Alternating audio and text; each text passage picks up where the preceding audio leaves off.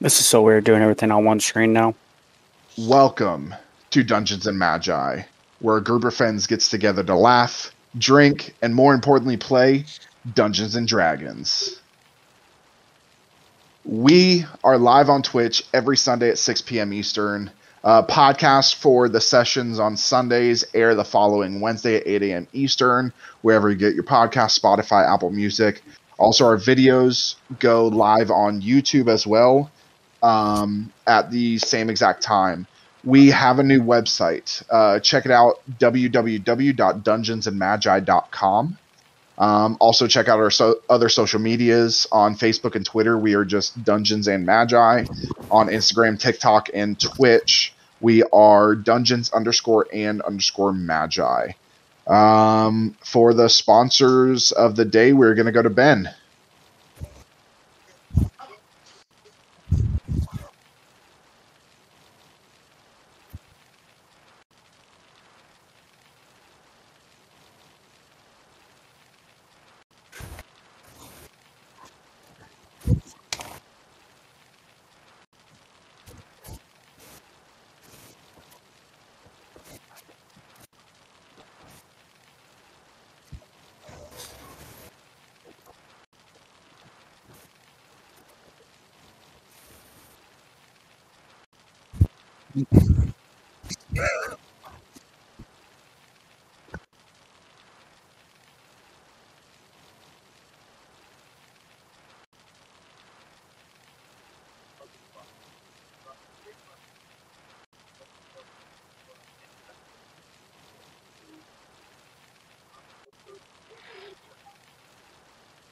All right. And with that being done with our sponsors, Ethan, you have some news about a one-shot.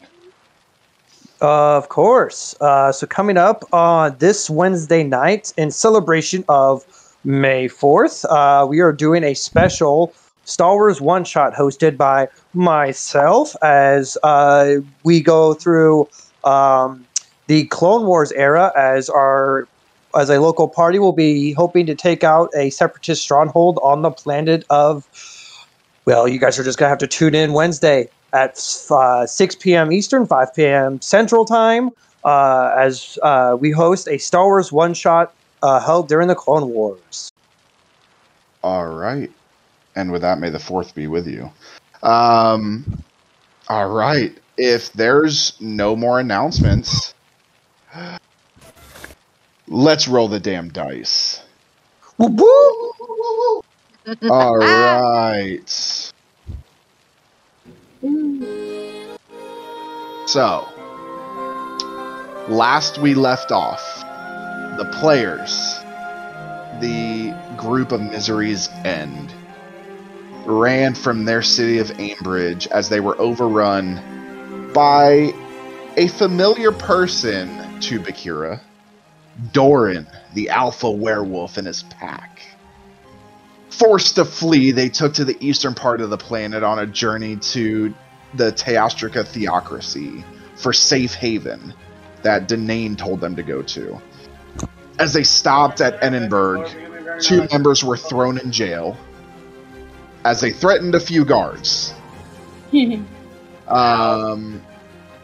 get them out of jail. Bakira and Misery's End had to agree to infiltrate what they later found out was an underground fighting ring placing illegal bets.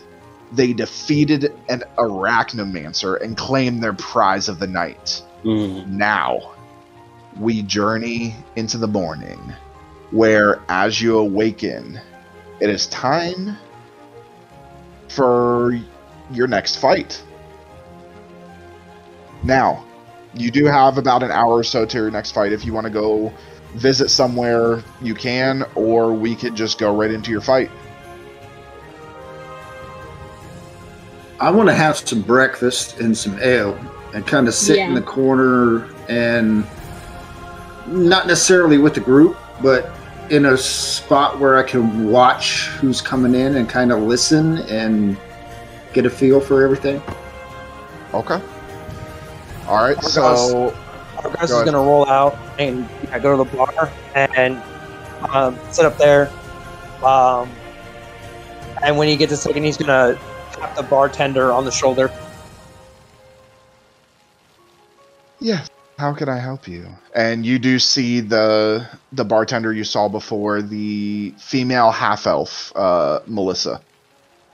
I have a question for you. I really need a steak, really badly. I really need you to have the cook just take it, throw it on the grill, flip it over, and then serve it to me. I don't care if the blood is dripping off of it onto the plate. I just need a steak, and I need a steak as raw as can be. Oh. Okay. I think we can do that. And she rushes off. A few minutes go by, and she brings you out a plate where all you see are just this light gray sear on both sides. There's still blood all over the plate. I mean, it's literally been kissed on the grill. That's it. Perfect. And I just take it and start cutting into it, like just almost hungrily devouring this steak.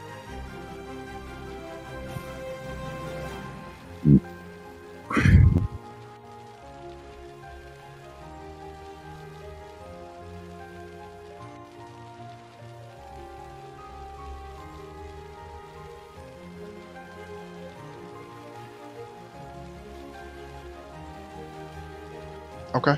And she does so. He just turns to Belvis. Listen here. Like blood is totally dripping down to his like fur beard. I'm hungry. We fought hard yesterday. I really need a raw steak. And this goes back to Akira's sitting across from him. Isn't that cannibalism for you?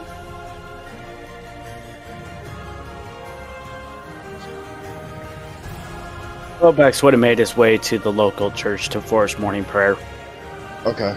Van. Argaz kind of snickers for a second, but he like digs into the steak, gets a nice big chunk.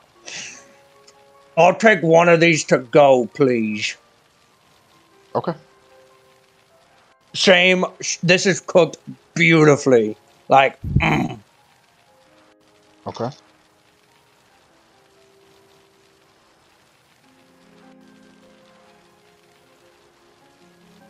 Easy enough.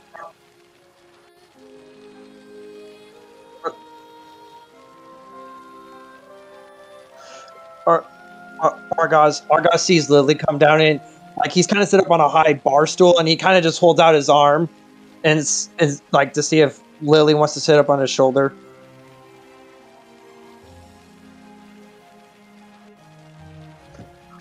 And he just.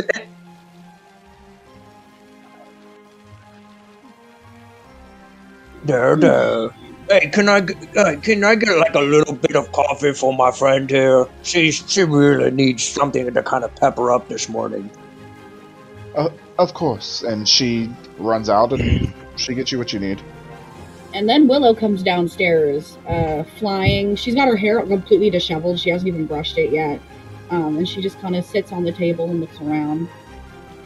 Kara kind of looks at Willow, just like, what? Just still reeling from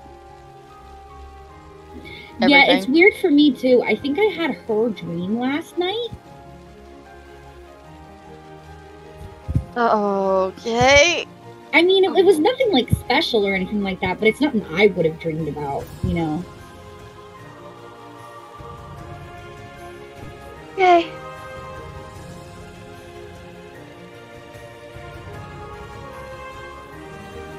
Hey, let's sleep.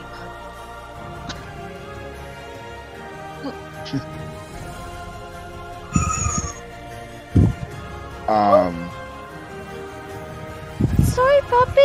Van, what are you doing? I am in the back corner, got my drink for the morning, and I'm kind of scoping people out, kind of listening to conversations going on in the room, that kind of thing. Make a perception check for me. 29. Okay. You see a few groups in there. From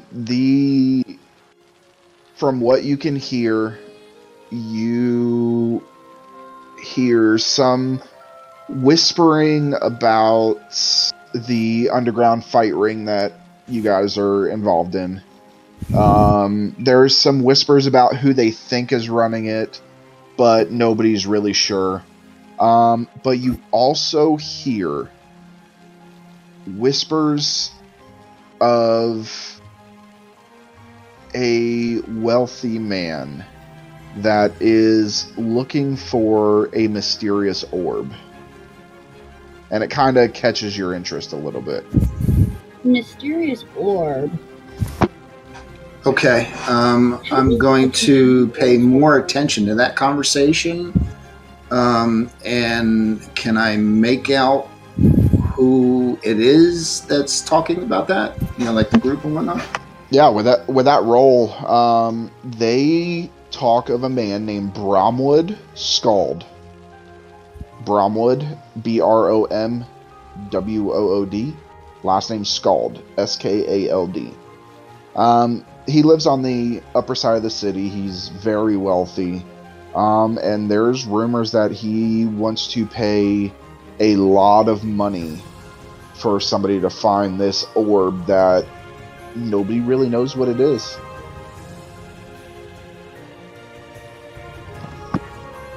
Okay.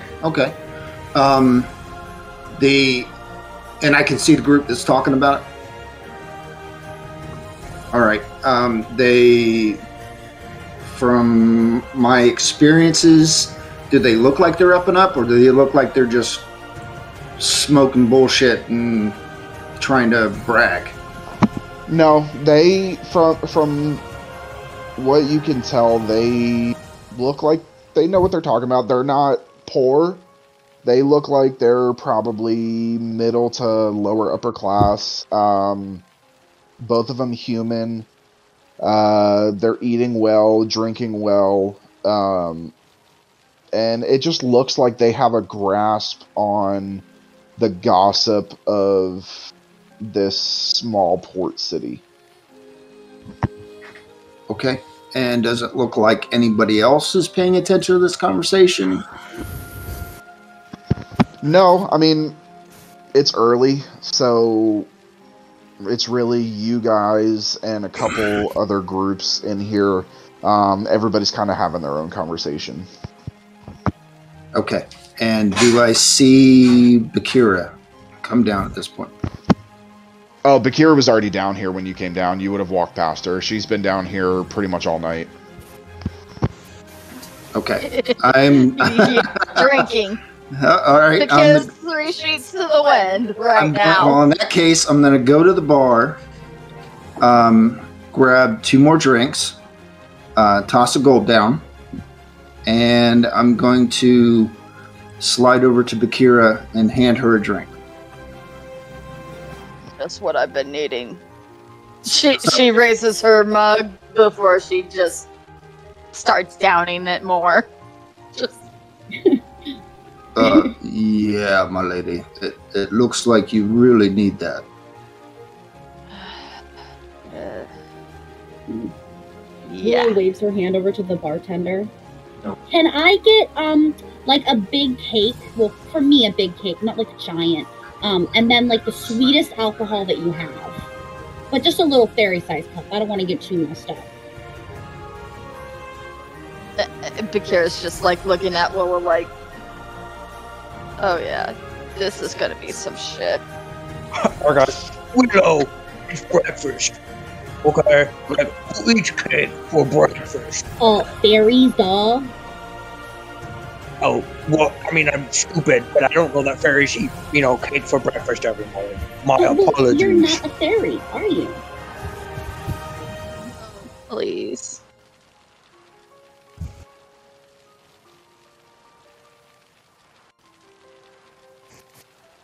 Ew. I mean, I like them, but I want something sweet this morning.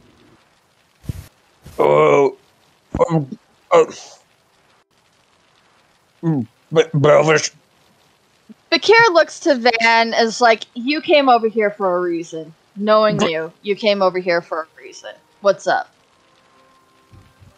I just kind of look at her, the side, that kind of side look, like, I don't know what you're talking about kind of look. And, well, not that it's... Kira obviously has a look of, she's not buying that look for a minute. Well, my lady, first of all, are you going to be fit for the fight we have coming up? Yeah, I'll be fit. In that case, I'll make sure the drinks keep coming. And also, for what it's worth, there happens to be little word amongst the people that somebody is willing to pay quite handsomely for a mysterious orb. Her eyebrow raises a little bit at the prospect of earning even more money because, dragons can't have too much gold, right? Exactly what I was thinking. I know that our precedence is this fight. However, perhaps when we're done with this, we might track down the gentleman that I heard them speaking of and see if we can't... Earn a little extra. Exactly. Earn some extra and procure this orb. I like that idea.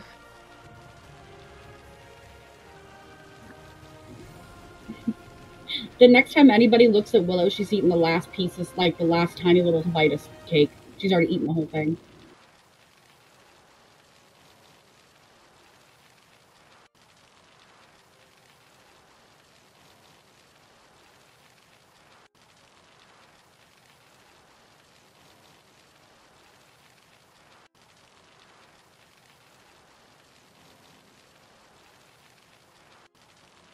We also need to know who's organizing it, dumbass. As she keeps her voice low enough that only Velvis and Vaughn, the two next to her, could hear. And with that, you guys see the familiar Jacoba come walking out. And she sees all of you. Huh. Are you ready for your next fight? I'm as ready as I'll ever be. If you give me 1 second, sir, you'll have 2 fighters ready to go. Where's the paladin? And with that, we're going to jump over to Sobek. Sobek, what are you doing? I'm doing morning prayer, basically trying to communicate with my goddess for strength in battle, as well as always trying to honor her. Okay, what do you say? My lady Ariel, I come to you this morning where I am gonna fight again. I shall fight for this group, but I shall fight for you more. You are my goddess. I ask for you to bless me with strength. I ask you for all the things, as well as hopefully this unleashes a clue to my next goal, as you is well aware. Takes a minute or two, and you hear in your head, Sobek, the ever so eager paladin. You have my blessing, although you're not always on my favorite list. You still do good work in my name. So, you have my blessing. Now go and fight. As you wish, my lady. They shall die in your name, so that you may be honored. You head back to the tavern? Yep. Okay. So as you head back, you see the group there with Jacoba. Who's ready to fight? Throwback walks up, goes, where, when, how? In the arena right now. Let's go. Lily, it's time to wake up. It's time to wake up, my little friend. Come on.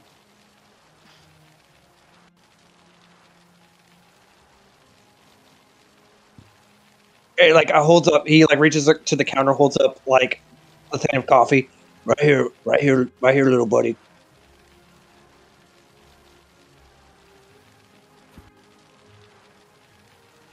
Roll a Constitution saving throw. That's hot coffee. I need to roll a Constitution saving throw for eating 2 bloody steaks. Nah. No, that's like your race, I think. You're good.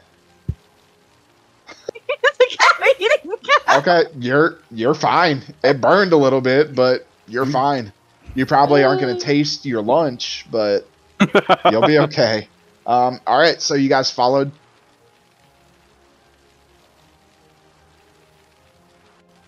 I mean, you still burnt your tongue. You just didn't do damage to yourself.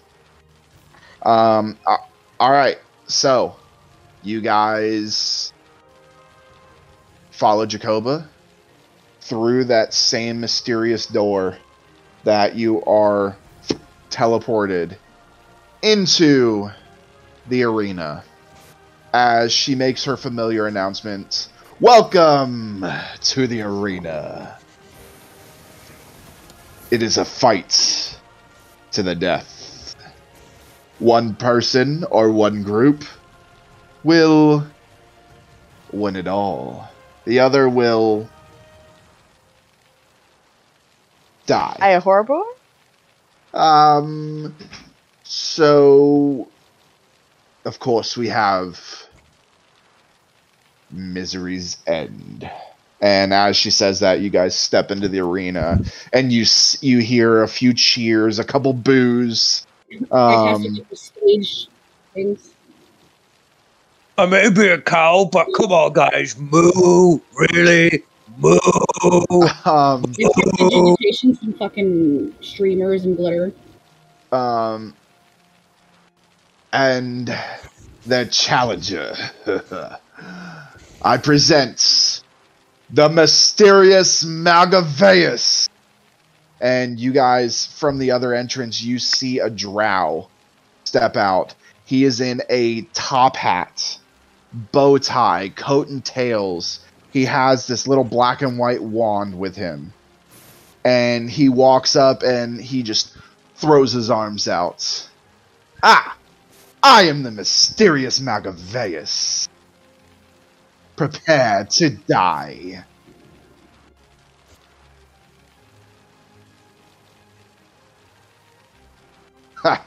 I kill children at the birthday parties. And with that, I need everybody to roll initiative. Alright, I gotta pull out these tokens.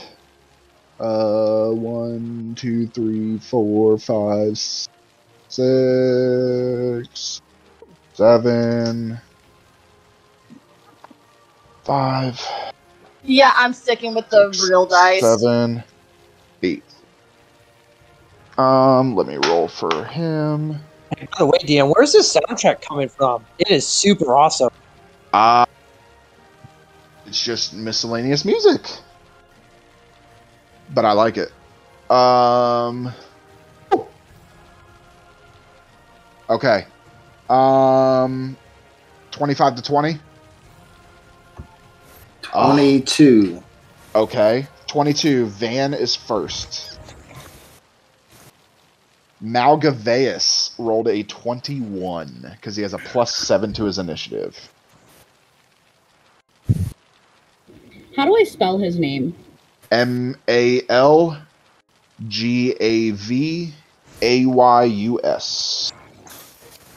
20 to 15.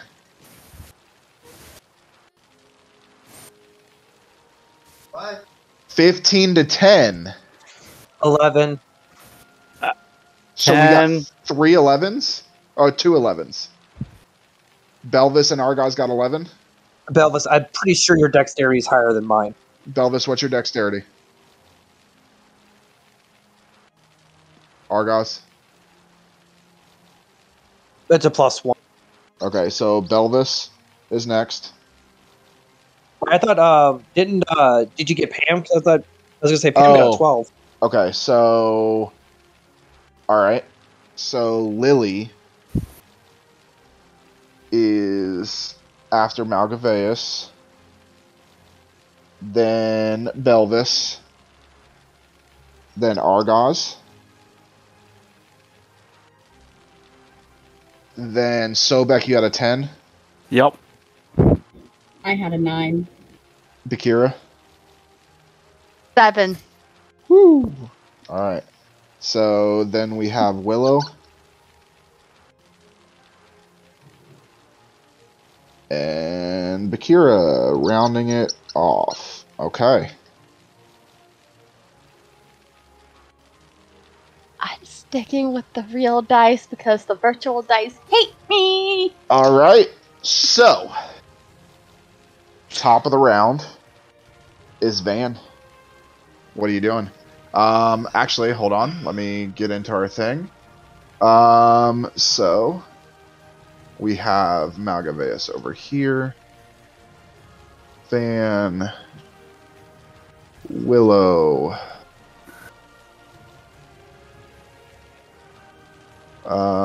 We have Argos. Belvis. There's Bakira. And there's Lily. Okay. So, you guys are across the arena from each other. Van, at this point, you are 70 feet away. What do you want to do? DM clarification. Each square is about 5 feet. Correct. Okay, just want to help me map this out. Okay, thank you. 70 feet away. Correct. Let me close the distance. What's your movement speed? 30.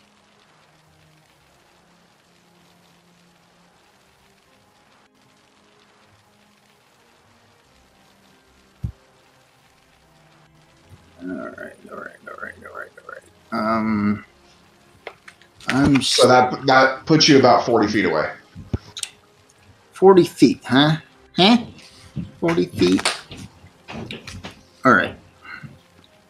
Well,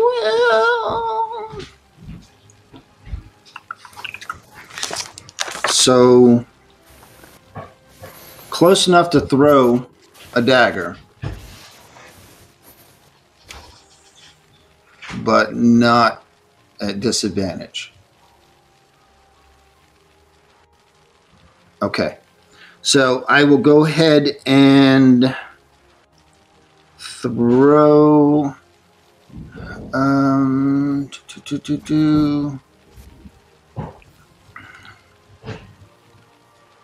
gonna have to get it back though. me, my dagger. Yeah, right? No, he won't. No, because it's chain. It's chain linked Oh, okay, that's magically. So I do. So I'm actually going to throw one of the shadow claws at him. Yeah, we'll go with the shadow claw. Okay. Roll to see if it hits.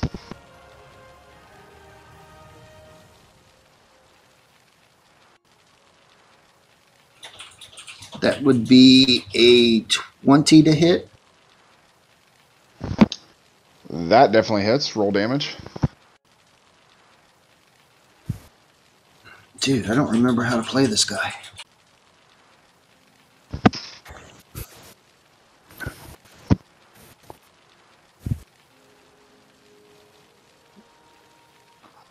And because he has not gone yet, I go ahead and I get assassinate damage as well, correct? Yes. Outstanding.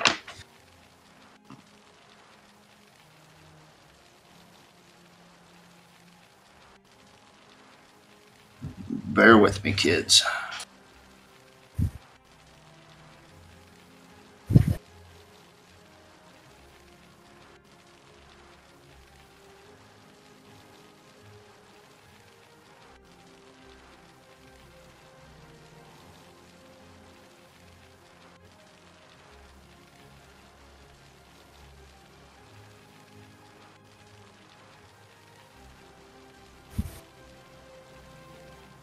That would be 56 points of damage.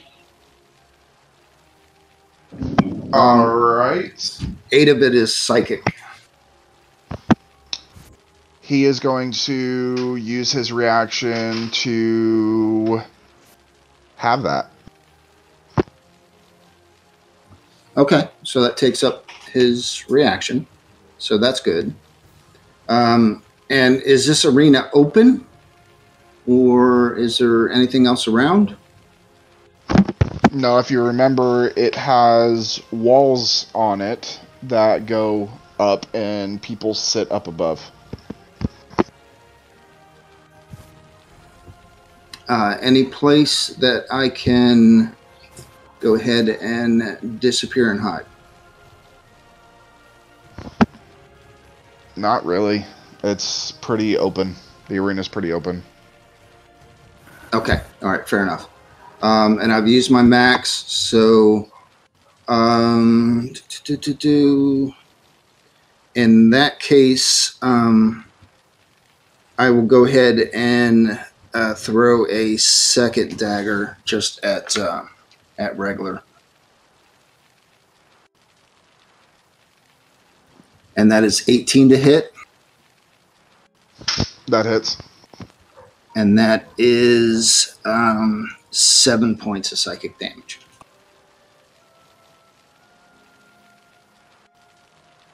All right. So you see Van run forward, throw the shadow claw, and it's this dagger that has this black energy around it. As it hits, it kind of goes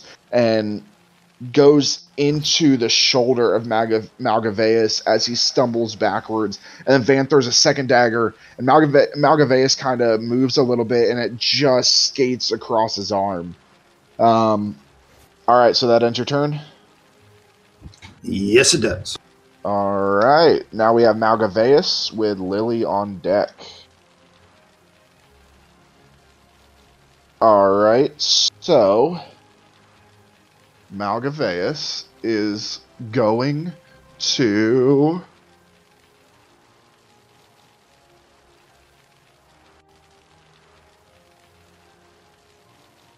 look to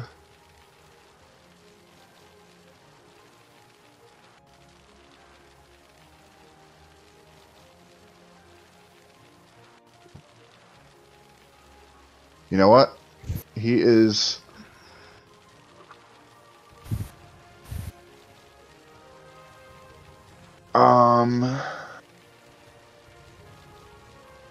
cast Sorry about that. There was somebody at my door. Okay. So he is going to go ahead and look at you, Van, and he is going to cast Polymorph. I need you to make a wisdom saving throw.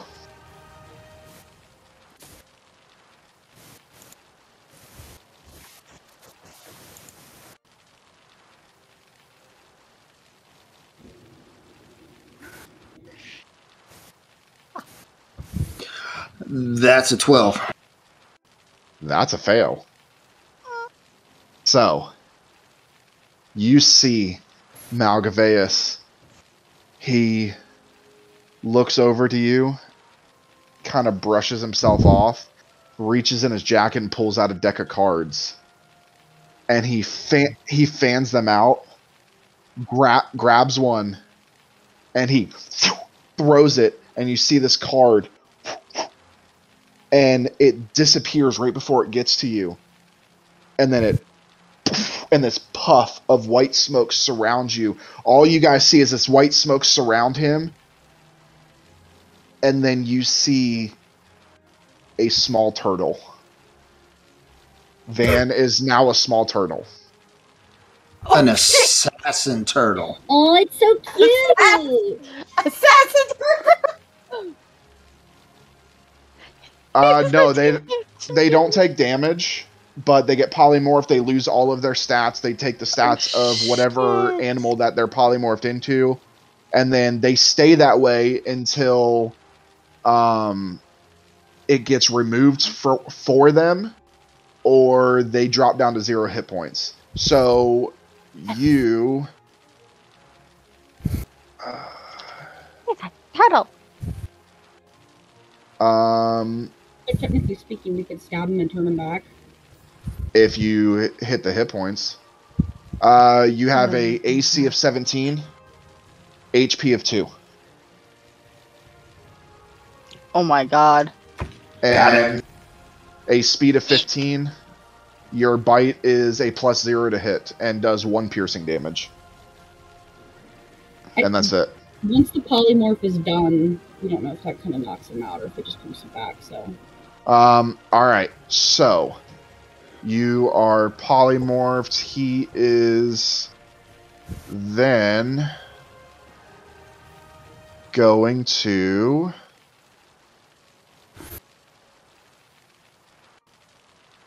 use his bonus action to Misty Step backwards. And that ends his turn. So, Lily is up with Belvis on deck.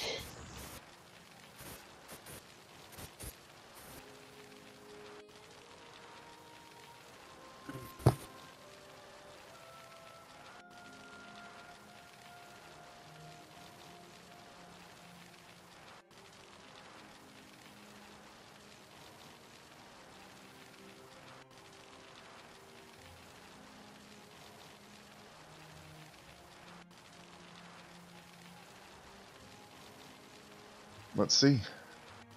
5, 10, 15, 20, 25 feet. So you would be within 65. You were just outside of range. That Misty Step. Oh, I'm coming for you, buddy. I'm coming for you. That's right. May take me 10 rounds. With your 15 feet of movement. Yes, with my 15 feet of movement. But my assassin bite is coming for you. Snapping turtle. Snapping turtle. Mr. Turtle! Okay. There you go. There you go. Okay.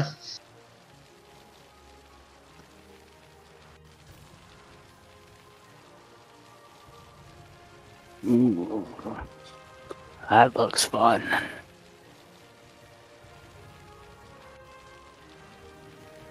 That hits.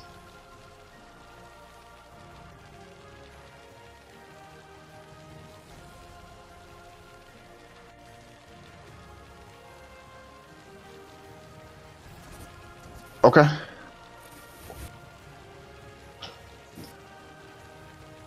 All right, so after you see this van turn into a turtle, you run up as quick as your little legs can take you, and you throw out, and you see this radiant ball just spin through the air, and plow, and he kind of stumbles backwards, and he just kind of shakes it off, and he's still going.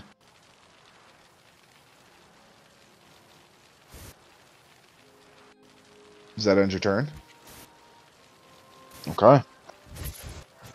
Alright, so with that, Belvis is up with Argos on deck. I need to get something else pulled up.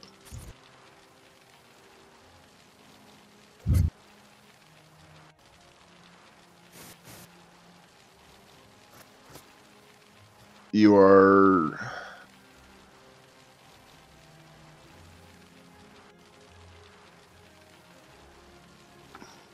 Yeah, you're about 95 feet.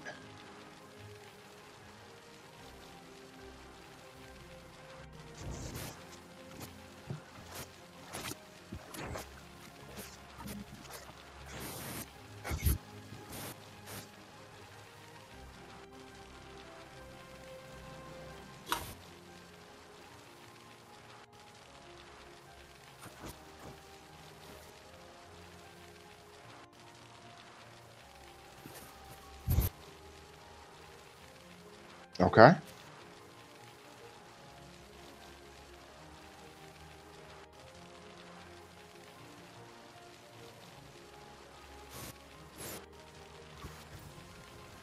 So, you go to let go, and you don't know if it's him, you don't know what happened. Maybe when they fix your quiver, it fucks something up, but the bowstring snaps as the arrow just drops in front of you. Your bow, you can spend an action on your next turn to try and fix it, but at this point your bow is broken.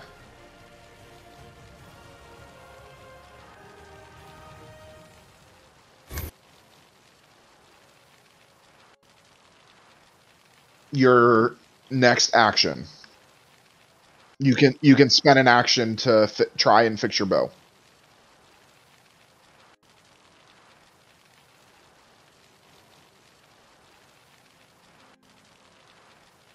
You have 2 actions, right? Okay. So go ahead and roll a d20 for me. Just a straight d20. 14. You don't fix your bow. You're still tinkering with it. You can't quite get it. So you could try again on your next turn. Alright. Alright. So Argos is up with Sobek on deck. Okay. Argos is going to run 30. He's going to run a first initial 30 feet, go up behind Lily, and as he passes by Lily, he's going to reach down and just touch her ever so slightly on top of her head, just kind of like a dink. And he's like, "Here's my help." Dink. And as she does that, bolstering magic happens. So Lily, you get a D. A D what? You get a D3 whenever you make an attack roll or an ability check and add the number to the D20 roll. And then he's going to run another 10 feet because he can run up to 40. But he's going to put himself so that way Lily's standing directly behind him. Okay. And then he's going to pull out his Baphomet's Bardiche. He's going to rage, which triggers the wild magic table. Alright, give me a D100.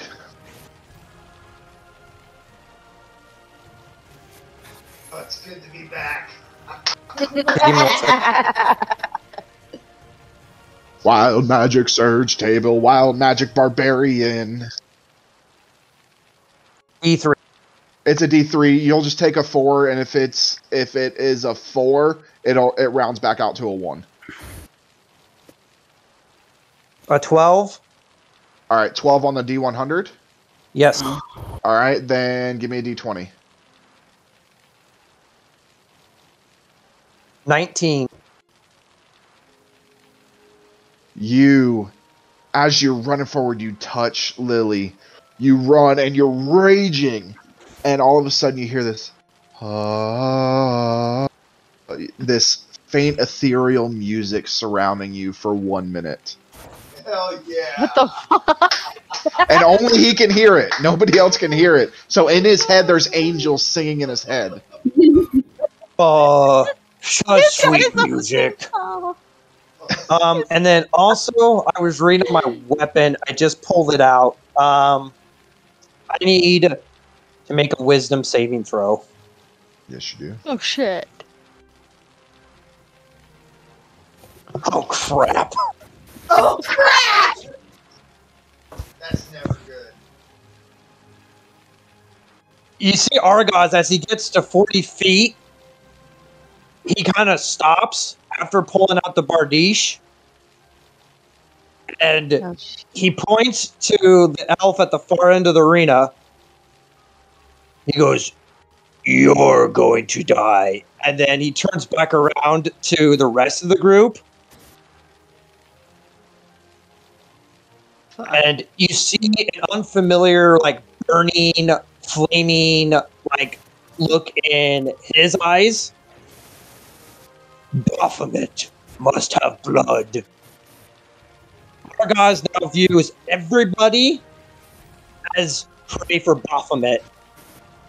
He can attack. He's going to attack whoever's closest to him, Oh shit! which at this point is Lily. Oh shit! I still- just you read have the your weapon action. I read the weapon and I was like, crap. You have your action still, right? Because your Yeah. bonus action was that blessing. Yeah. Oh, No, the bonus shit. action was for me to rage. Okay. You touched Lily. What was that? It just says you can. It doesn't give me like what action it was. It was bolstering magic. It's on my sheet, and as long as I touch somebody, and it can be myself, I can. That's when like the D4 thing, D3 thing happens.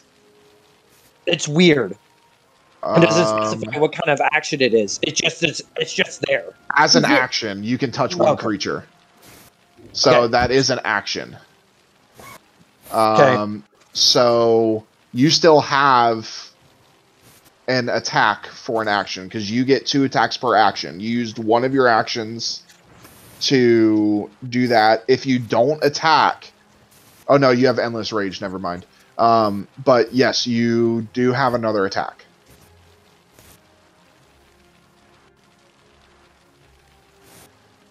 Crap. Let's see it. Wait. Lily, Argos turns around, and the Bardiche that he has a 10-foot range, not a 5-foot range. Oh man. Reaches out and takes a big giant swing towards Lily. Roll to see if it hits. It's the best thing I ever gave you. Can I tell if this is a It was the magical most. effect? I read it, and now that I read it, I'm like, this weapon freaking sucks. This weapon's very good if you pass that wisdom saving throw because it deals additional damage. But if you can't pass that, and Argos is not very wise. No, he's very dumb. What'd you get? Perfect. I got a 15. Okay, so after you do all that, you turn back around, still hearing this ethereal music. You see this, you're raged, and all you see are just like enemies of Baphomet. And you go to swing at Lily, but you swing just over her head. Does that end your turn?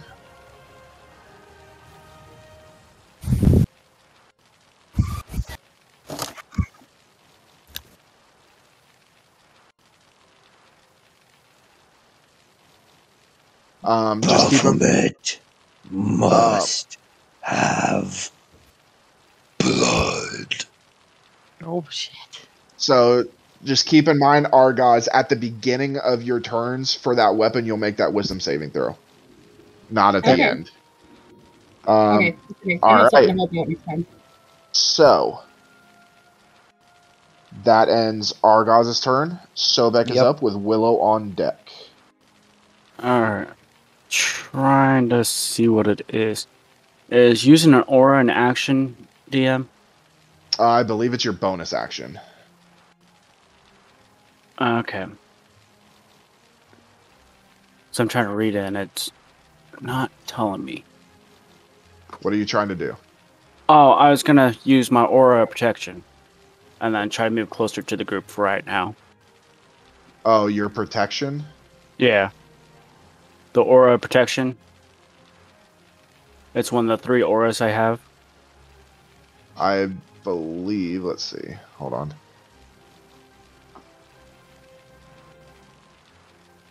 Yeah, I believe that's an action. Okay. Yeah. So let's first go ahead and move me up as I can close to the group up front. Okay, what's your movement? 30. Okay, that gets you right there. And each square is 5 feet, isn't it? Correct. So, what are you looking at?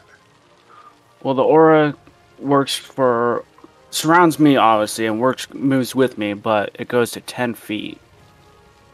Okay. And if that's my action, I'm just trying to think of what I can and can't do. You would reach Van, that's it. Right. Who is already polymorphed. But that doesn't count as concentration, correct? It's just an aura? Correct. Alright, so bonus action then, I'm gonna cast Shield of Faith on Lily. Okay. And then as my action, I'll use my aura of protection. So Lily would get a +2, Ooh. and then everyone within 10 feet of me would get a +3. Which is only Van to AC, correct? Yes. So Van, you have a +3 to AC, and Lily will have a +2 to AC. I'm the strongest assassin turtle ever. All right. So that ends your turn. Yep. All right. Man, I can see it now, Van. Your next character is going to be a turtle rogue. Oh, you know it. It's coming. It's coming. All right. So we have Willow. You are up with Bakira on deck. Okay, I want to cast Dispel Magic on our polymorph friend. Okay, roll a d20 for me. It says doing it at 3rd level, so... Okay. You're doing it at 3rd? Yeah. Okay. It says 3rd level or lower ends automatically, 4th level or higher as a spell check, plus my spellcasting ability, and I only got 5, so that's a 10. And that does not work. He cast it at 4th level. And his spell DC is an 18. It says the DC was 10 plus the spell's level. I still wouldn't have made it, but... Yeah, so you reach out and you feel this surge come from your hands and then just... And Van still looks like a turtle. Okay. Then I'm going to put my Bardic Inspiration on Argos so he can use it for his next wisdom check. And it's a D10. Okay, Argos, you get a D10 on your next saving throw or check. Okay. Same thing. And then that's all I can do. Okay, so that ends Willow. Bakira, you're up with Van on deck. All right. So I'm going to move my 45 feet of movement. 40, 45. Argos, would you like to take an attack of opportunity against Bakira since they passed you? Technically, yes. Okay. I mean, I don't want to, but but he would do it. So roll to attack. Sorry, Kira. Hi. It's the game. It's the game. That was a natural 20. Oh. roll damage and double it. Bakira's that's getting hurt. 12 points. That's 12 points of slashing damage. Plus pump in the damage from the sword itself. Fuck me. Yeah, the sword gives its own damage. Hang on.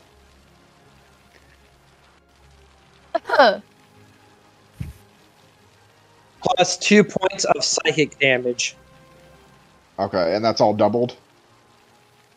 No, that was just the rolls. So double that. So that's going to be 28 points of damage. Ow. 28 damage total. But you did your 45. He doesn't have sentinels, so you were able to move. So you're at your 45 now. As you run past, and you see our guys, and you kind of didn't realize, don't know what's going on, as he just reaches out with that sword, and you try and move out of the way, but it digs deep into your ribs as you kind of and move past him, and he just focuses back on Lily. Blood. What are you doing? Hey. Alright. Well, I'm gonna just kind of... Fuck. That hurt Bakira. So Bakira's actually... I wasn't gonna try and do this yet, but... Oh, Bakira takes her hybrid form. So you see Bakira, she takes that damage, she goes over and she looks down and sees the blood, and you see her claws coming out. Her snout shape changes. You hear all this cracking of bones as she assumes the form of her werewolf. And you just hear this snarling coming from her, blood and just drool dripping down her jaw.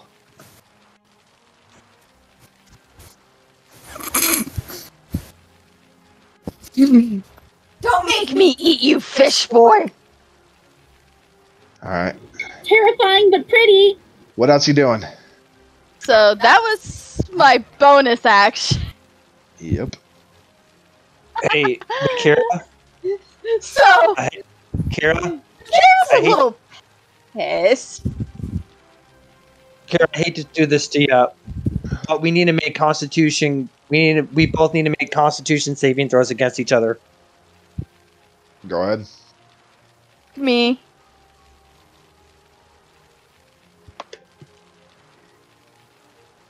$13.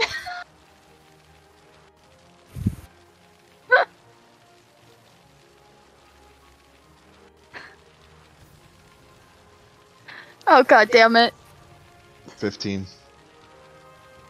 What you got, Argos? The fuck just happened to me? Blade.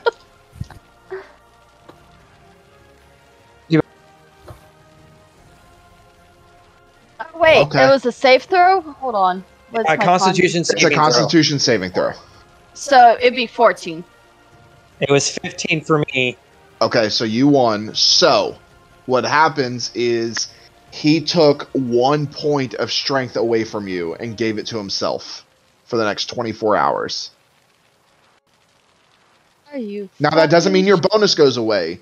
It's whatever your thing is. So, if it's a 16, it changes to a 15. But for you, it shouldn't change your strength. Let me see.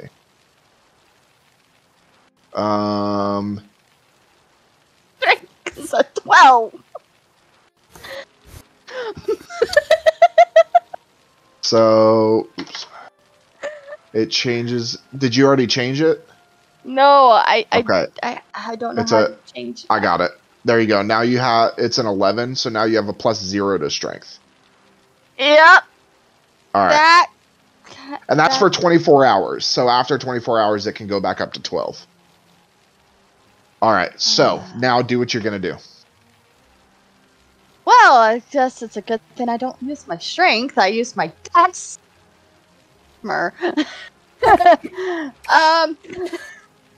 Okay.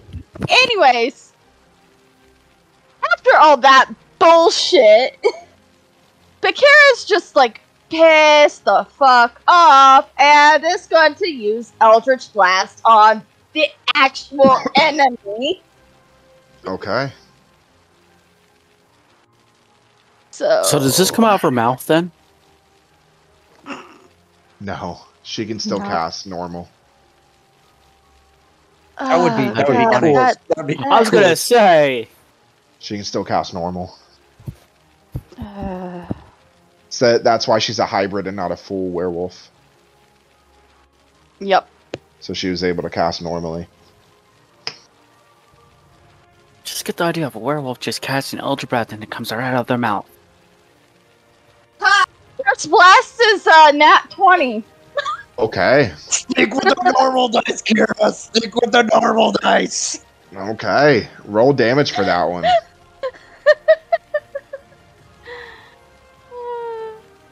Woo! 7 on the die. So 14. So 14. Okay. First blast. Okay. Second blast is a 9. Okay. That misses. Yes, you. Third blast is 18. That hits. Which is a 10. 10 damage. Okay. Fourth. Yeah. Fourth and because I'm final. doing- Fourth and final blast. Wait, I got 4 blasts? No, Okay. I only have 3. You still have 3. Oh right. You haven't leveled up yet. Yeah. Okay. It's still on Yeah, 3. I haven't leveled up yet, but I Okay. have 2 actions Correct. to attack. Yeah, attacks per action for 2. So, So, I'm going to do 3 again. Okay. Pretty 23 23 hits. Just do for 1 damage. Okay.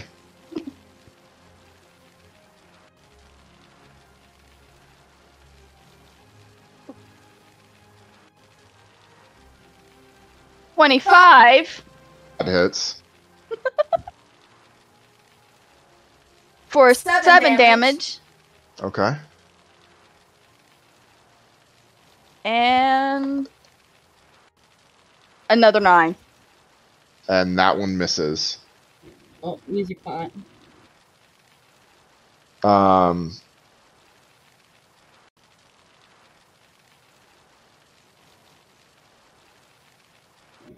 I think usually it goes in the same place. So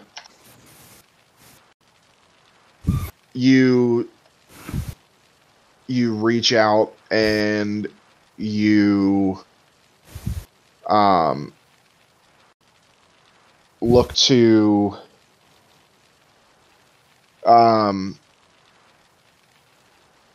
to Malgaveus and you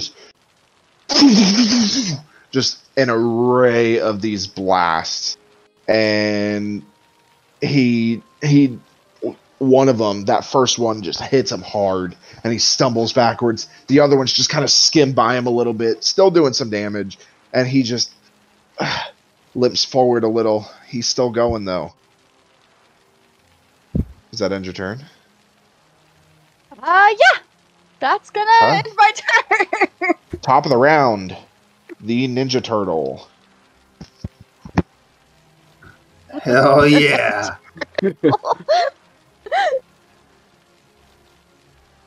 I'm going to use all of my movement.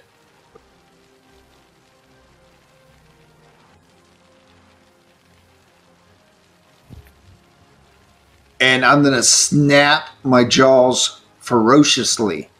That's my turn. All right, so you just see How Van. far? You see Van. He gets 15 feet of movement. He doesn't get that far, and you see him go. And now And he's out of my done. range. He's He's out of done. the aura. And you are out of the aura. You lose that temporary points. Okay, So, with that, it's Malgaveus' turn. Let's see what fun he can do. Lily, you are on deck. Alright, let's see what we can do. What we can do. So, Ninja Turtles on the left. he is going to... Ooh, actually, I know what he's going to do.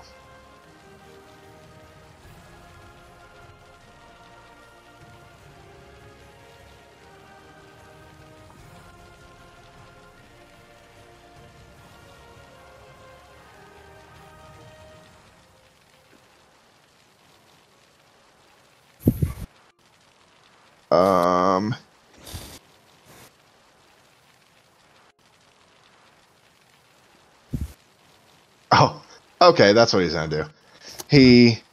You see him, Oh shit. and he pulls out this little magician's wand that Belvis basically made fun of him for. And he raises it over his head and points it right at Lily, right at Argos, so it gets the group. Let me see. Oh shit. It's a 20-foot radius sphere. So, we're going to use this. I can't even try to counterspell this either because he's without a range. Circle.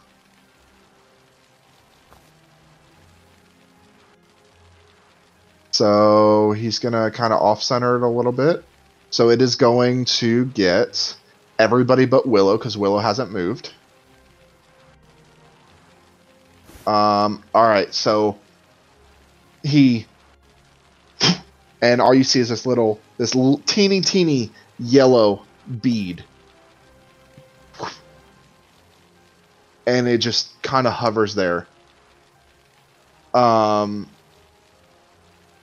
as it hovers there, he's just focusing, and he looks at the turtle that snapped, and he smirks, and he chooses to end his turn and puts the wand away. And I need everybody but Willow to make a dexterity saving throw.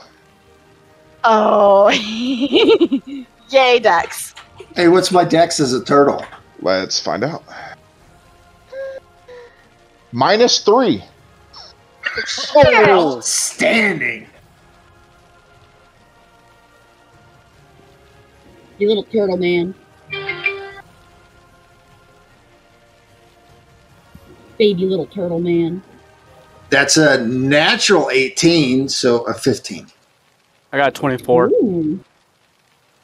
16. Dude. All right. I've got a 13. Okay, so everybody that is under 18, because you needed an 18. Everybody that's under 18, you take... Ooh, I need more dice. Hold on. Oh, shit. Oh god.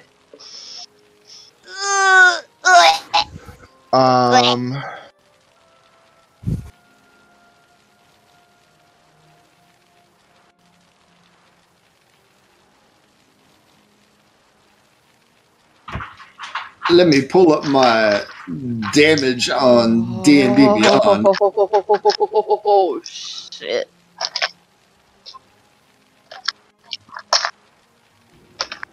Shit, it's Okay. a good thing I'm not up there then because I'm fucking squishy. I think that's enough. Oh, that's a lot of dice. That's a lot of dice. Oh, that is a lot of dice. Oh, good lord! It's 12d6. Oh, God!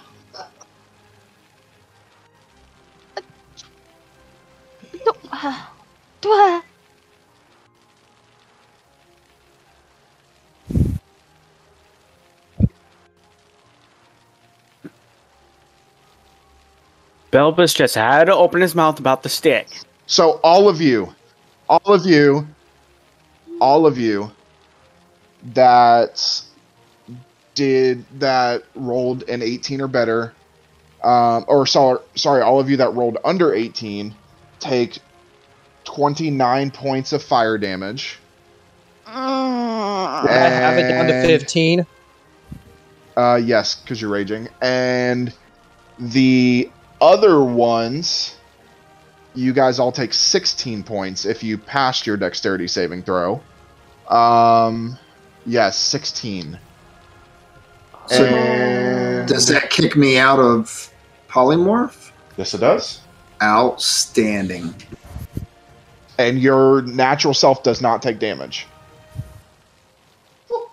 Because you drop, when you're in polymorph, you drop down to 0 hit points, and then you're polymorph back into yourself, and you don't take that damage. But There's always a but. he still has more of that. But Oh, wait. I got to roll on the wild magic table. yes, you do. Oh, So give me a d20 first. Let me save all these dice over here. 13. Listen here, you dice. You better. Now give me a d100. 85. God, are the highs or lows bad? Wow. Okay. One creature of your choice gains a +1 bonus to attack rolls, damage rolls, and its AC for 1 minute. What's the distance? Any creature of your choice. They don't have to be within distance. Just remember that you see everybody as an enemy. Right.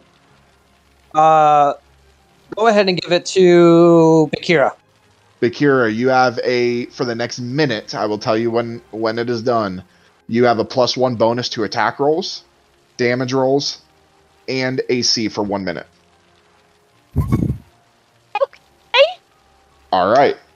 So, with that, Malgaveus is done. I think. Let me just double check.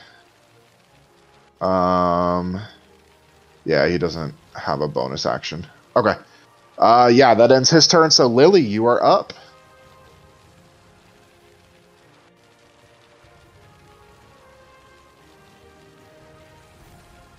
Oh, I'm sorry.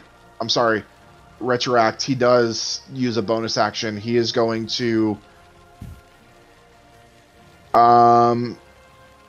dimension door himself over to the left. So you see him take his top hat off, stick it on the ground, and he jumps into the top hat. And he disappears and reappears a few feet over, and the top hat flies back to his head, and he sets it on top of his head. All right, now it's your turn, Lily.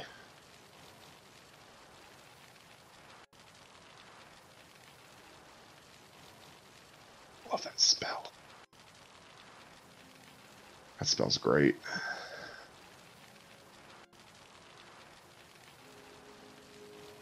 Having it as a bonus action is fucking helpful. Oh, yeah. Is that a warlock thing? He's a wizard.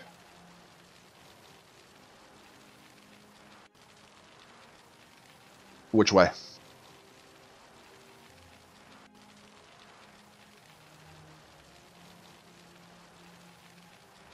So that would only get you right here because diagonal takes double movement. You can use your action to move closer. You can...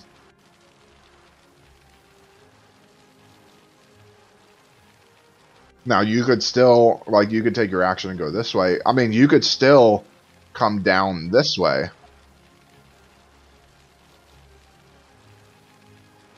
If you did that diagonal. She's back one more space.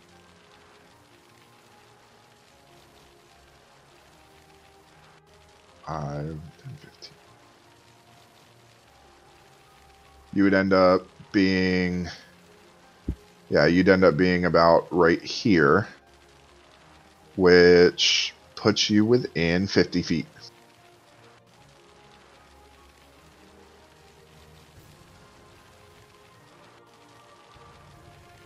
Okay. See if it hits. I didn't make a token for your spiritual weapon. I'll do that for next week.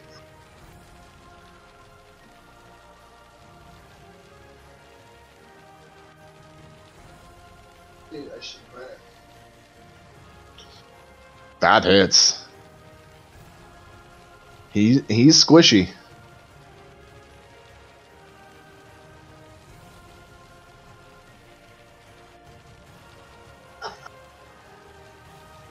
Well, we know who the next one to get hit is. Okay. So you see, is it still your flaming sword?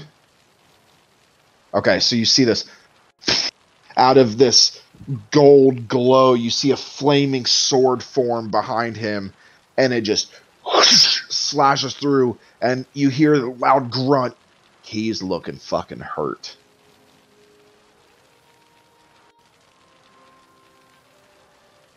Okay, what's the...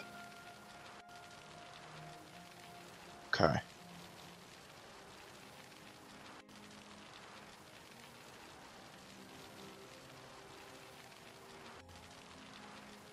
He's going to use his reaction to re-roll that.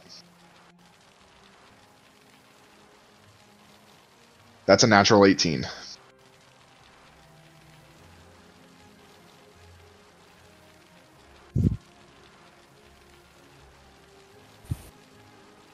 So you try and cast Sacred Flame, and he starts to see this sizzle, and he kind of like darts out of the way as the flames shoot up above.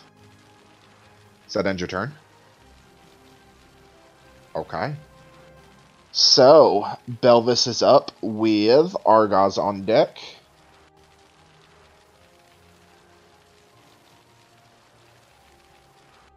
Okay, roll for me. Straight D20. You do it. Wrap it up really quick. It's ready.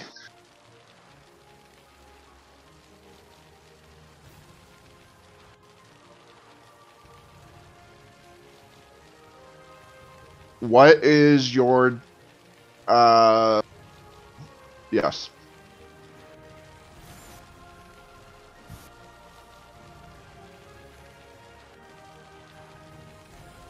Longbow, 150? Okay. Yeah, you're fine.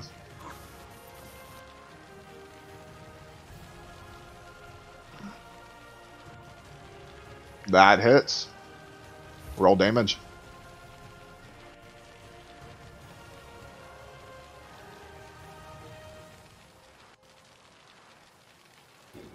Argaz, when it does get to your turn, don't forget you have my Bardic if you need for that wisdom.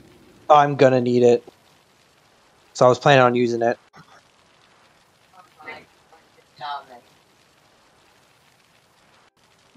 Okay.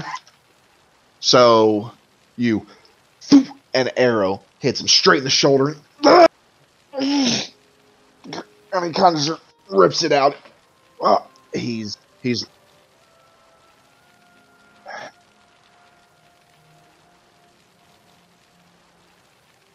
and he just like glares up at you.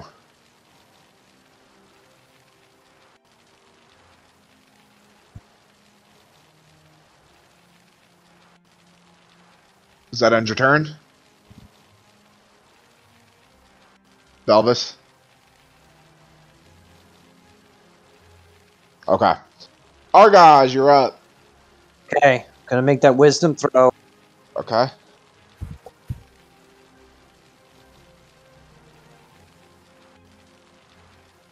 Oh, shit. What we got?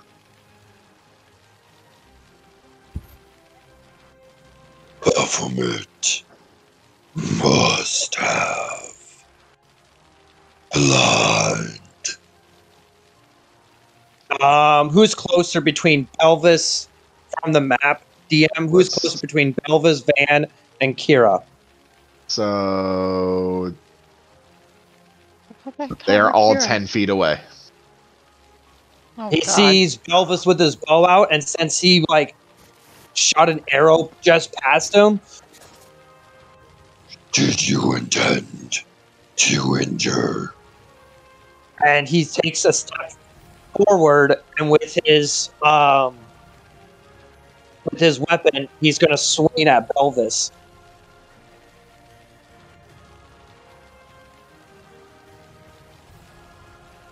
You lied.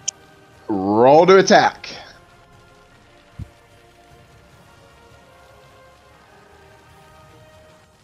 That's a 12 to hit. He's going to attack again. Okay. Oh shit! He's a barbarian. He attacks He's a barbarian. He gets 2 attacks. That's a 25 to hit.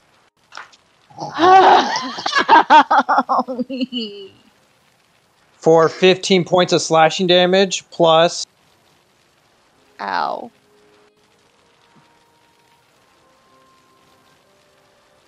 Your members die. Oh, from a raged out, whacked out barbarian. For 8 points of psychic damage. Yep. Yes. So Van's gonna yell and say, "Argos, no more steak in the morning. No more steak." And then we need to make Constitution saving throws. Yeah. Yep.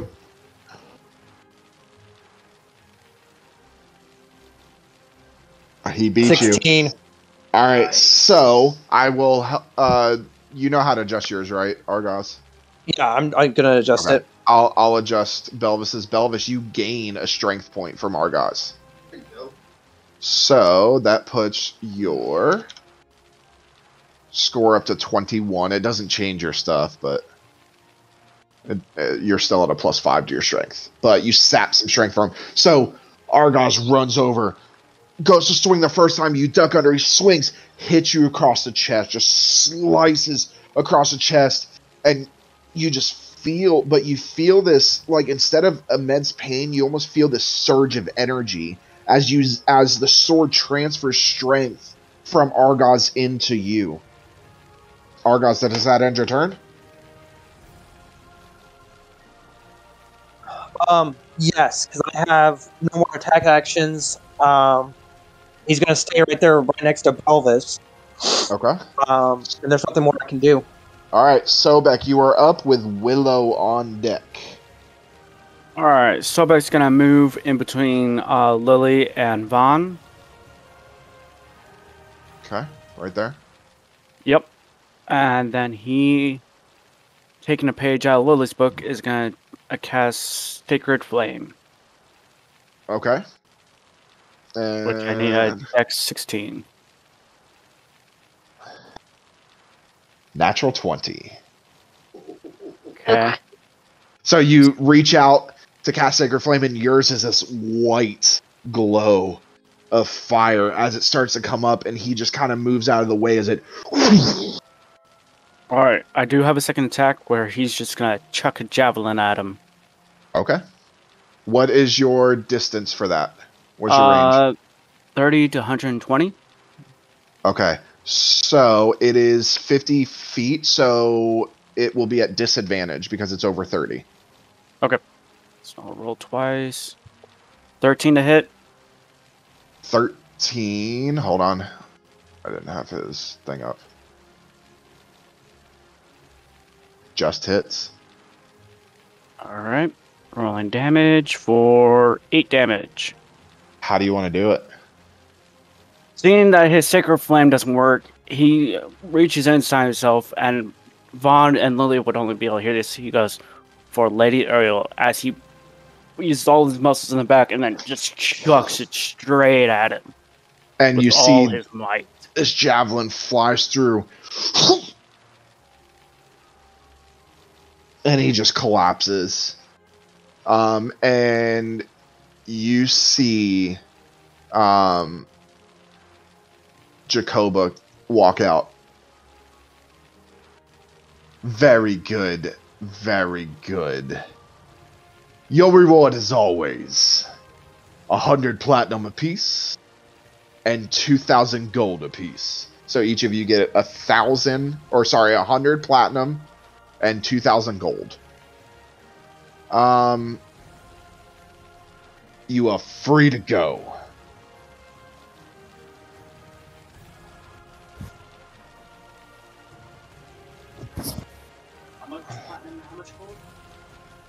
It was 100 platinum and 2,000 gold. Correct.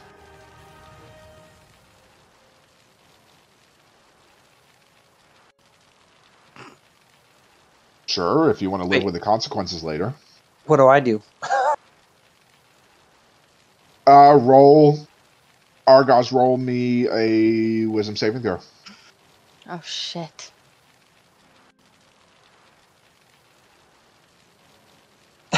With my -1 to wisdom, That's an 18. I got an Did 18. you use your +10 yet? He already got what he needed. He passed. Okay. I used it last Oh, turn. thank you. I used He it used it last last turn, but he passed. Otherwise, you guys would have been fighting Argos. He still sees you. God. He still saw you guys as enemies. So Argos, you shake it out. Hey, you gotta give something to me to not do that, because that was not okay. You needed to warn us about that.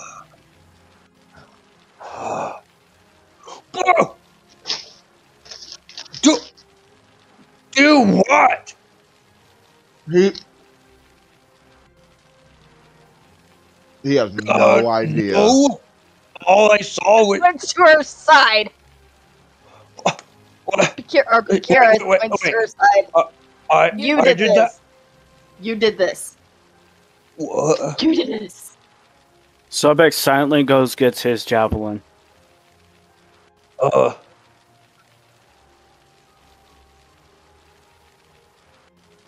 Argos, without another word, is going to leave towards the door, not even offering Lily a ride. And he kind of just holds his head down like he's like ashamed and just takes off running for the door.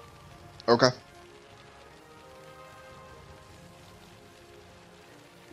Can I look around? Does it seem like there's like a big chair for somebody that's looking down, like somebody important in the crowd, or like a little enclosed area at the top? Make a perception check.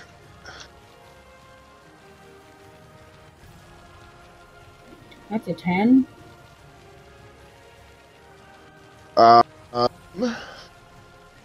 No, I mean you can see the crowd, but that's about it. Lily, what are you doing?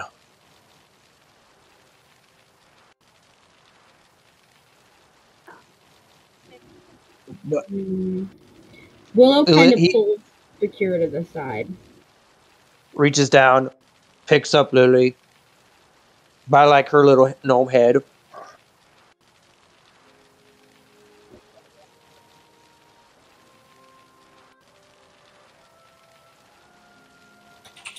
Bro, that was like the most radical thing ever. I'm pretty sure I was a turtle in my past life. I'm telling you. Hey, just puts Lily like on his shoulder. But then it's just like, Lily, I don't want to be here anymore. I don't want to be in this arena. Can I leave?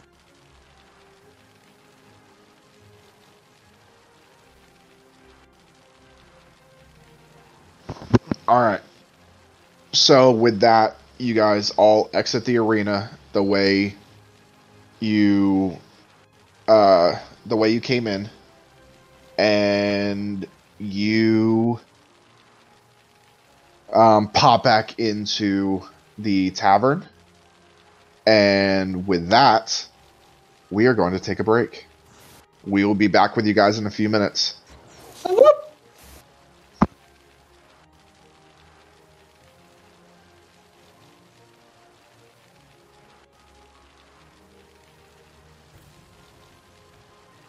Oh.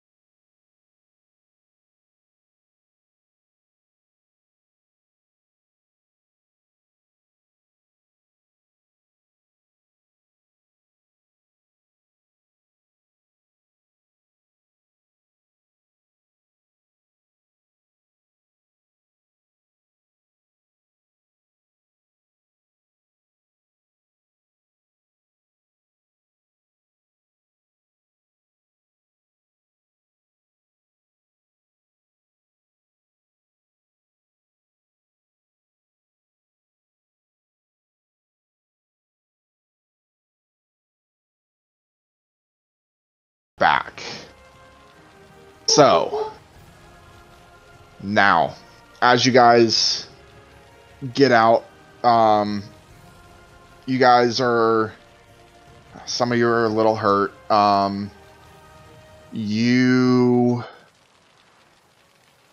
What would you like to do? I mean, you guys can go do Van's thing and talk to this Bromwood guy.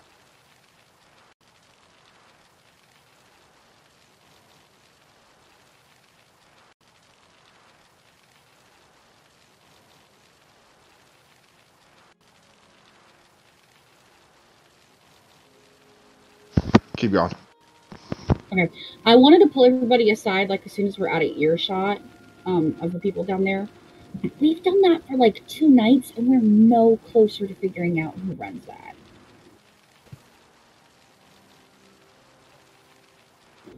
We have the name Jacoba. We don't know if that's the person that, started it all, but I couldn't tell if there was, like, a special seat anywhere in there for the owner.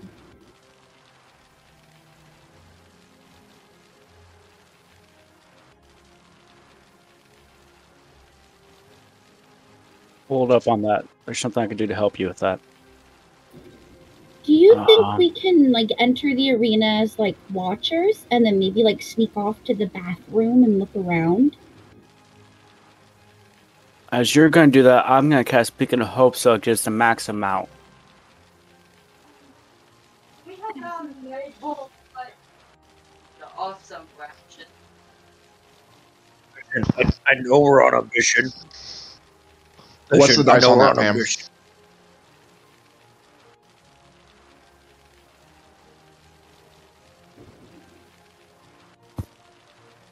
So... Oh, with the Beacon of Hope, it automatically gives max. Mm-hmm. Everybody gets 15 points of healing. Just because, like, I really don't want to get locked back up in that little pixie cage. It made me really angry, and I almost bit my fingernails off.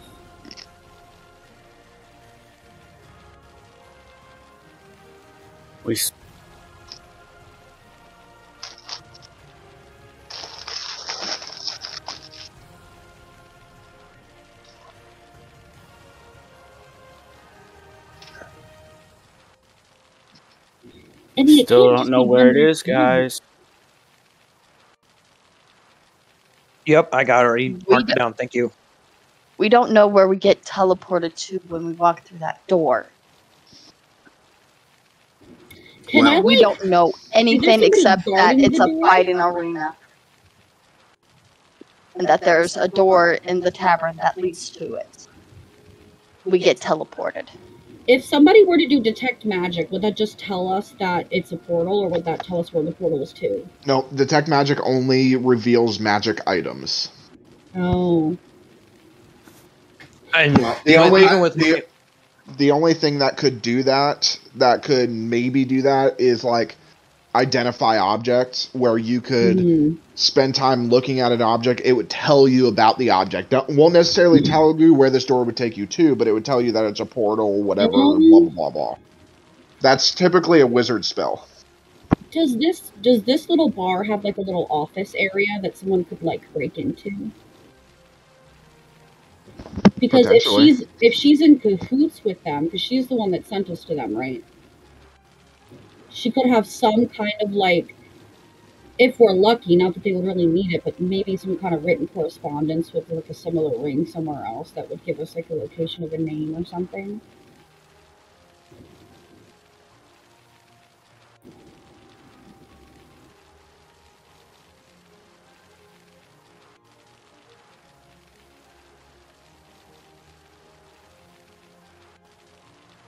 Because, I mean, we're doing it for the guards, so if we get caught, it's just the bad guys we have to worry about, as long as we tell them it's an investigation and to talk to them.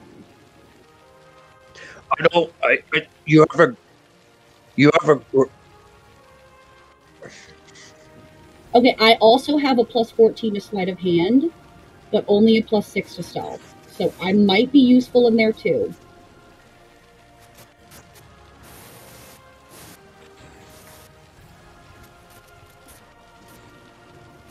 Do we know where this Willow, office you is? Willow, you have an amazing idea, and I think it's gonna go great. I'm gonna go far, but there is something I need to do. But Lily, would you want to come with me? It's something that I need your assistance with.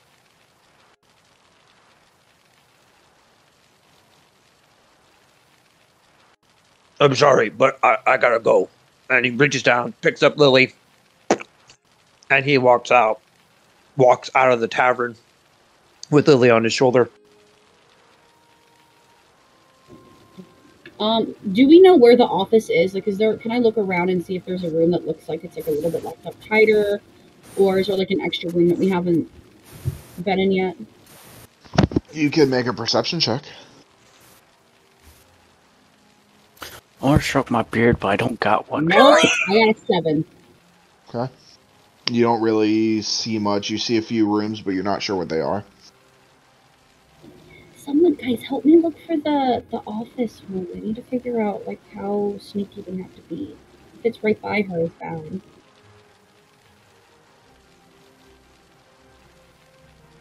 Okay. Or we just give the guards the information we have and go after this other guy.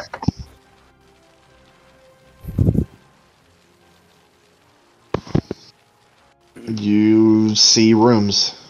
You're not sure what they are.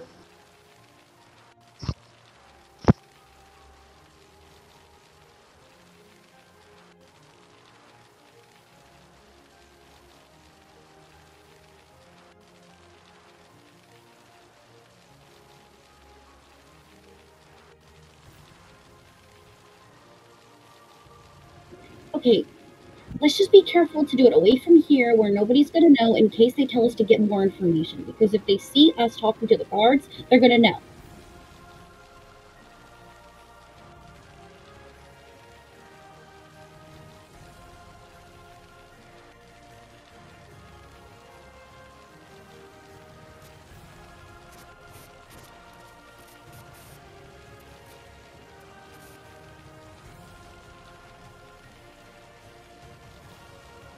You sure?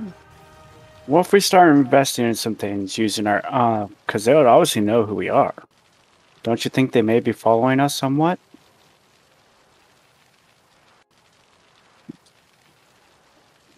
We don't What are you know who guys these gonna do? people are.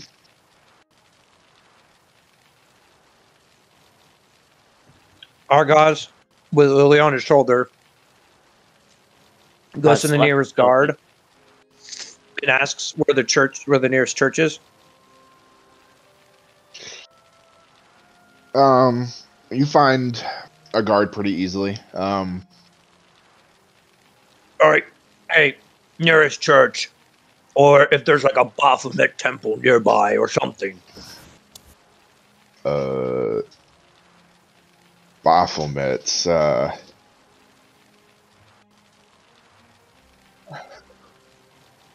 it's that way. And he points, you guys,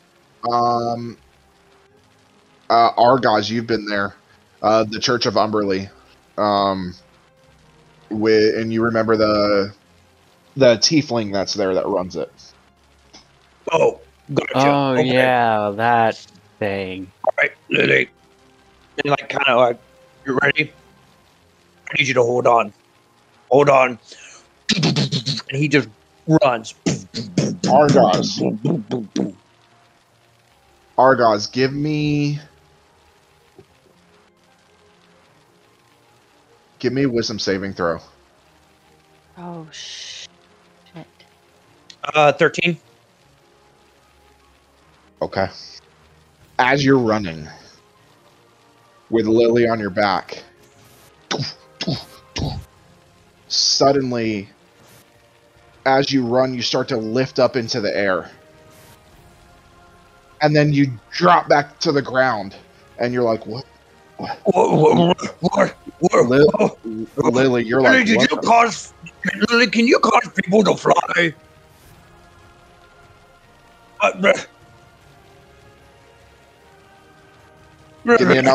Give me another one, Argos.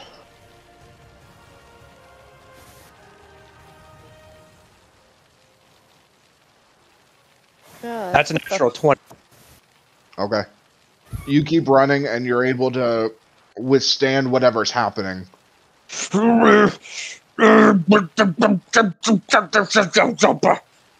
Like runs into the church, and he doesn't even like. He's so used to his horns on top of his head. Are the doors closed? No, they're open. He's like, oh good, the church is open, and and Lily, you kind of notice that like Argos is ready to like ram into the doors, even though he doesn't have horns on top of his head anymore. Oh wait, runs inside the church. Hey, where's that priest guy again? Oh God.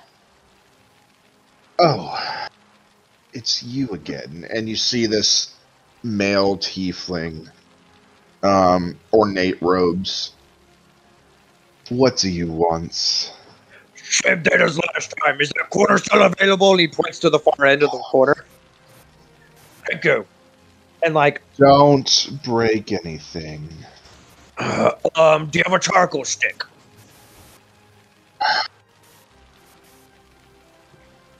Thank you. He like grabs it. All right. He like runs over to the corner. All right, Lily. Help me draw a circle. Last time that.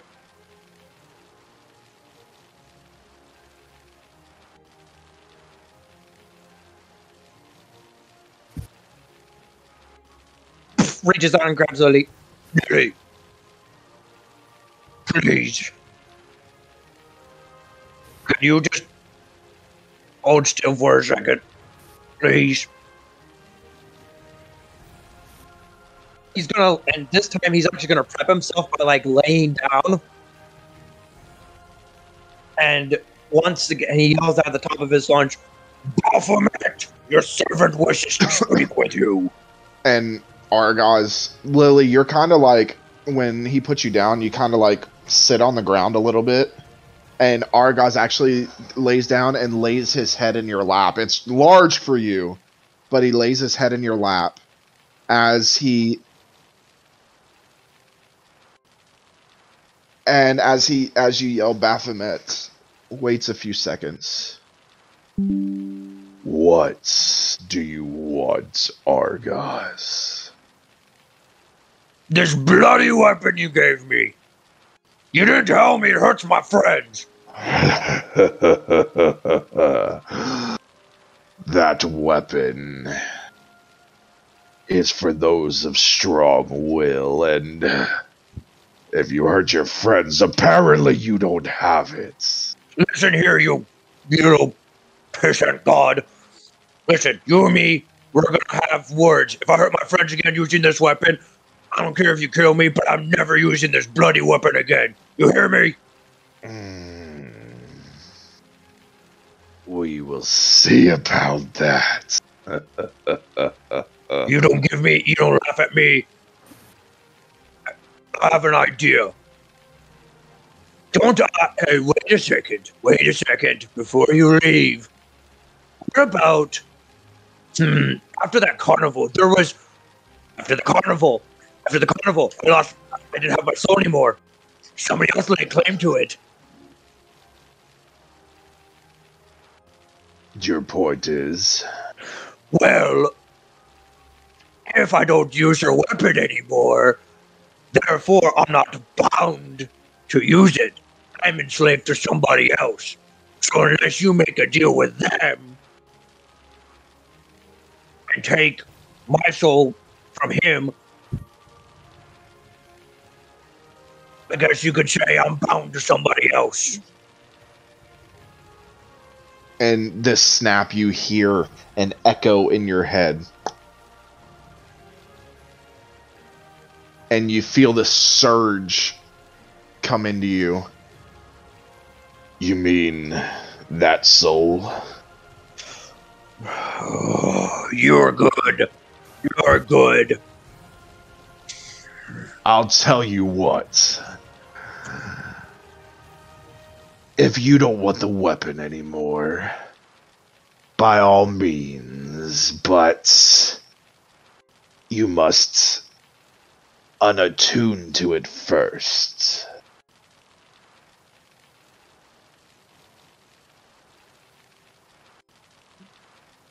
Do you want to unattune to the sword? Jeez.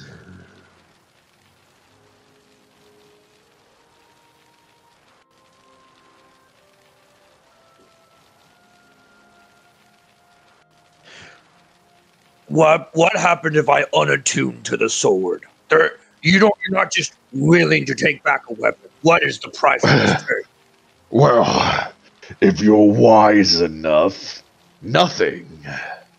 If you're not, well, things get a little crazy.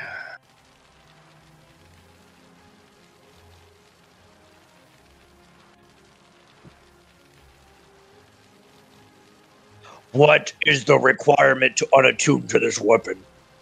Focus your wisdom. So if you want to unattune, roll me a wisdom saving throw.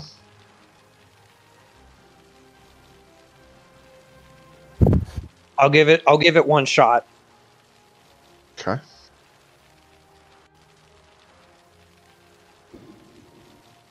Natural 20! Woo! You needed an 18.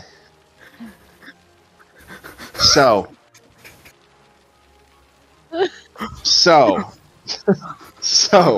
you're lucky because basically what happens with Baphomet's sword is to unattune to it, you have to do a DC 18 wisdom saving throw the first time. If you fail, you take 4d6 psychic damage.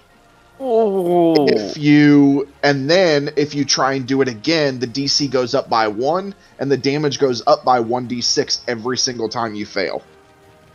Oh. And then technically if you fail it, only the wish spell can let you freely unattune to it. But you unattune to it. Very well. And he snaps his fingers and the sword disappears from your hand. If you want me, I guess we're done. if you're a god that wishes harm upon my friends, then yes, we're done. But if you want me to carry honor and battle and glory in your name, you will give me a weapon that does not harm my friends. That's one you have to earn. I feel like I have. You've been tricking me. You tricked me this whole entire time. I just gave you your soul back. I didn't ask for it. You gave it willingly of your own free will. Fine. You were jealous because... Soul's gone. That's 5. That is 5 times now, guys. Let me guess. In order for me to get my soul back, I have to take the weapon back. Is that your little deal that you're going to play? No. Oh, In order to get your soul back, you have to make a sacrifice. A sacrifice of what?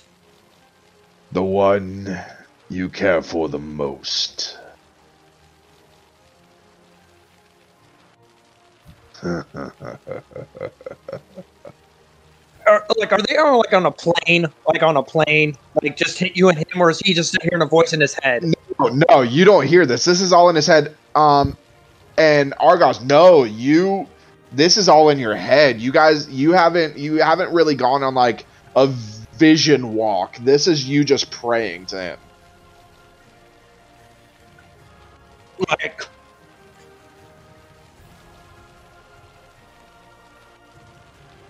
in order to get my soul back, I have to sacrifice that which I love most, or who I love most.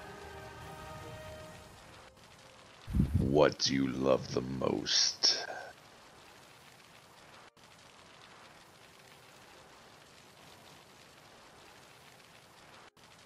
Who do you love the most? Not the Minotaur and the gnome.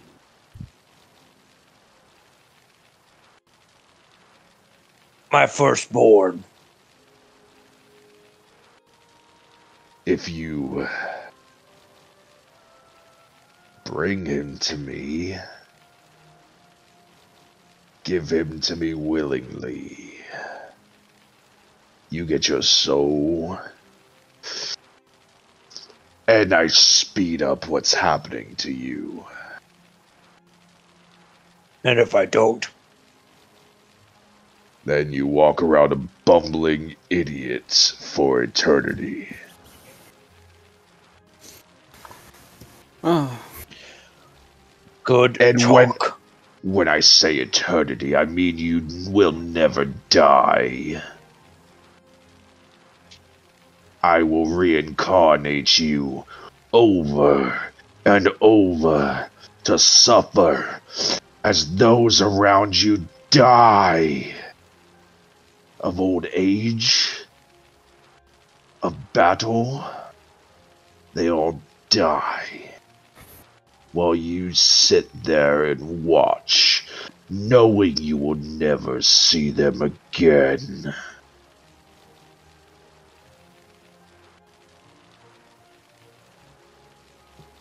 There is other ways.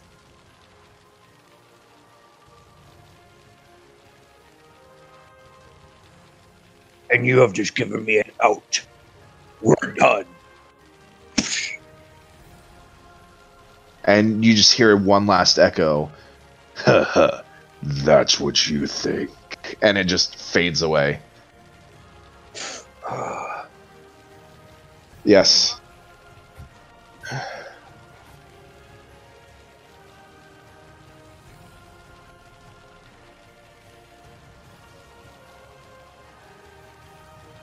Okay. You now look like a... Argos now looks like a Highland cow hippie version. Yeah, like a My Little Pony. Yeah, like long hair, flowers in it. And because of that, Argos, you gain a +1 to any charisma saving throw. Yes.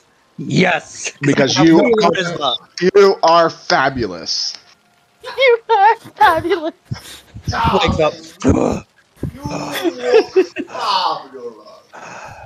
I will say, while Lily. that's happening at the church, I'm definitely scheming with Bakira and Van and whoever else. Lily.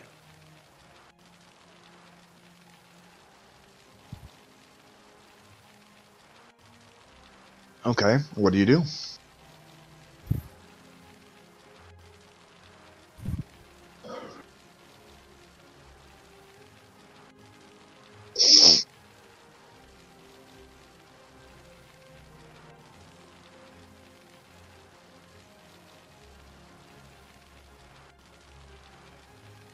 Bavarian.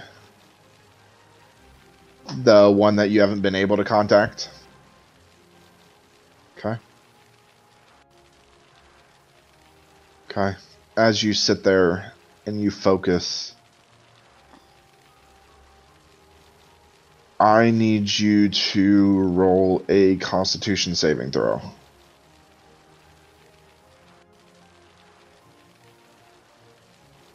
You focus hard. Little blood trickles from your nose. And finally, you don't just hear a voice, you open your eyes and it's just white. And you look around and you see Bavarian walking towards you. Huh. Are you?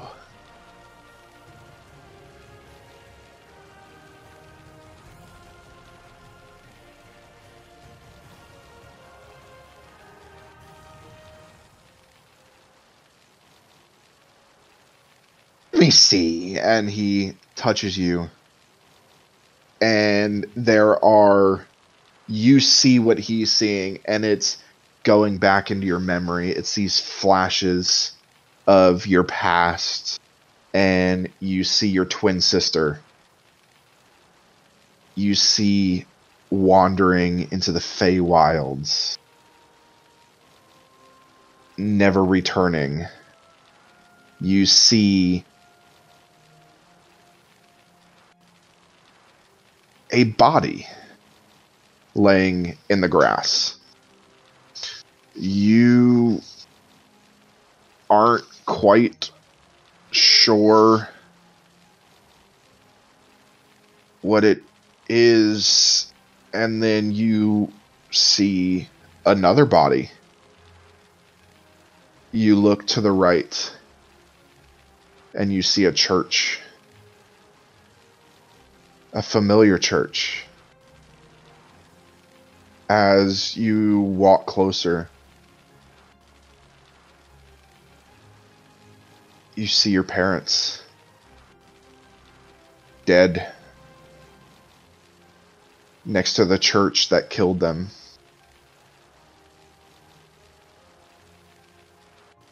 You feel that anger,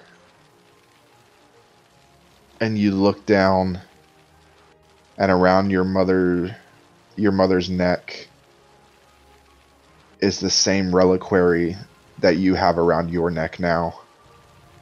And they both glow as they glow brighter and brighter. Do you reach for the reliquary? As you grab the reliquary, suddenly white. As you snap out of it and you are standing in front of your god. And he says, "Now, isn't that better? You have lost your barbarian, and you can replace that level with the next level of cleric."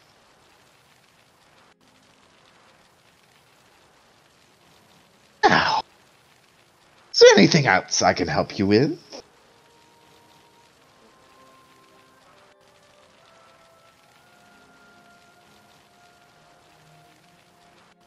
Something you might have to find out for yourself.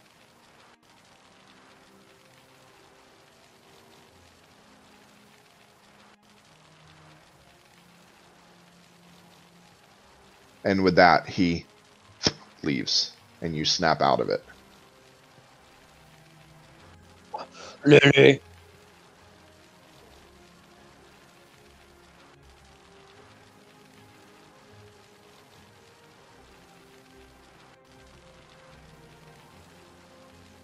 Thank you for these, by the way.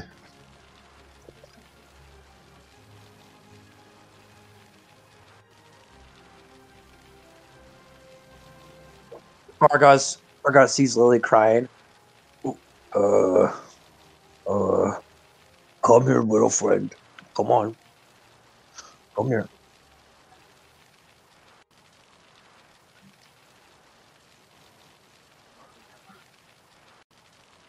Grabs onto the braids that you braided.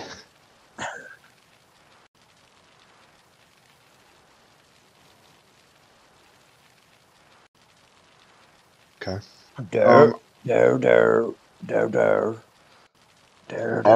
Argos, do you walk her back to the tavern? Yeah. Okay. And I don't tell her what's going on, because at this point, with her being like this, I'm not going to tell her what's going on. Okay. Are you running back to the tavern? Or are you walking? Walking, because I'm carrying her and she's crying. Okay. So you make your way back to the tavern.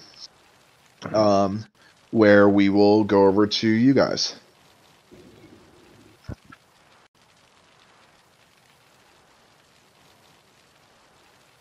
Mm-hmm.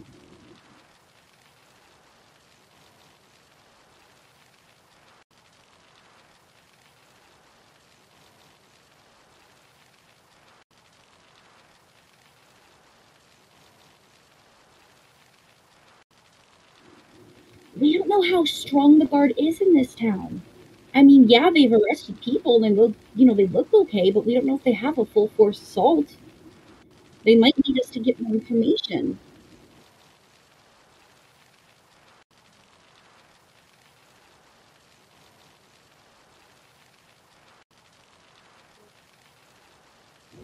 Yes, but that's not the case right now, is it?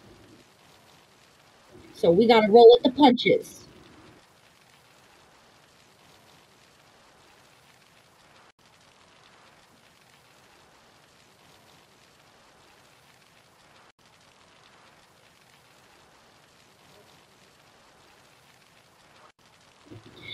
We don't mention that we fought in the ring, because if they're bad guards, they'll lock us up for participating, even if it was for the investigation, because we barely learned anything. What you two shut the fuck up!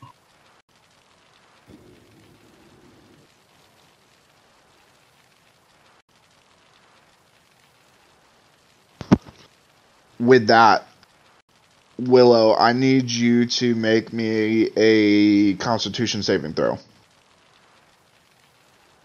Under a 10, you know what to do. All right. Willow looks over, and in the pure, startle, in a pink flash, it looks like it's temporary, Safi looks at you. What the fuck was that?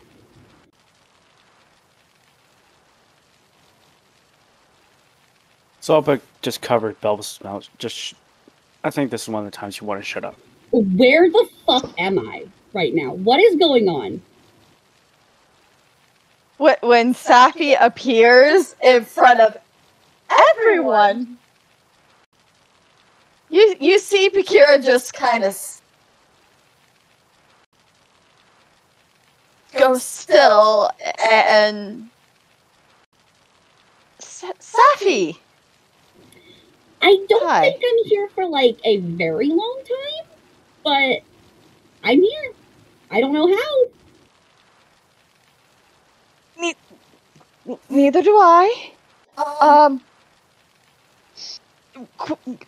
Best guess, the body that you were reincarnated in was startled by me. We'll get into that when you have more time. I was trying to shut up the arguing because it was giving me a fucking headache. Everyone's dead. Welcome to the new group. And I'm somehow the leader of this band of psychotic idiots. What do you mean everyone's dead? Everybody died? Yeah, I'm the last one left alive. Holy shit. Yeah.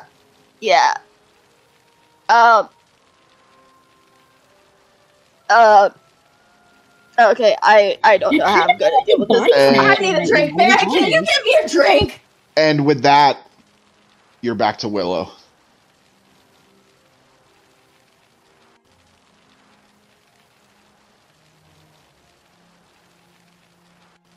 Why is everybody looking at me? Because I'm not the one that just yelled. Dan, get me a drink, please. No. Mm-mm. You get slid a drink.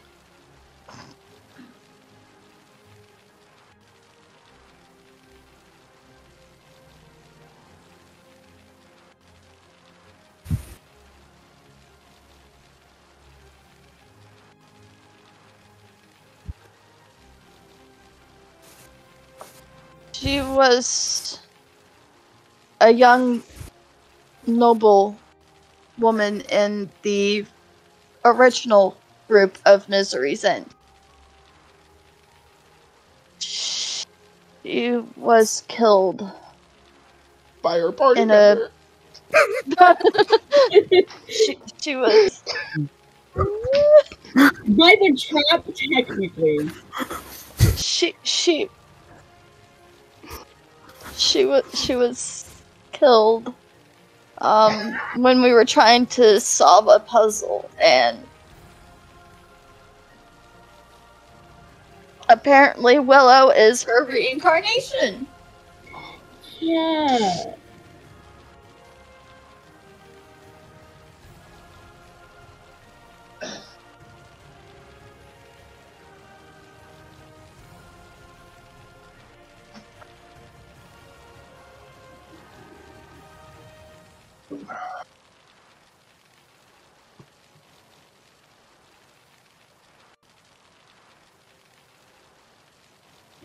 Okay. Hopefully that's enough. All we can do. Hopefully.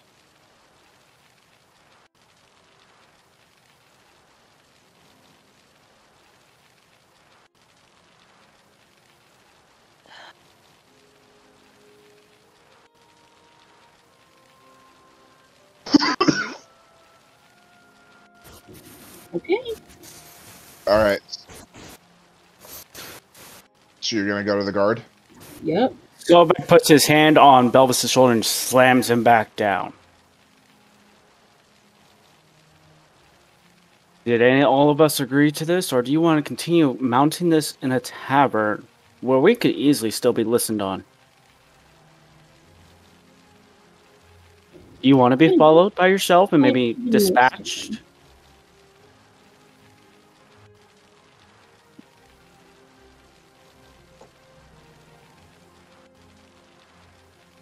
Bakira looks to Van.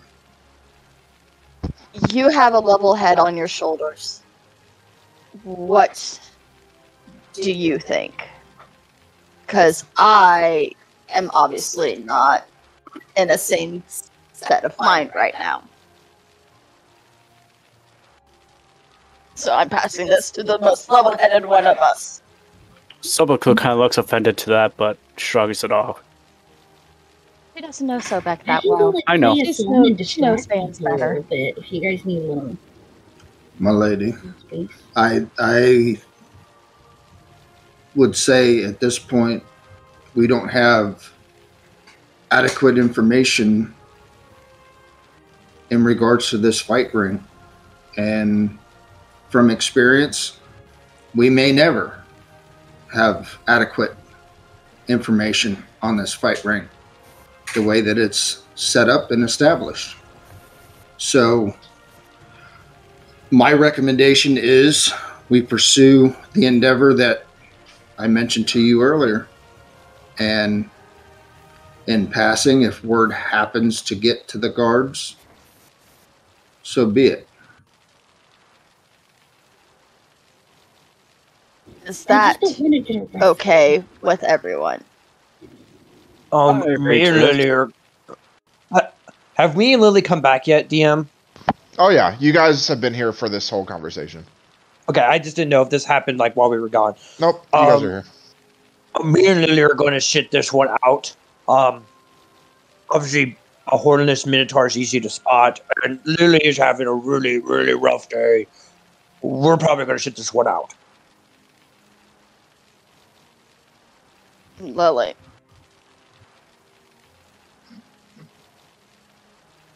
Well, I mean, I'm right here. You can always hit me. Not Oh, like you. I don't hit friends. Yeah, I don't know. If we're going to go fight, then I say we go There's fight. But if we're just zero going to go... If we're gonna go fight, then let's fight. But if we're gonna like sit and like watch people fight, it's not gonna be really helpful for like me anyway. Well, So if we're gonna go we're fight, gonna let's fight. go see what we are going to be getting ourselves into this time, and I'm then gonna if say- you can gather information on where we need to go to get more information of what you picked up on, that'd be great. Who knows? Maybe Oh, it's the sure. same people. I can scope things out around here. After all, I look fabulous. I'll look at Argaz and indeed you do, my friend. Outstanding look. And I'll flip him a gold. And I'm going to see if somebody. bounces on his finger and tries and like rolls it up his shoulder and back up across his shoulders and back down the other, and he flips it back to Van. Oh yeah, still got the trick. Nice. You need to do that whole look more often, my friend. And I'm going to see if I can ascertain any more information on this Bromwood fellow. Sobek's gonna look up Akira. How long do you think the information will take to get? I don't know. I'm I'll gonna be take honest. Fish Boy here, and we're gonna go on a little run that I need to take and tend to. Let's go, Fish Boy. I'm going to stay here, and I'm going to drink my sanity away. Lily, do you think you could hang here with Bakira and like talk to her for a minute? And I'll go out and ask around some guards, see if we can come up with anything.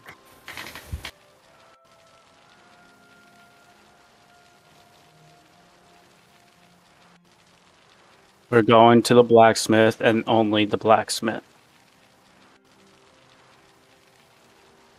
They will know when we have something to let them know, as they have said and agreed to already. With that, do we need to clean up the seaweed out of your ear?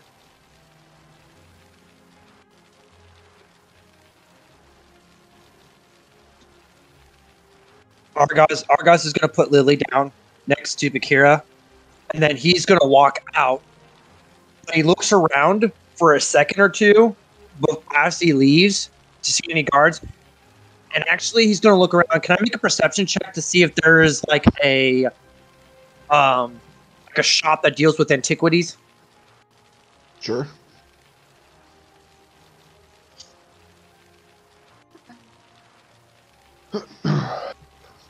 That's a 22. Okay. You see what kind of antiquities are you looking for? Like maybe somebody that like has delved like with like artifacts.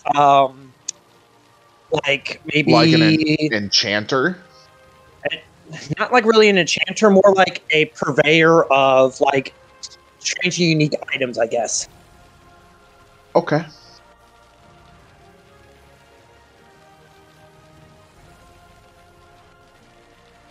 Who's watching Lily and Bakira then? So, Argos, you look around, you're walking around and you see a sign for Hashu's Key.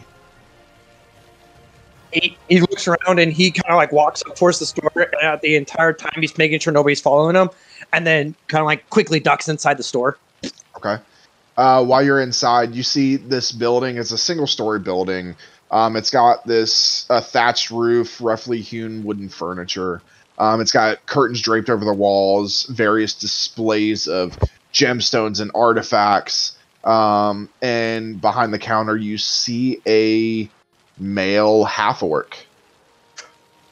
Greetings, my awesome sir. I was wondering if I could get a couple of things from you, if you have the time. What is it you need?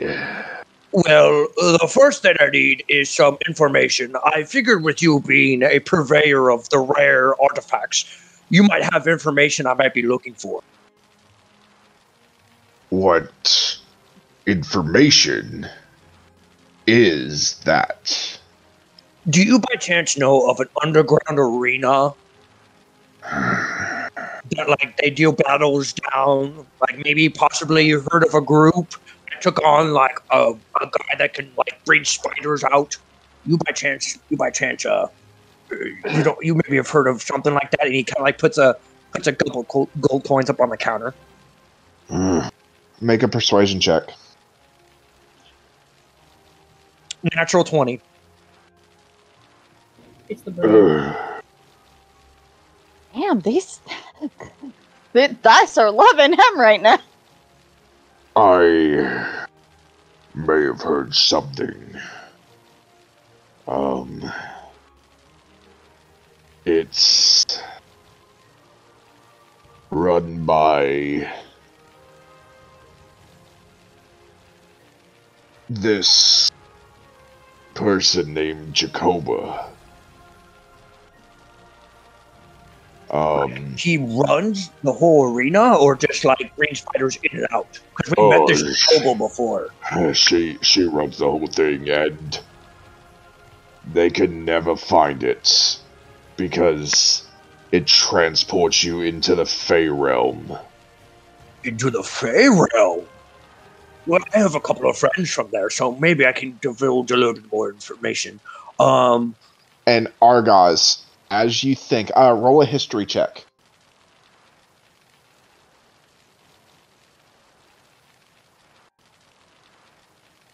That's a natural one.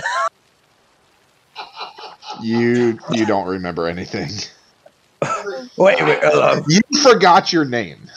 I'm kidding. Excellent point. And the second thing, while I'm here,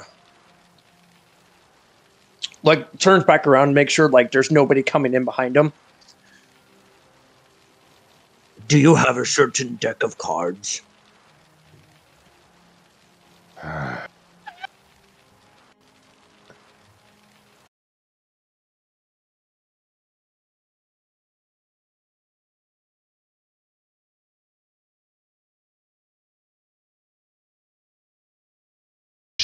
And pulls you out the full deck of many things.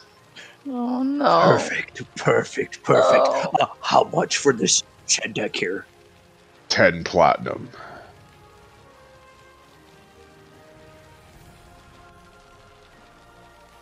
You just got 100 platinum.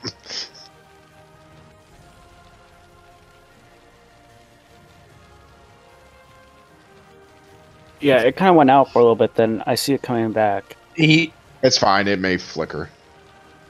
Argos reaches down, pulls into his pocket, pulls out the 10 platinum. For you, my kind sir. And then he slides another 50 gold across the counter, and this transaction never happened. You and me both.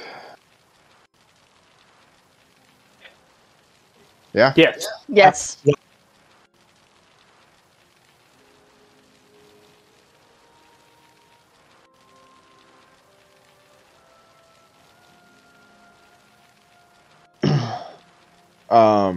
And then Argos takes them and he pockets them into his armor, like to his leather pouch thing. And then he hidden pretty well. And then he steps out of the shop, and then he's gonna go over into a armorer and see if there's a nearby armorer. But like we can get back to that later if there's other people doing stuff. Okay. Like he's gonna look around for an armor shop. Okay. Yep. Go back. Let's check.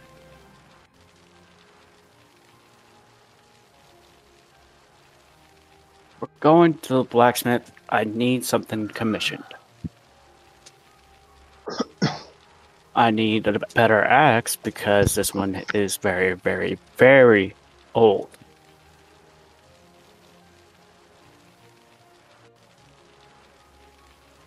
And you may find some use of yourself here.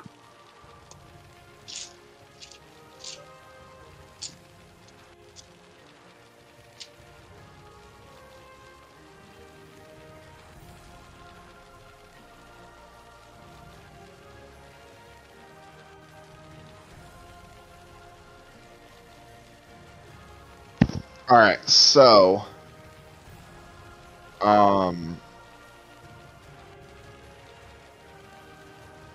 you find your way to the blacksmith.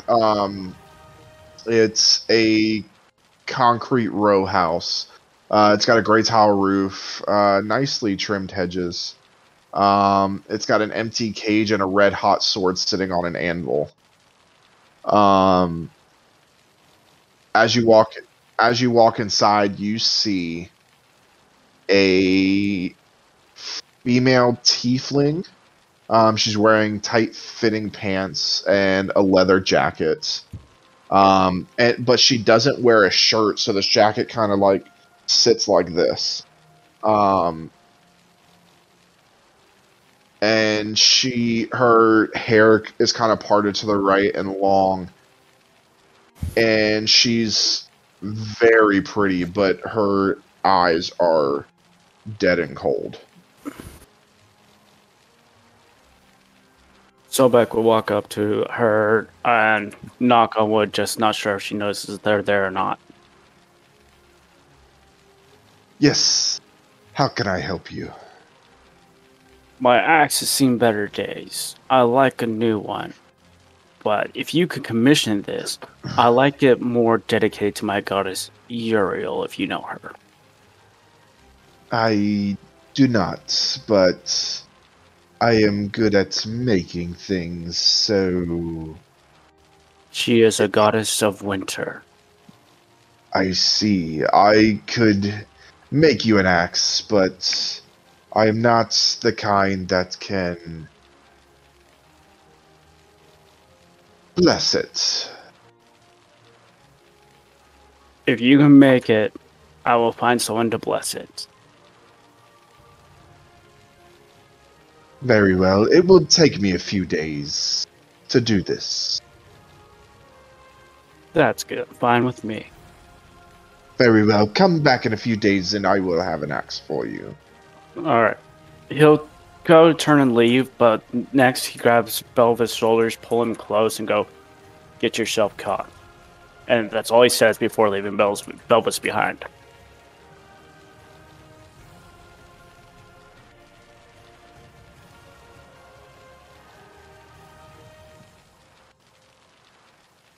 Once Sobek is outside, he's screaming, "Guard, guard, there's a thief in here!"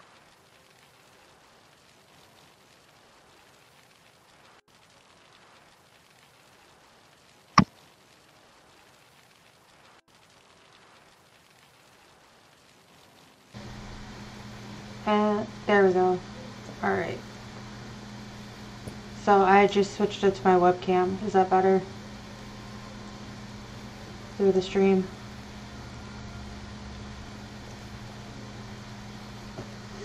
Alright. Yeah, so I had to switch to my webcam. You're fine. We can hear you on stream now. It's good. We'll figure that out later. Sorry, everybody.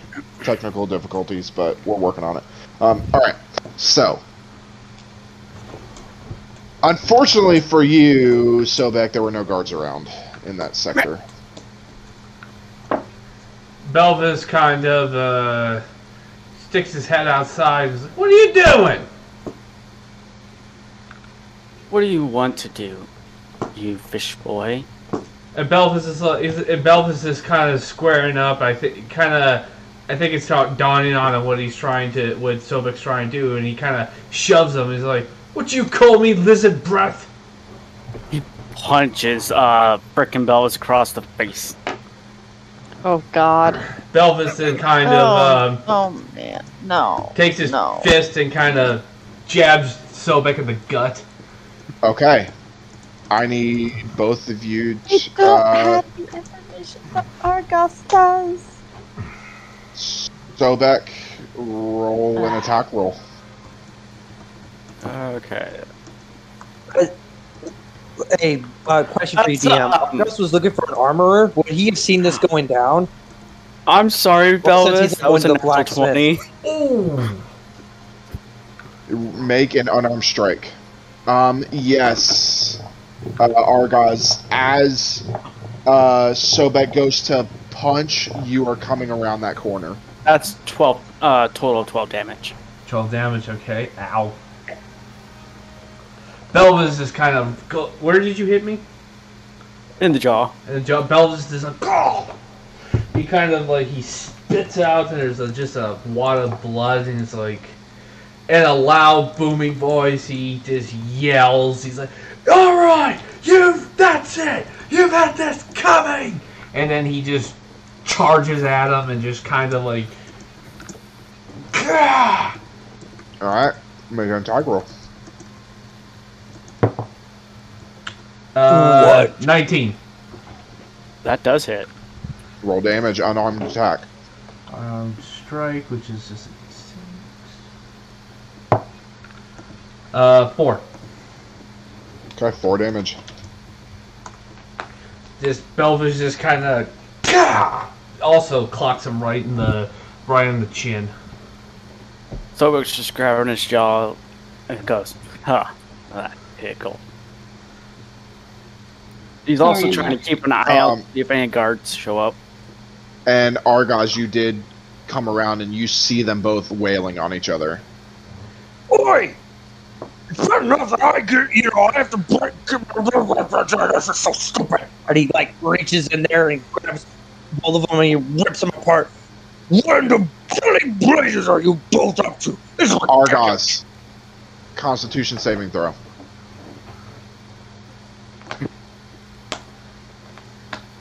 The hell are you 19. doing? 19? Okay. Keep going. Belvis is kind of like No! Belvis just kind of looks over to him and says, "Oh, thank God you've arrived, sir. Please, this lizard man has attacked me. Go get help. Get a guard."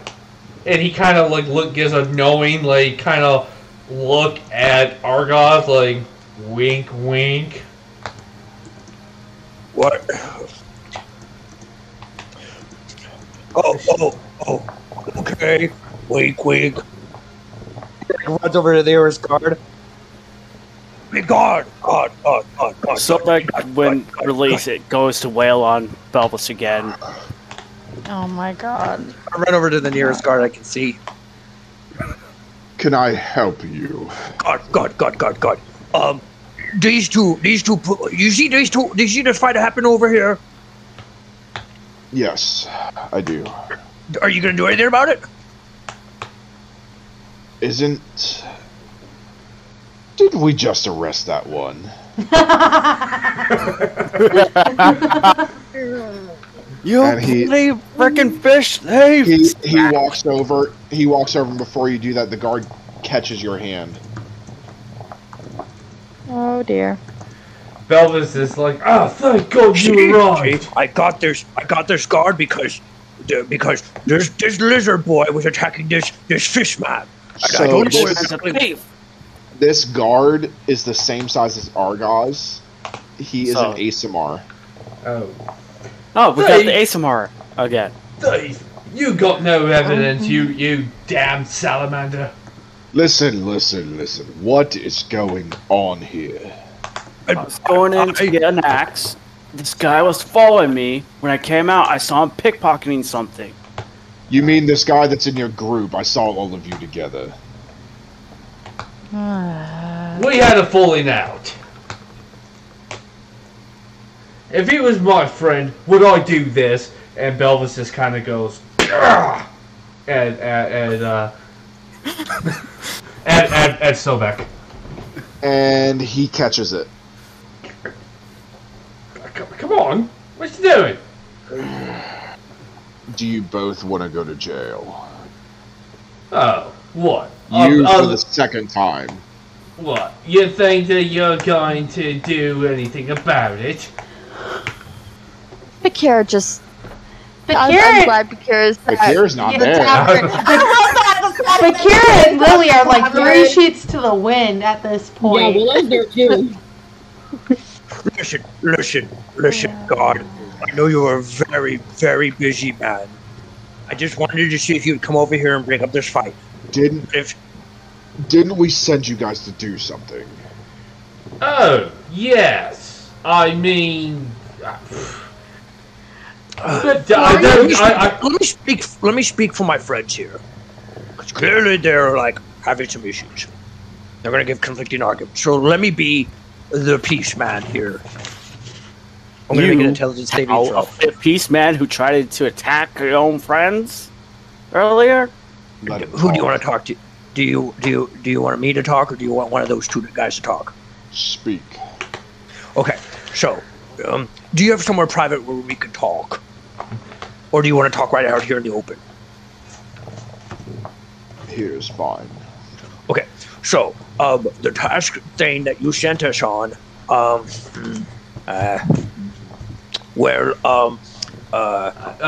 DM, should we can I do a perception check to see if anybody in the area is listening to us?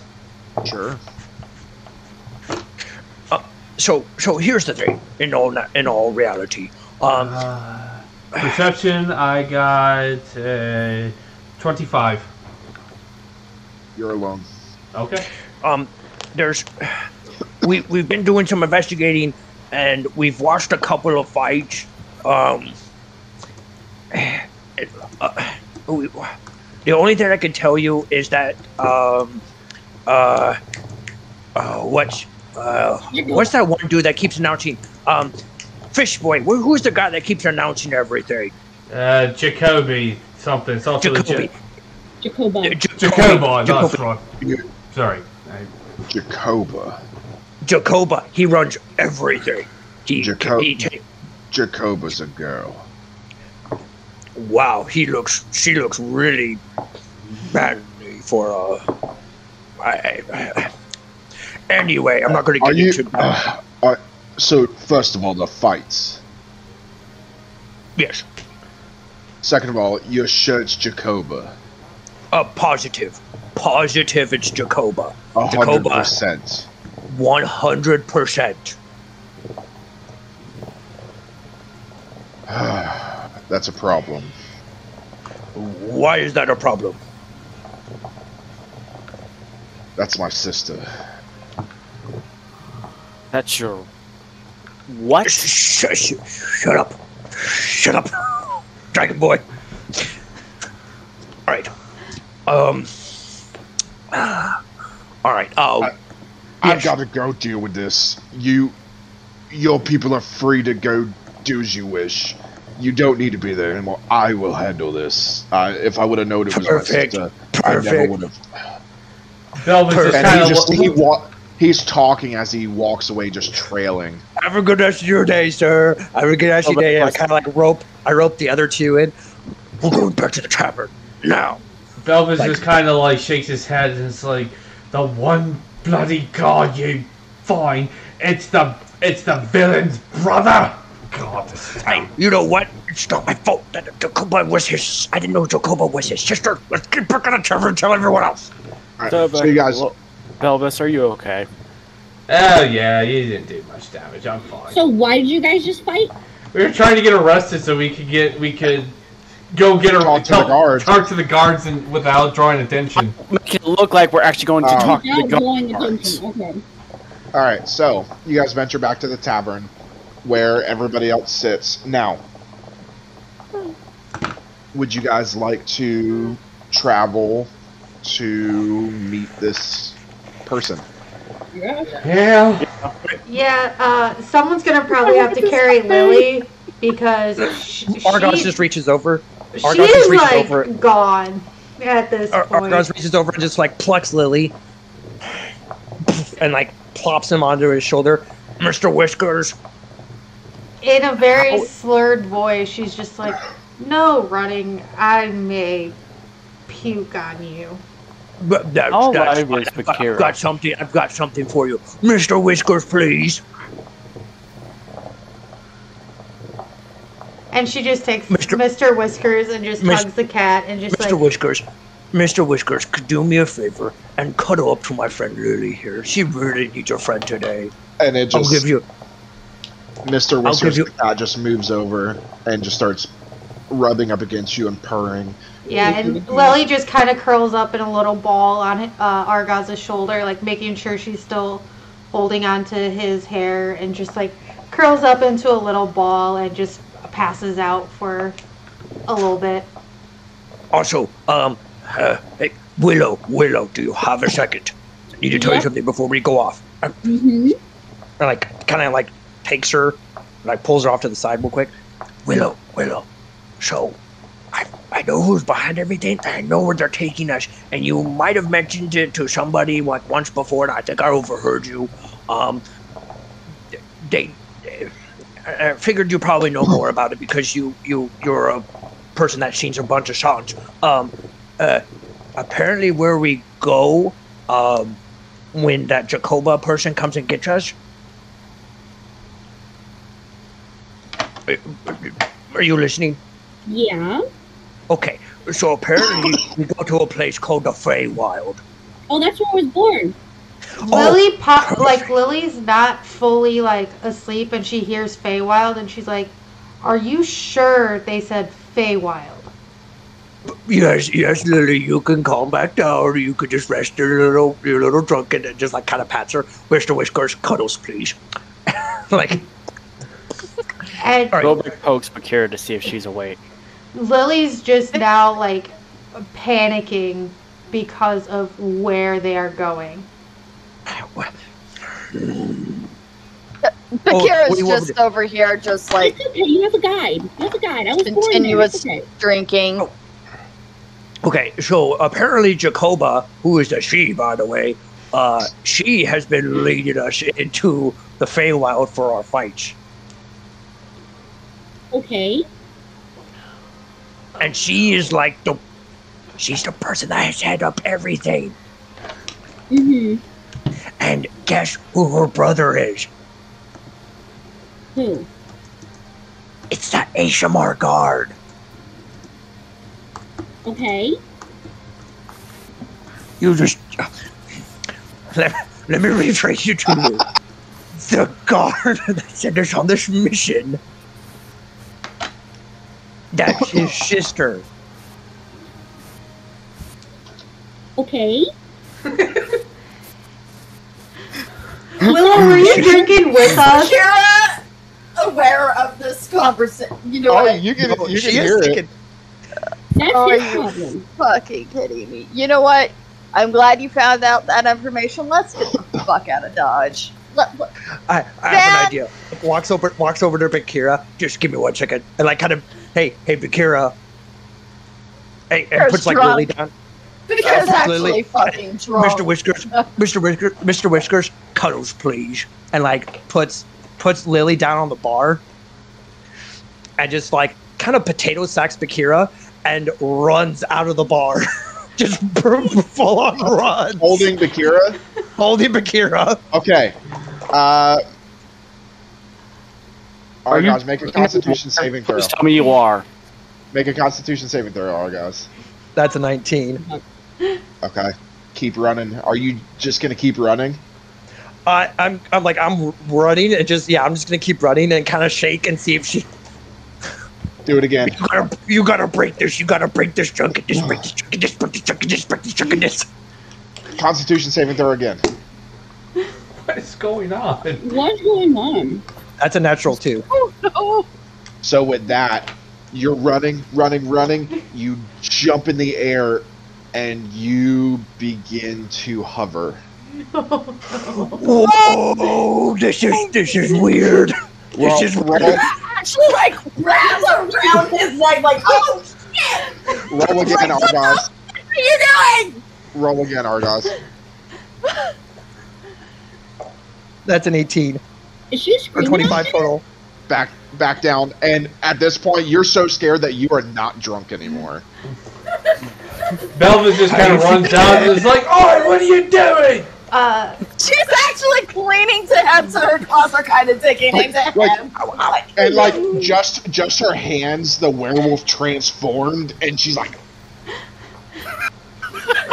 I peek out the door. Lily looks at Willow and she asks Willow, how easy is it to get into the Feywilds? Ow!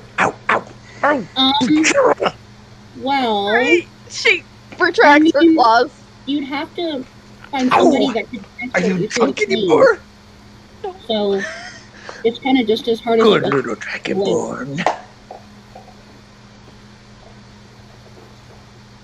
And just like, and this takes her, goes back in the bar. Hey guys, guess who's not drunk anymore? And like kind of pushes her. And Lily just being the smart ass that she kind of is, she raises her hand and she's like, I'm not drunk anymore, finding out where we're going. Oh, you're not? Belvis kind of looks over to Lily. Is like, "We've been released from the mission. We're not going to wherever. We're done with this." Okay, so has anybody seen Van? Where's Van? Oh, Vaughn. I don't know. Where's Vaughn? Yeah, that's a good question. Where is Vaughn? Didn't you send him to go find out more about that other job? Yes, I did. So until he comes back, we're here. So Okay? Van makes his way back. We'll say while all this happened, Van found out more information, like he does, contacting his contacts. You are Van. You're told that Bromwood Scald is very wealthy, and really the rest that you're told is that he lives on the Upper East Side of the city. And you cannot miss his estate.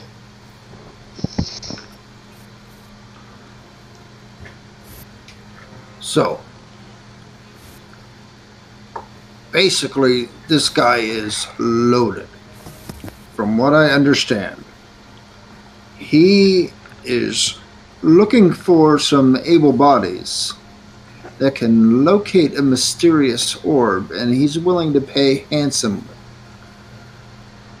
How dangerous? I don't know yet. I say that we go to the Upper East Side and see if we can persuade him to allow us to help him.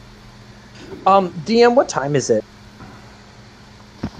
I would say you finish the fight at night, so it's probably mid-morning now.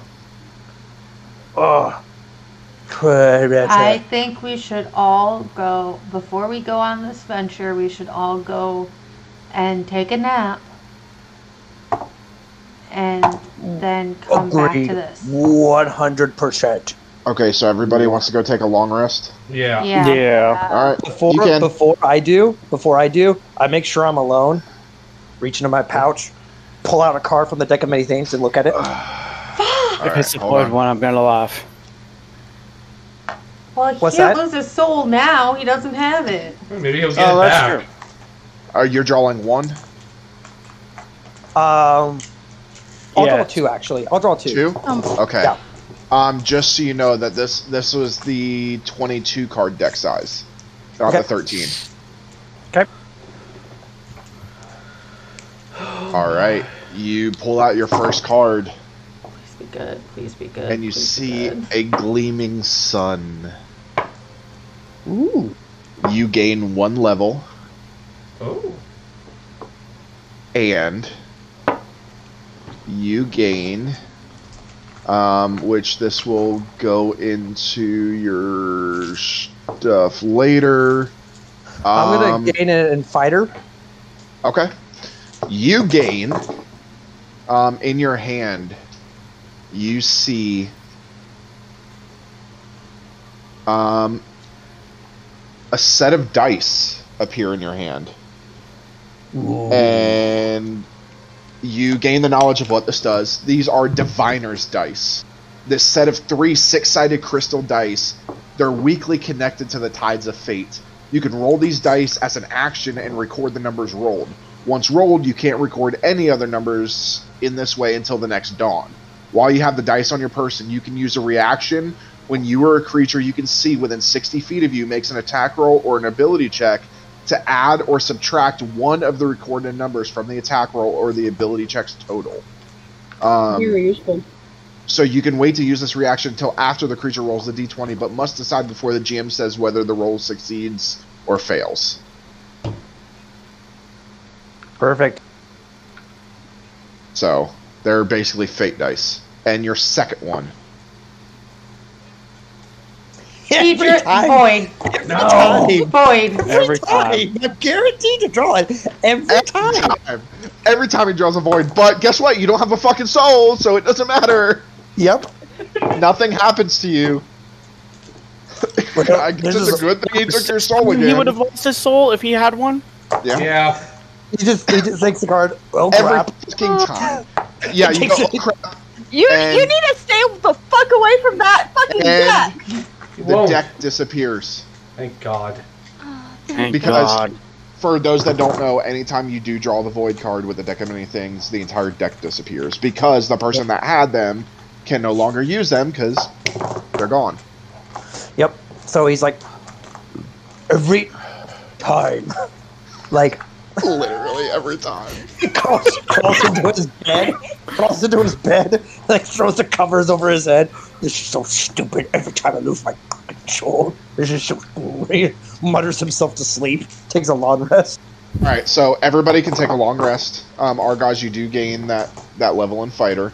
I already even put it in. Put it in.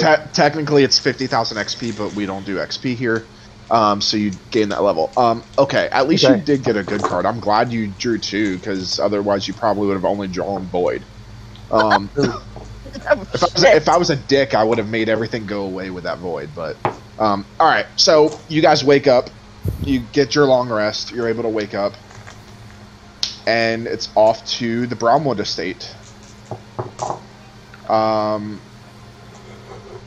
You guys take, I'd say, about an hour to walk there.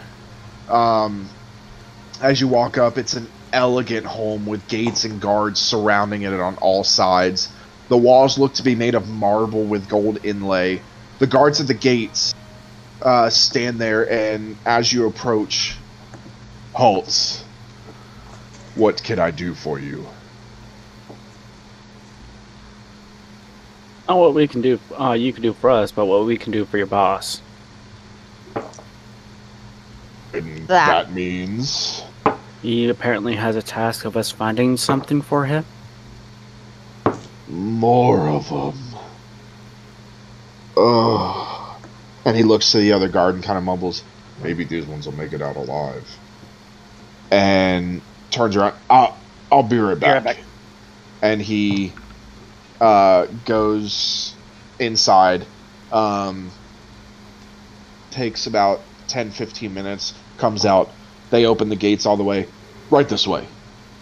And you guys follow them through. You're led into this large room with various decor lining the walls, some sitting on pedestals. On the pedestals, you see various busts of people. As you walk by, hold on. Let me just see. Actually, I can see it here.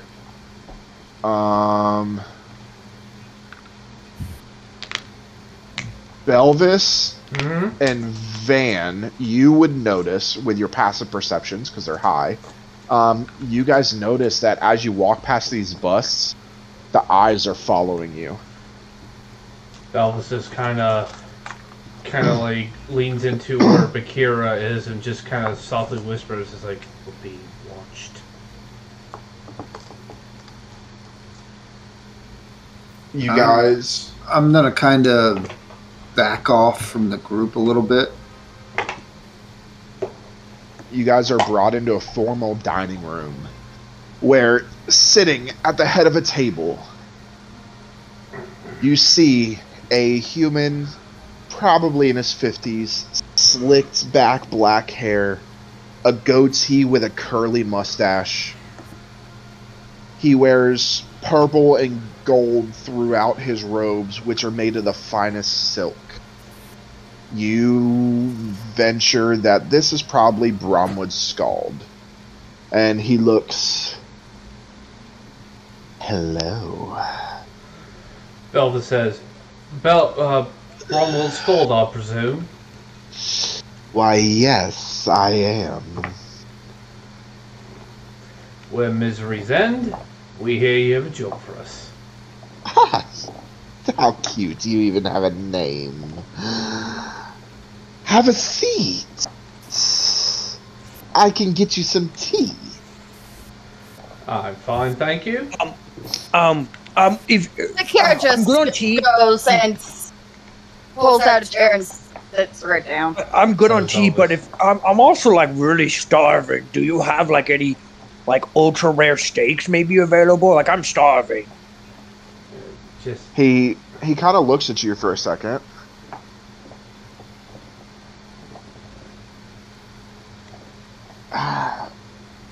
I'll see what I can do. Just like, or if you don't have steaks available, just like any piece of like really rare meat would just be excellent. He whistles, and you see, out Actually, you see a few kobolds run in. Can you get, I guess, some food? And oh yeah, run away! And they run away.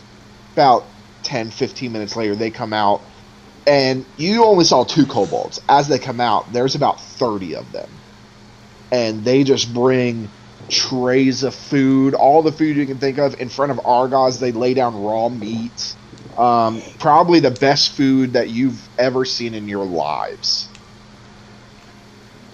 Lily looks to Argos, and she's like, "You are not eating raw meat, are you?" This is really good, Lily. Lily, still semi-hungover, is trying not to throw up at this point. Melvin just kind of shakes his head and turns. She puts her hand over her mouth and like kind of looks away from Argos. See, Lily. Hey, Lily. Come on. When like waves like a raw piece of meat right in her face. Come on, Lily. Come on. At this point, Lily just sees the raw meat, and because she's turning to Argos, and she just throws up everything on Argos. Are you drunk now? That's really gross. But like, are you drunk now? Are you feeling better now? No, get that meat out of my face. Belvis just kind of shakes his head and doesn't care. He doesn't care that he's got like barf all over him. He just goes back to eating his meat. Belvis just kind of tries his best to ignore Argos and just turns to the host and says, "Sorry about that. What is the job? What do you need us to find?" DM, is there any guards around or anything? Outside. Inside, you did not see any.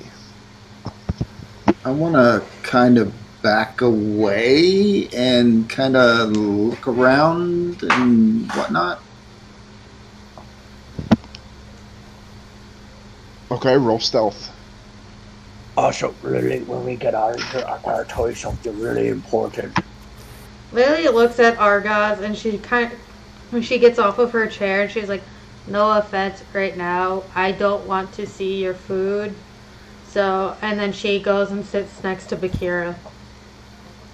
Kara just kind of awkwardly pats her on the back. Sobek has been technically behind Bakira this entire time, but now is behind Bakira and Lily, keeping his eye on the gentleman. Van, you're able to back out without being seen.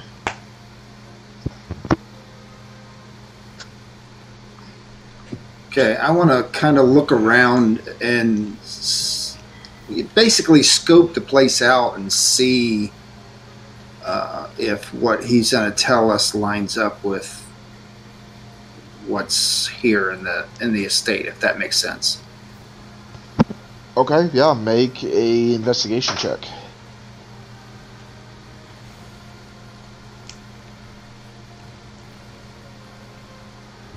15. That's why you always have a rogue in the party. All right. You look around. You see all the busts and stuff. As like some of the kobolds walk by, you kind of just stand there like this, like you're just admiring the busts, and then you keep looking around. From what you can gather with these busts, they're rare. They don't seem to be normal. I mean, you kind of gathered that when the eyes were following you, but as you look closer, they seem to be... This guy seems to like to collect rare magical items. He collects what? Rare magical items. So you actually see in between the busts there is one solid there's one solid pedestal that has a glass globe around it. Think like what the Beauty and the Beast rose is in. And inside, swirling, is a deck of cards. Oh my god. No! Argos doesn't know this. Argos does not know this. He's too busy eating. He's just too busy munching on his rare meat. All right. And does it appear like there's any kind of locking mechanism for that, or what? With the roll you gave, you don't know. From what you can tell, it looks like you could just lift it up and grab it.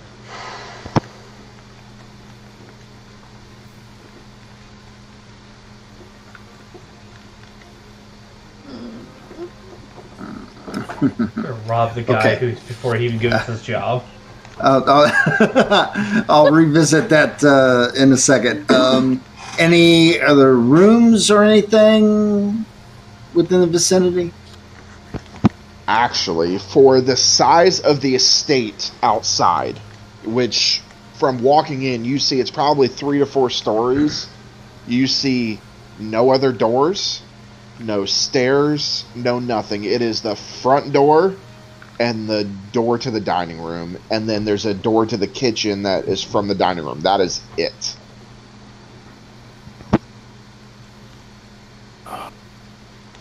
So it's probably a secret door. So Or magic. Probably magic with this guy. yeah. Maybe Okay. he's got multiple decks and many things. He's got I'm going to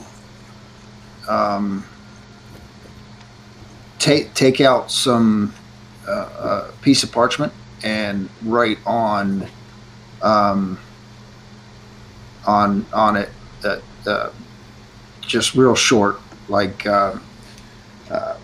careful possible collector of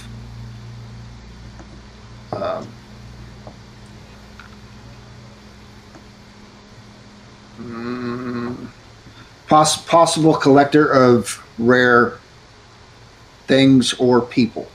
And I'm going to nonchalantly walk past Bakira and hand that to her and go off on the other side of the room. So Belvet, DM at this time, Belvet, while Van's been doing this, Belvis kind of has already asked the host, what's the job and what do you need, and where is it? Right down to business. I love that in a man. And under Belvis Lily, kind of under Lily's breath, she's kind of Belvis like, kind of says, I don't know about a human. man. What's the job? I'll tell you what. There's an orb that is said to be on an island just south of Haleron. Which, Belvis, you remember looking at that map that you were given by Denane. You remember that Haleron is just almost southeast of you. Oh, yeah. This orb is said to be very rare, and at one point in time had immense power. Though, it is rumored that the power faded over time. The name of this orb is the Orb of Zophos. That is Zophos. What's the name of the orb that's infused with Kara? Not that. not that. Not Thank that. God. Because otherwise, Bakira would have some issues. There. Somebody can roll a history check if you want. I'll roll it. I have a plus 9. Argaz, I will roll it. I have a plus 10. Oh, okay. Okay. 18. 18. This is And I have a dirty 20, DM. Lily, you have no idea. But Van, you needed a 19. You literally just missed it. Van, you recall that Zophos was a magma titan that was sacrificed to help form Kerus. Kerus. You said a magma type? A magma titan. Kinky. And Kerus How do you is spell the that? planet. Kerus, Kerus. That's the planet you guys are on. That's What? right. That's right. You're not on Earth. Although you guys would know that. Earth does not exist here. Zophos was used to create the planet's core and has been lost ever since. It's believed that the orb of Zophos once held the key to Zophos' power when he died, but the orb went dormant. So Belvis is kind of like, so you want us to sail to this island and get this orb? Of course, silly. If you retrieve it, there will be a hefty reward as well as a promise for future work. Question for you, my beloved patron. We are more than welcome to, or more than happy to go get this orb for you, but do we have to sail to it, or can you, like, give us, like, a magical door to the realm? Makes you think I possess such magic, you fabulous-looking minotaur. He, like, rips a piece of, and he, like, puts it down and, like, kind of, like, fluffs up part of his fur. You look really richly dressed. You look fabulous, by the way. Like, really fabulous. Thank you. You're most welcome. Anyway, I figured with you being so richly dressed and, like, having all of these wonderful servants bring all this wonderful food, which is delicious, by the way, you would have the means to have magical means to get us there without having the need to sail on a boat. What are you going against sailing? I don't, but Lily's seasick. I can't transport you there. Where would be the fun of that? That would be me doing most of the work. But for your seasick friend here, I can perhaps help with something. I don't get seasick. I'm just afraid of the water. And be afraid of the water. And you see a kobold. Go get the bracelets.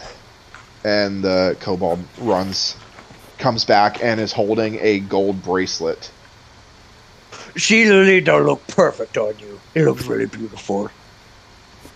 And it's large, like it's human sized, and he grabs and places it, and as he places it on, it shrinks down to your size. And all of a sudden, like, all of this, like, fear that you had of the Feywilds and your sister and fear of water, it's all gone.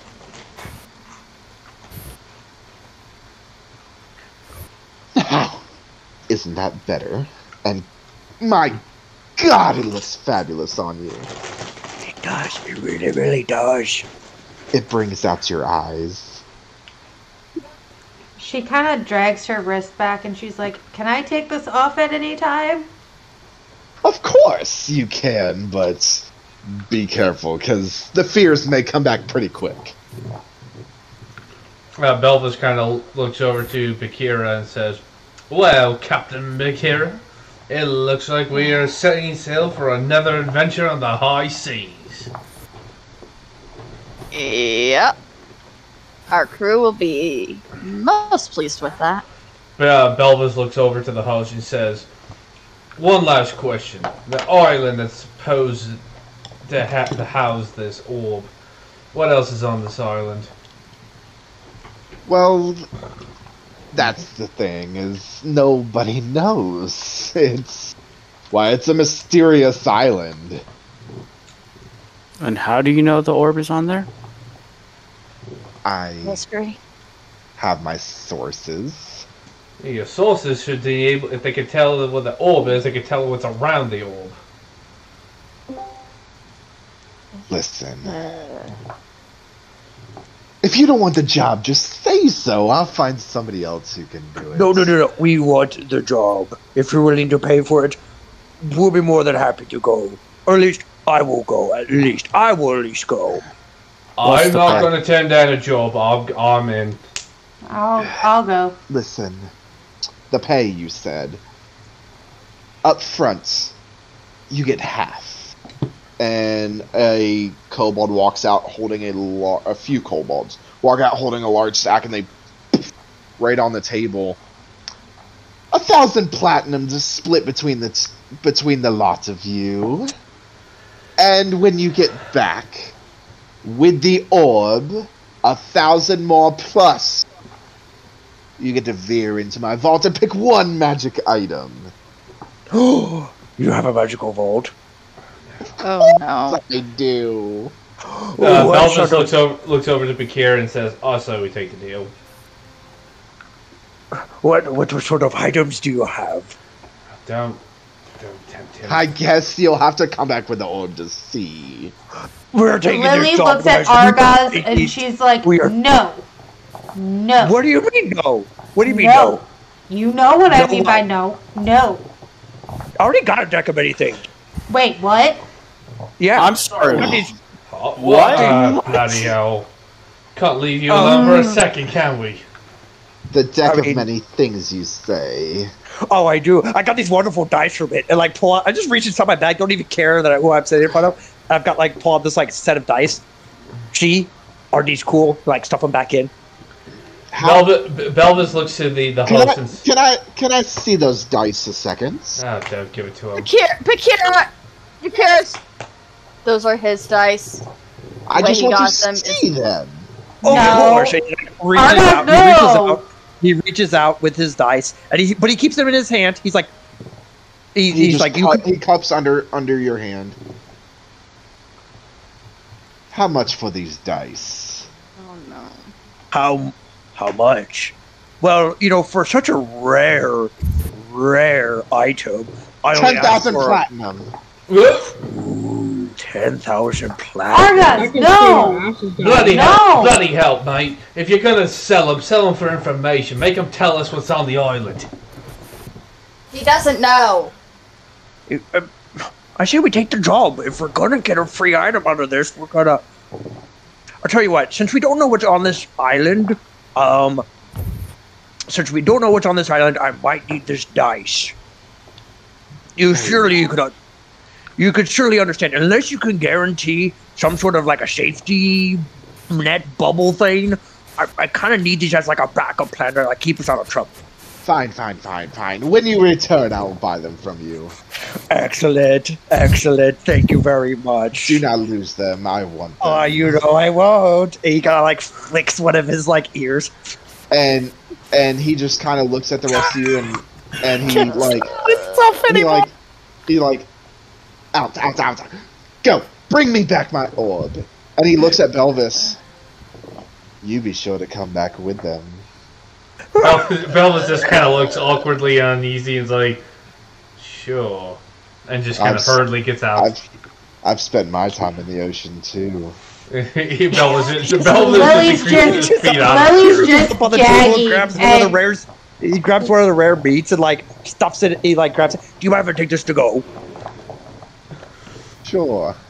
Belvis as he gagging. Exits the house. It's always good to take a little meat to go. Oh, you know it. Belvis, as he walks out the house in a hurry, he looks at Bakir and is like, "Can we please just go buy some provisions and get out of here now?" Yeah, let's go.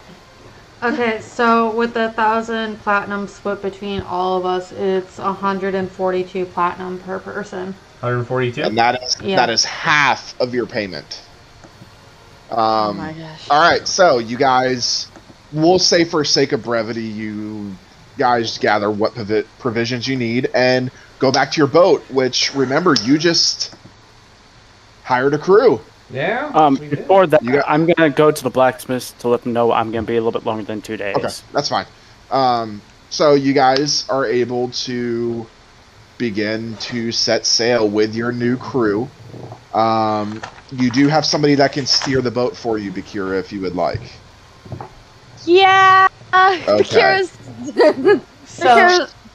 Which means I will roll for them, but Belvis, you are still the navigator. Yep. Lily's and Bakira's just kind of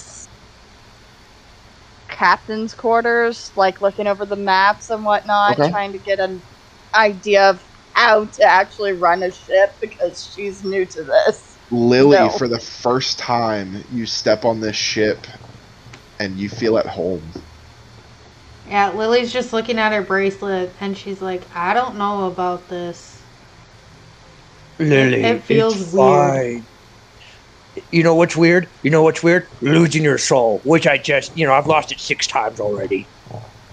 I thought you were at 5. What do you mean? Or I thought you were at 4. What do you mean 6? Let's get sailing, shall we? Like, And And Lily grabs Argaz's tail and she's like, ow, that's my tail. That's my move. what do you mean you've lost your soul 6 times? We were at Well, you know 4. You know that deck of many things. You don't know what I got. When I got the dice. The one I got without you knowing. She just looks down and she's like, Argaz, please you just got your soul back. You were at 4. How did you get to 6? How did you lose it twice in the last 24 hours? Well, okay. So here's the thing. Ow! Don't pull! Ow! She's Anyway. pulling. She's like using her strength and just pulling. Ow! You pull. Shut up, Kira. Shut up. I feel like Matt Mercer all over again. Anyway. I can't say anything without making a fool of myself. Anyway, Lily, so here's the thing. I got the deck of many things. I went to a shop. Some guy had it. I got the deck of many things. I drew 2 cards. One gave me this wonderful divine dice. It allows me to see into the future in a sort of weird way. Okay. But So then I'm I lost my. But then the second card I drew was that terrible void card. Okay, that's 1. You've lost But it I already twice. lost it once beforehand. How do I even want to know how? in your voice, No. Argaz, or in your head, Argaz, you hear, Do not tell her, or You know our what? deal will be off. Are they blocking the way to get up on the boat? no, you guys are able to get in. Actually, Lily, counting. It goes 1, 2, 3, 6, right? No, it goes 1, 2, 3, 4, 5, 6. That only lost it 5 times. 5 times. 1 time after 4. I can't count. My dad never taught me how to count. I will drop this one time. Any other incidences, we are going to have a serious talk, and you are not going to like it. At this, Argaz reaches down and he picks up Lily. And this time, rather than pick her up by her hand, he picks her up and kind of tosses her up until she lands like standing in the palm of his hand. And like holds her and looks directly across from her and is like, Lily, thank you for being such a wonderful friend. and just like pulls her into a hug and like gives her like a big old squeeze and then puts her down and then just goes underneath the deck. And as you're walking away, Argaz, you hear in your head, It's not your child. I now know what you love the most. He looks around to make sure nobody can hear. Like, is there anybody around? no. Okay. Listen here. I don't trust you ever since you made that deal. So yes, did I lie to you? Absolutely. But you are not touching a hair on your head, you hear? He didn't say I'd make the sacrifice. I said you will. One day, Whether you like to admit it or not, you will make the deal. And if I don't decide to make this deal with you? Oh, you will. When it comes down to it, you will give up her life to save your own. You don't know me. You only pretend to know. I know better than you think. And he's gone. You feel the connection drop. And with that, you guys begin to set sail. You have the person steering. Belvis, I need you to roll a d20 for navigation. Okay, what would be the modifier for that? That, we'll say nature. Nature, yeah. What do I need? 15. Did you hear me? Oh yeah, I heard you. So, Kira, I just have to say, this is just way. I should just keep my mouth shut from now on. okay, so as you guys are venturing through the water on your boats, if you take a look at D&D Beyond, you should see the new map. Correct. Oh, nice. That's actually really cool. That's our ship. Yeah. So, whoa, yeah. You see Belvis coming out of the water.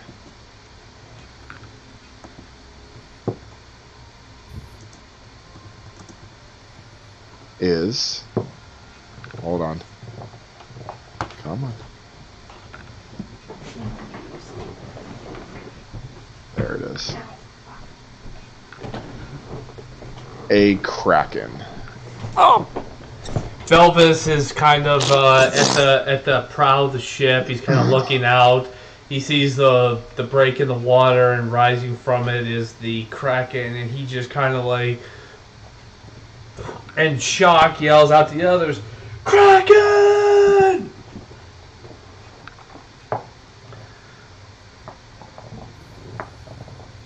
I didn't catch what you said. Did you not hear me? No. No. Oh, I yelled. Belvis yells, "Kraken!" Kraken, apparently. He yells Kraken. What it mutes you when you do Kraken. Because you're yelling, so you can't hear it. Oh. Alright. Dramatically, I say Kraken. With that, we have Lily is down in the bottom. We have Bakira is in the captain quarters, which is up top. Yes. Argaz, you were down in the bottom as well, correct? Correct.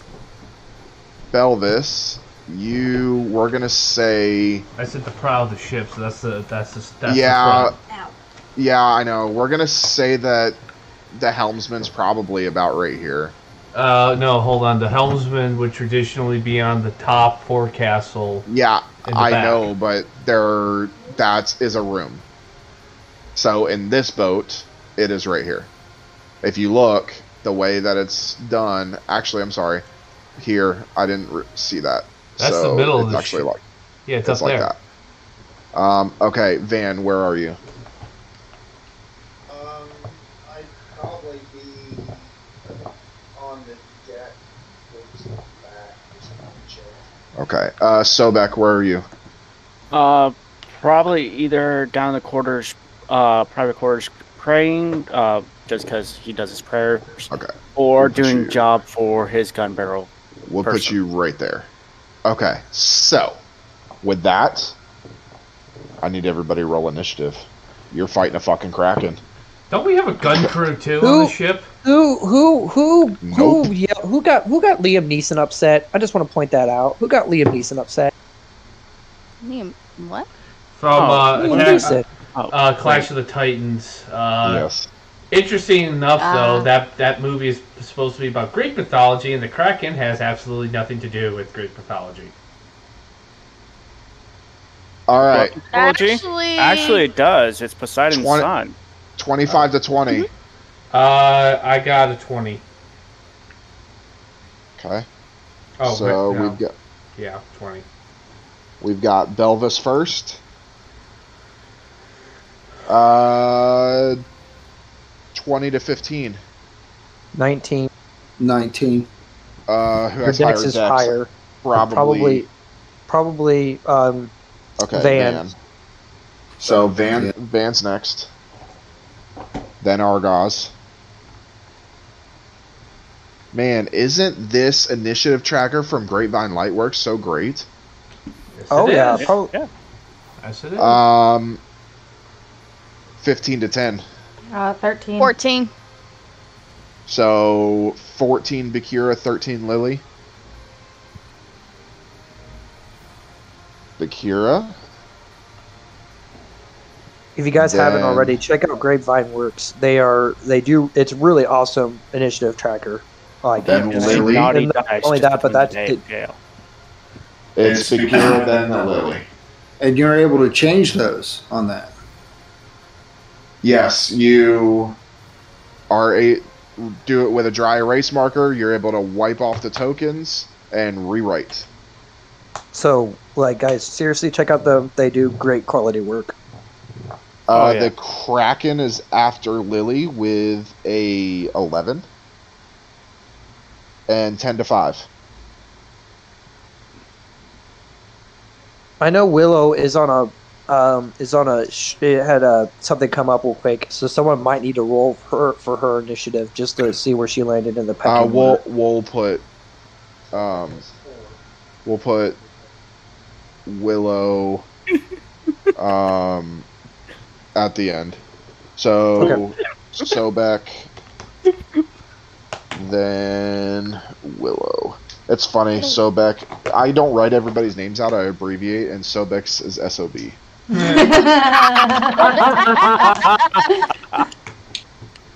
That's about right. All right. So, okay, maybe my plan with the guard was not fully thought out, but it was entertainment. It was funny. You know what's entertaining? What was entertaining is Argyle's losing his soul for the 6th. With that,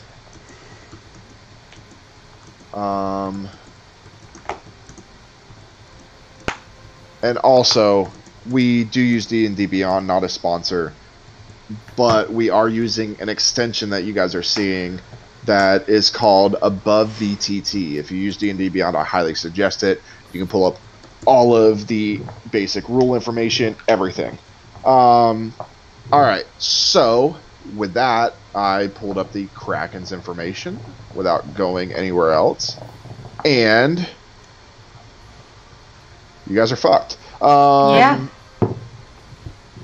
So Belvis is first. That red is kind of hard to read. I may need a white marker for the red, but so Belvis, obviously, kind of knowing what this thing is, being he's from from under the sea. I'll say the Kraken's right here. Oh, he's right up on the ship. He is up and grappling, trying to grapple the ship. So he is within. If you get to there, he would be within striking distance. All right. Belvis, kind of. Belvis, where am I located on this ship? You are up at the top, so you'd have to come downstairs. You're basically You're essentially right here, just above it. Right next to the helmsman. Okay, so correct. Belvis starts moving, but first he takes out his bow and he knocks an arrow, and he kind of aims for the Kraken. He kind of he tries to aim for its eye, and kind of let loose an arrow.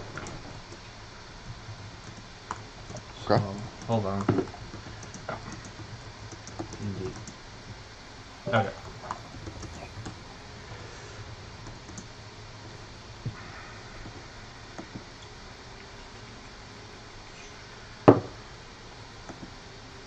That is, sorry, I'm doing a plus 10. That's a 15. 15 does not hit. Sorry. So you, Willow, I just went ahead and put you last on the initiative. You guys are fighting a Kraken. Okay.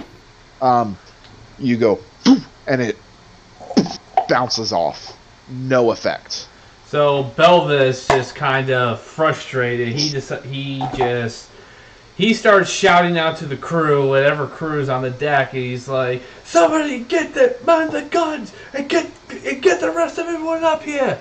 And he just starts moving down the deck. And as you move, you look around, and when the Kraken came, everybody fucking hid. These people aren't fighters; they are sailors. So you're gonna move. So what's your movement speed? It is. Probably like 30. It is 30, but hold on, DM. I'm gonna jump off the ship. I'm going into the water. What the? Make an acrobatics check. Okay. Just keep in mind, even though you are a Lokatha, you can breathe underwater, but all of your physical strikes are going to be at disadvantage. Yeah. Well, wait. Even now. Even as a Lokatha, you're trying to bring a sword through the water. It doesn't matter if you're a fish person. That's still, you have a metal blade you're trying to swing through the water. It's weight going through. True, if I swing it. But if I just start swimming toward it and like try and jab it, use my strength. I mean, it's still, you're pushing a metal object through the water. It's still going to be at disadvantage. I have an idea. I'm still going to jump in the water. I have an idea. Okay, make an athletics check. Athletics check. It's dirty 25. Okay, you jump in. You're about right here. Okay, so is that I've used up all my stuff because I want to try and start swimming toward the. That wasn't your movement. That was you just jumping off. Okay. You were up here, so remember this is on top of the second part. So you kind of jumped off and landed right here, so you still have your movement. Okay. Did the scenes change? Yes, they did. We're on the ocean. I don't know why it didn't. Hang on.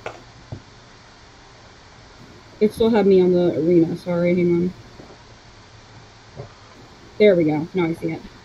Alright, so what's the distance between where I'm at and where he's at? Where the Kraken? 30 feet. I swim up to the Kraken behind him, like to his side, like on his flank. Since he's trying to reach up, he's facing right toward the yeah, he's facing towards the ship, right? Yeah. Yeah, so like kind of like behind him. Okay. And that will end my turn, since I used my attack and my action to move up to him. So that'll end my turn. Okay. All right, and we move this lovely token to the back, and we have Van up with Argaz on deck. All right. Hey. You can't be polymorphed. No Ninja Turtle. Oh man! All right. Well, then that changes everything since I can't be a Ninja Turtle. How close am I? If you're at the back, well, let's see. Let's use our ruler. You are, I would say, to get to where you need to be, about 40 feet.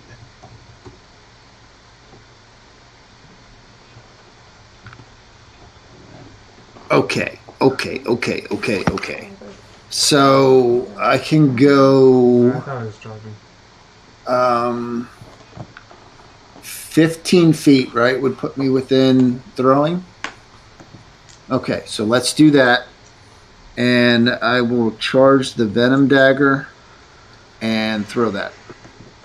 Okay, so you have an option. You can go around, so it'd be 5, 10, 15, 20 feet to be able to get to there, which would put you 25 feet away, or you can vault this, do an athletics to vault this and get closer.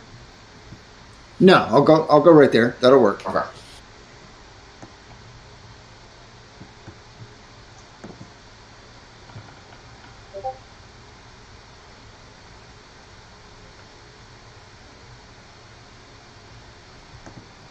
$23 hit? 23 hits, yes.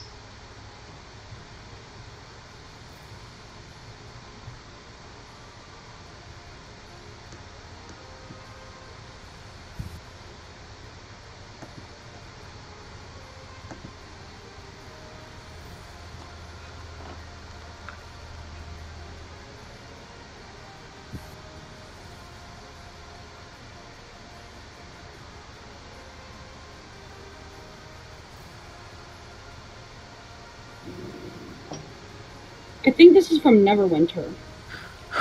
72 points of damage. Ooh. Damn. Okay. And I'm going to hide. Yeah, Dungeons and Magi. That's what we're here for, Lily. Damn. I'm gonna have to say fucking hell or something like that, so that I'm not saying damn. Oh, wait Oh, till it it's a gets to my catchphrase. turn. 27. Okay, you hide. You can like kind of tuck back here and hide back there. Perfect. Okay. All right, that ends the turn. We're going to use this Grapevine Lightworks initiative tracker to change this. And plugs. Argaz, you are up with Bakura on deck. Is it because she's on top of the ship, so she's on deck?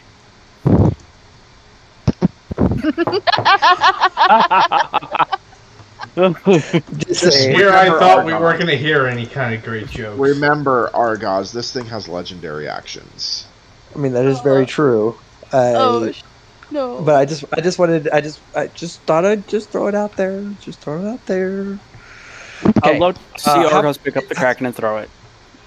I can't pick up the Kraken.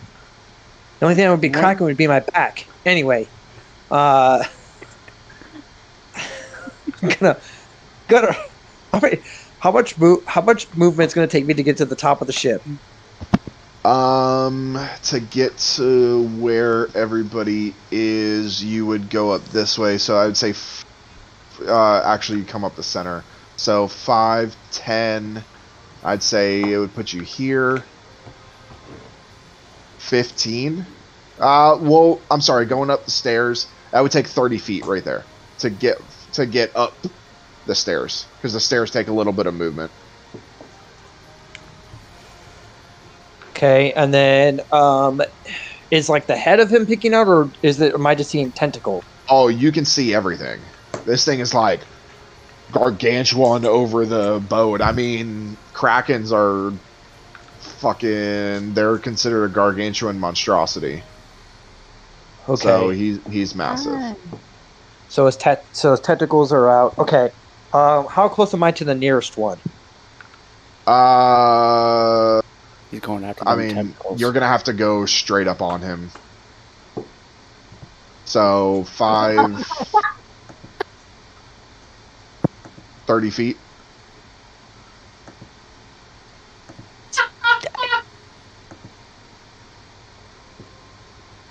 What? I'm going to. Our brains are in the gutter right now. It's fine. It's I'm fine. going to use my remaining 10 feet to get over, move closer to him, and then I'm going to use Action Surge and move again and grab my Realms Warden Great Axe and Rage. Okay. Means I have to do the whole thing again. And then I'm just going to charge where I can do the most damage without jumping into the water. Or do I have to jump into the water at this point? No, you can hit him from there. Perfect. I'm going to get up close, and I'm going to rage before I attack him, and then... All right, so give me a d20.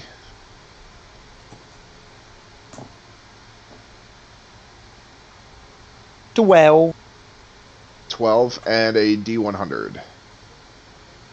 53.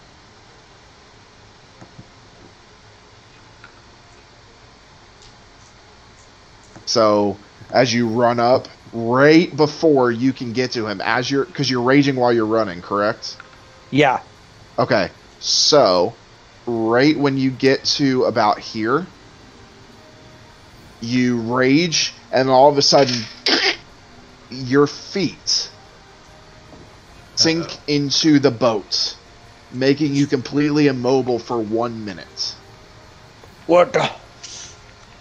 Oh, I hate this. I hate this. I hate this. I hate this. I hate this.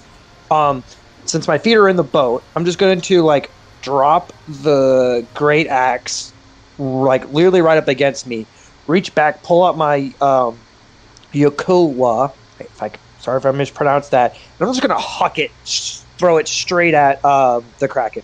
Okay, so that means you only get one attack because you're using an action to change your weapon. Right.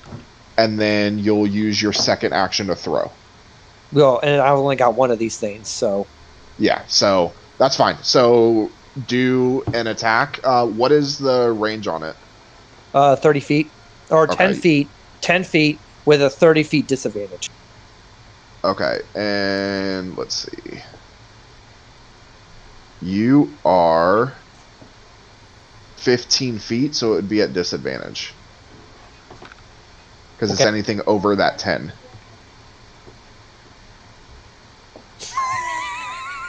I'm not going to roll again.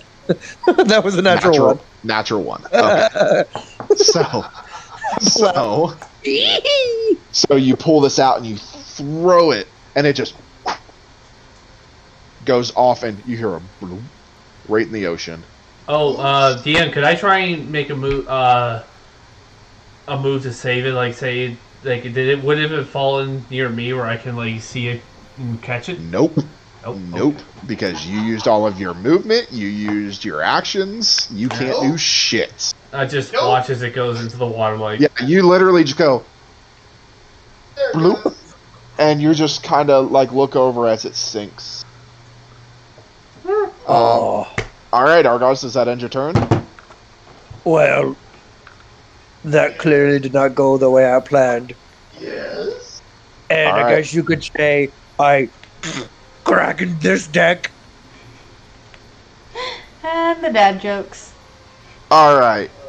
Akira, you are up with Lily on deck. Well, hearing the commotion from my captain's quarters, I'm going to... I think technically, you'd be at your desk, right? Yeah. Okay, so you'd be back here. Yeah, I'm back there. I am going to move my 45 feet to try and get to the Kraken.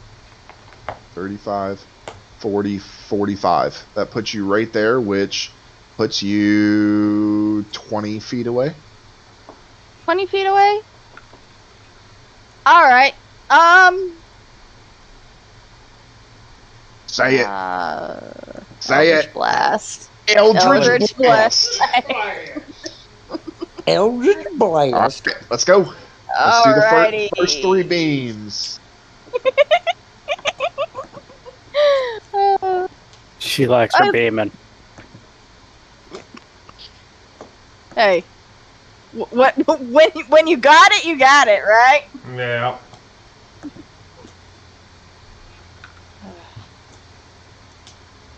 Alrighty.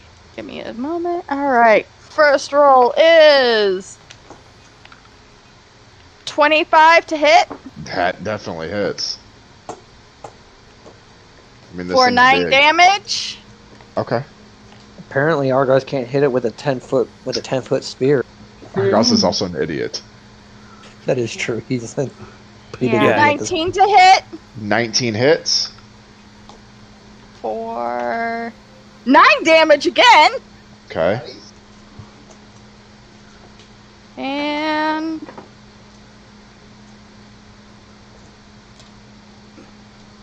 22 to hit. That hits.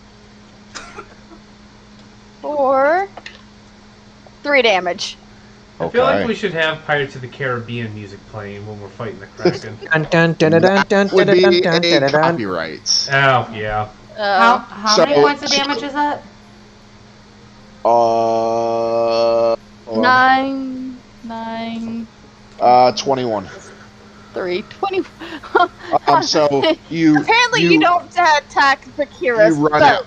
You run out and 3 black and purple beams of energy come out and hit this Kraken as it starts flailing. And Belvis, with that, like, the waves are kicking up, and you guys see Belvis just whoop, fly up into the air, like, hey guys. Belvis just, but I kind of landed because, again, water. Oh, yeah. Yeah. Now is not the time to be splashing around, Belvis. Alright. Well, you know what I'm doing again for my second attack. Eldritch Blast. Can I take a guess? You're attacking it with your sai. 18? 18? Yes. Just hits. Okay. So that would be for 3 damage. Okay. Second beam is 22 That hits. for 9 damage. Okay.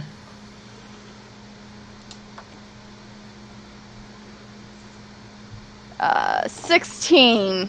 That one misses. So, after seeing those 3 hit, you're feeling pretty confident. The first 2 smack it really hard. It flails again, and as you shoot the second one, its tentacle goes up, and it goes just under its tentacle as the tentacle slams down into the water, and you see Belvis once again.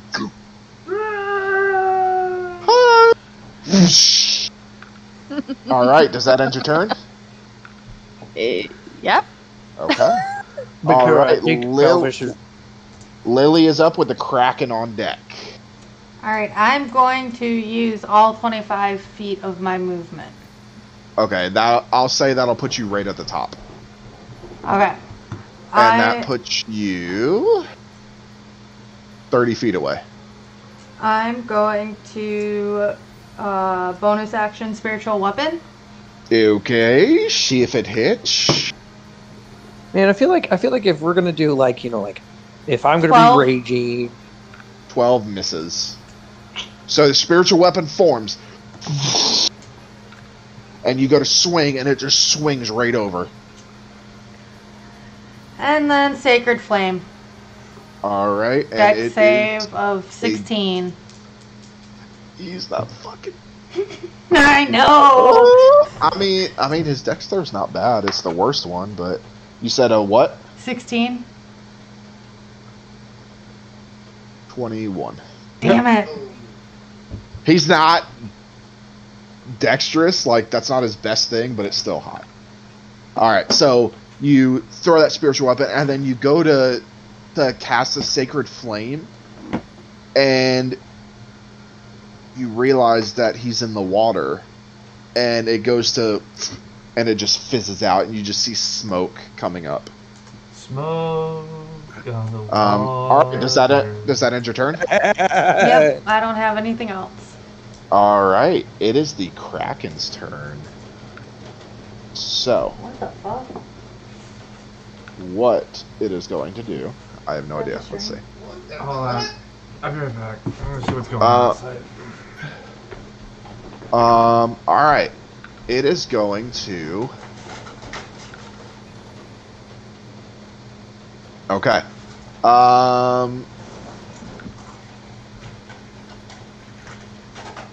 It's going to make 3 tentacle attacks.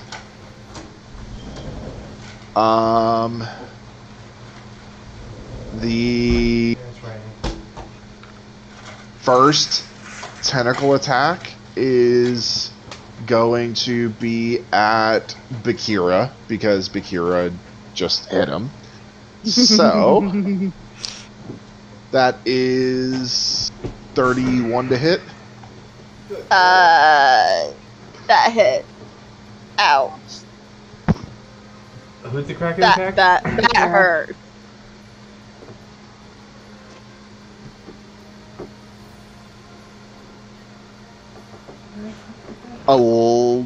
I'm sorry, 21 points of bludgeoning damage. That's halved. Because I am it? resistant to bludgeoning. Okay. Is that now or is that only in your form? It says defense is Okay, that's fine. resistant. But you are grappled by one of the tentacles. Ew. So on your turn, you will have to do a escape at the start of your turn. What so is you're- half of 21? Go ahead that'd and be give yourself 12. Alright. All right. So it's going to make its second tentacle attack at Argos. It's just because. 25 to hit, That hit. and that is 22 points of bludgeoning damage. Halved because you're raging. So give yourself 11. And I need you to roll a d20.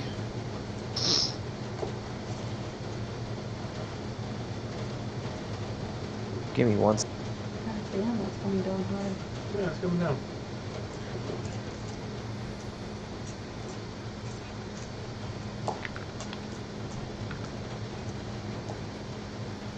Wait, hit.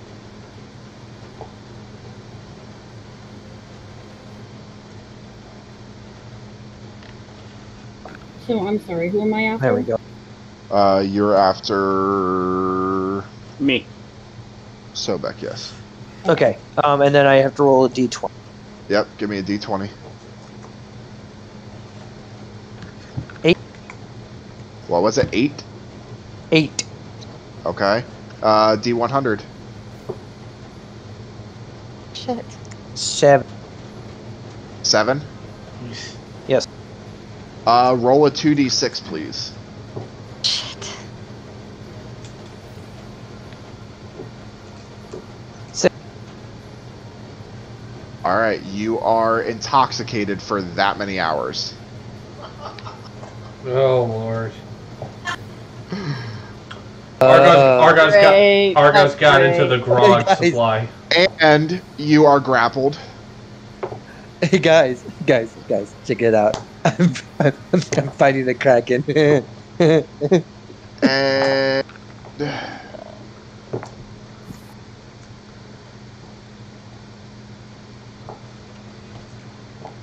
perfect.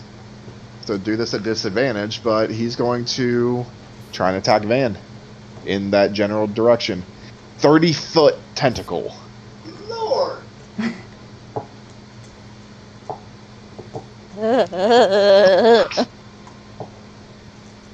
But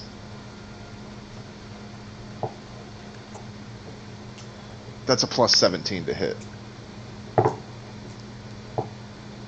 So I'm pretty sure it hits. He has a plus 17 to his hits, yes. Yes. He's a fucking legendary monster. It's a Kraken. You guys had 6 different monsters I could have rolled for, and I rolled a d6. I rolled a d6 for the hardest one. Okay, so that hits you. That is... Do we have polymorph? We have polymorph we can cast on him. Come on, Ninja Turtle. 26 points of bludgeoning damage. 26. And you're grappled. Uncanny dodge. Okay, so it's halved to 13. And you're grappled. No. Yes. And then at the... It's going to use its legendary action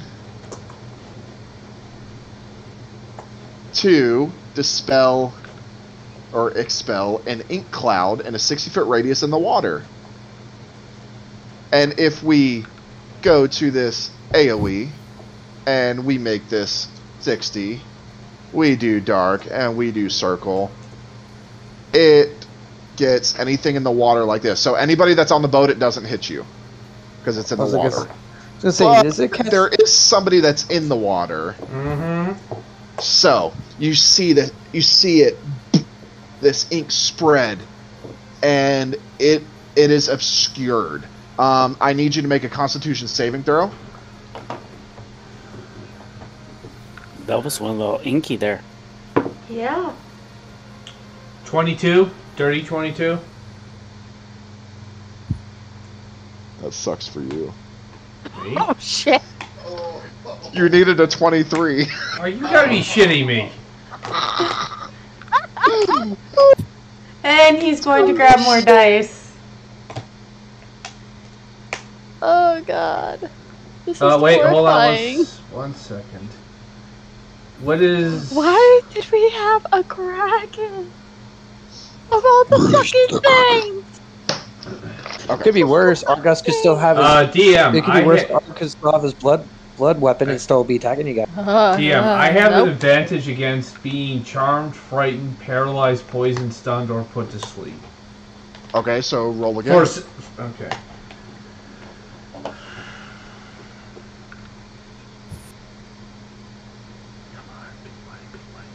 Big money. Why should be less? No! It's a 27! Okay. You still take damage. You just take half. Okay. And that is... You take 6 points of poison damage. And... any attack that you... until the end of its next turn, any attack that you make on it in the water is at disadvantage, because you can't see it. Even though I'm right on top of it? Because it's black ink water. You cannot see it. It's still at disadvantage.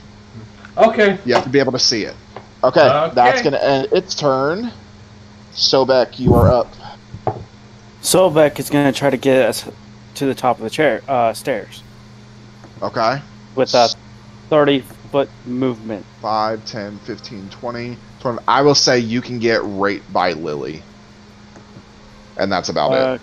Okay, seeing the giant creature in the water, and everyone else, 3 of them wrapped up, he's gonna cast Sacred Flame on it. Which I need a dex save of 16. That's a 14. Oh? Alright. For 7 damage. Okay. And then... So with that one, you run up and you see everybody grappled. You see this ink throughout the water. You have no idea where the fuck Belvis is. You just reach out and you see these white flames just...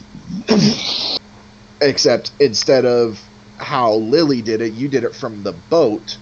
And it reaches up and hits some of the tentacles. Okay. 1 second here. See if I can do something to help people.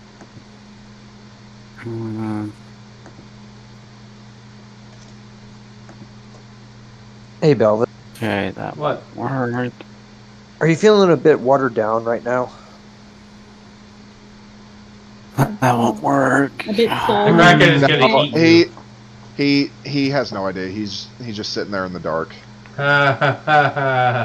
Funny. Like usual.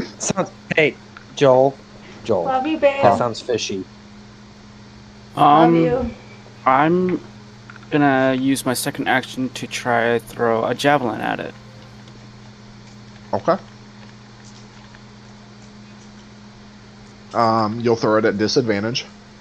Okay. Because it's 13 to 30 hit. feet. Right. 13 misses. Alright. So you throw it and it just bounces right off. Yeah, I figured that one. Does that end your turn? Making sure. Yeah. In my turn this time. All right, Willow. Let's see what you got. All right. So I actually had a question first. Does thunder damage travel like lightning would in water? No. Okay.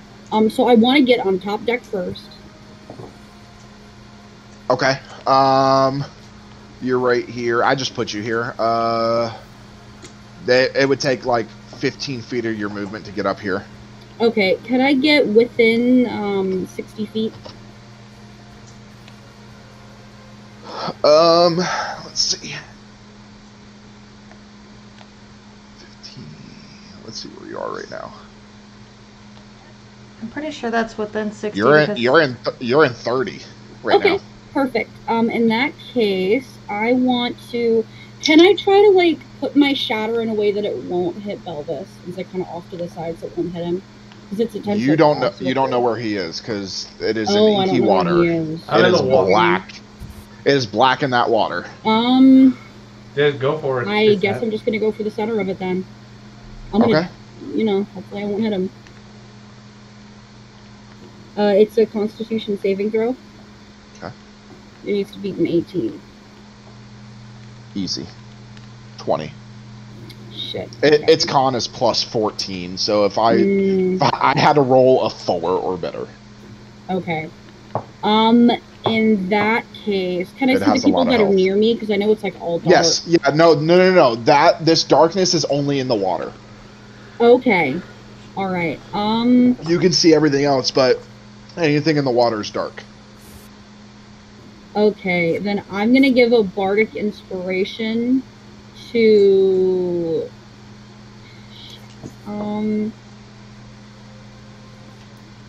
I'll give it to Bakira. Okay, Bakira, bardic inspiration. Awesome. It's a D10. All right, that ends your turn, right? Yep. Huh?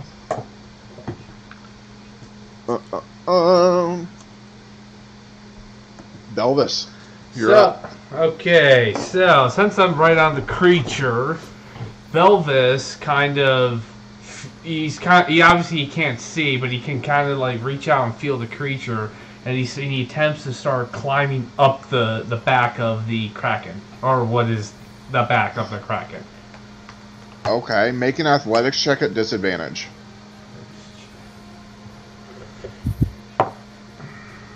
No one else knows Belvis likes to climb up on things? Yeah.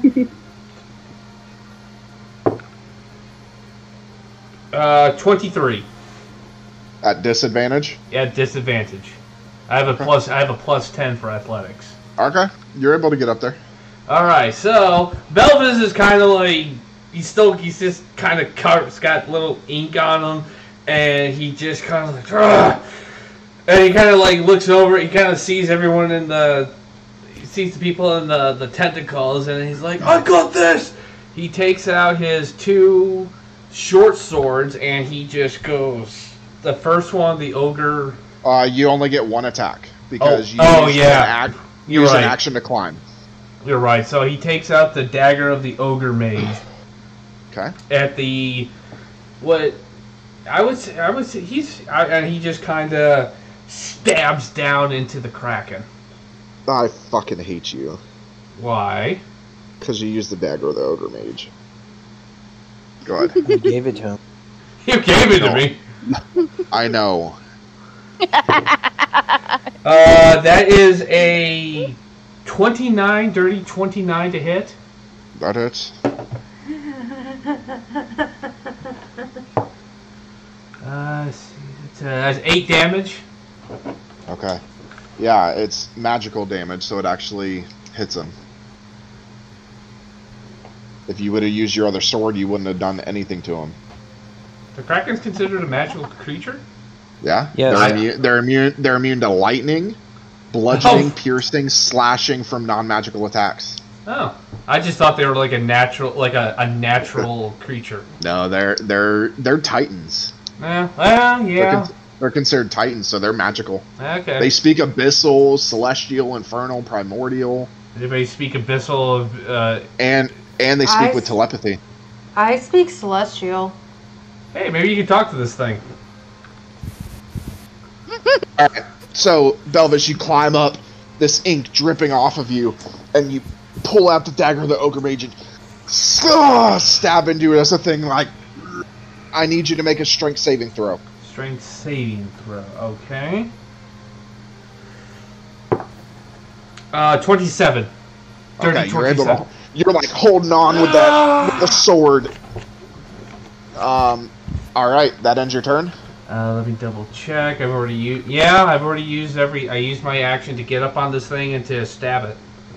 All right, Van, you are up with Argos on deck, but Van, you are grappled, so I need you to make a strength saving throw. Or you can do a grappling check, up to you.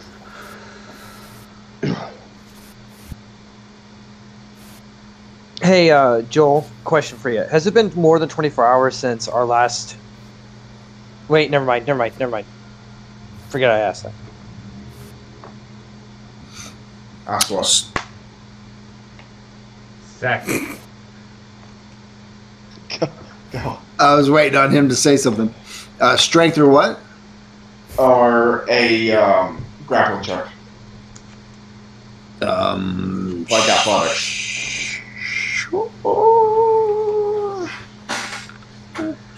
19. Okay. You pull out one of your daggers, cut yourself free. But that takes your action. Okay. Oh, you are free. Okay, so I'm free. All right, okay. Hey, DM, as a bonus action, can I use this awesome card? Oh, you mean the health potion from Link's eStore? Yes. It says Greater Healing Potion heals 44 plus 4. Of course you can. So what you're going to do is you're going to take those little dice that correspond with the color. You'll take 4 of those, and you will roll them and see what it is. These things are so cool. They look like little potions. Excuse me. They're a really great visual aid for when you're when you're playing, so you don't have to always kind of lessen the remembering. So you get this little marker back, right? And I'm healing for 13 points. Okay. So you pop open and you take 13 points of healing. Guys, please go check out Link's eStore on Etsy. You can also check them out on our website, on our sponsors page, for those great things, and also condition rings, which we will hopefully be getting soon once we get our table. All right, that ends your turn? Yeah, because that's my bonus end action, so I'll just stay pipe. Argos, you are up. You are grappled. You are out of the hold in the deck, though. But I need you to make a strength saving throw. A strength saving throw or athletics check or both? Or athletics, one of the other. It's the same thing. It's the same thing for me. Yeah. Oh, well, luckily I'm raged before he grappled me, so I have advantage on strength saving throw. 21? 21. The first one was a natural one. You break free as the tentacle just rips off, and you're standing there. You're pissed. That takes one of your actions. Okay. Question: is my Realm's Warden axe? Is that still nearby? Was that still like on me when he grappled me? Right by your leg. So You do not have to take an action to pick it up. Okay, so I'm gonna pick it up, and then I'm just gonna take a nice big ol' heave directly at it. Okay.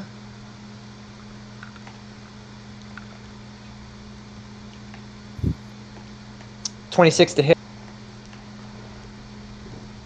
That hits. Okay, give me 1 second. DM, a quick question while he's going through that. Now, so far you described the escape, cutting the thing, him breaking the tentacle apart to break out. Is this damaging this thing? I mean, these seems like physical attacks. Is the Kraken losing HP or is rendering these tentacles like non-functional anymore? Nope. Okay. So I deal it 4 slashing damage and then 5 radiant damage. Okay. Alright. So, as you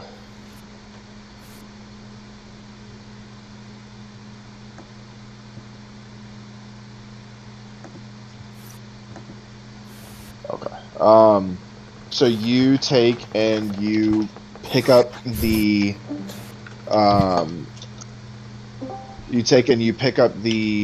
axe and you rush over and just take a huge swipe at him. You deal a little bit of damage. I mean, it kind of glazes off of him, but all right. Is that end your turn? Yes, because I used an action. He used an action to drop me, or it took an action to get out, so I cannot attack more than once. So okay, yes. Captain Bakira, you were grappled. I'm gonna do an athletics because I have advantage on athletics. Okay. Natural 20. 20 actually. And you push the tentacle off. That was gross. So that's one action. So you only get one Eldritch Blast. So since we broke out, can we say, and that's a wrap? Oh my god. Oh my god. You have another right. character ready, right? Yes. You still have the character. Yes, I do. Because Tree's dead, so. Yes, he is.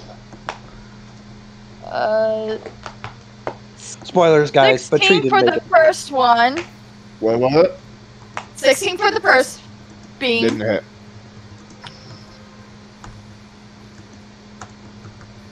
Dirty 20 for the second beam. That one hits. For 3 damage. Okay. Bakira, what are you? A warlock? Nope. Blood Hunter. I know. I was being facetious.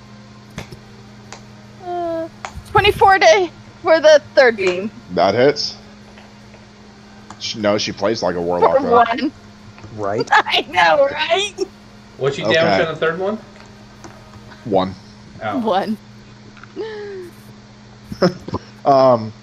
So you break free and then just first one flies past. The second dude hit it. I mean, you guys can't tell if you're even touching this thing. Does that end your turn? Ends my turn.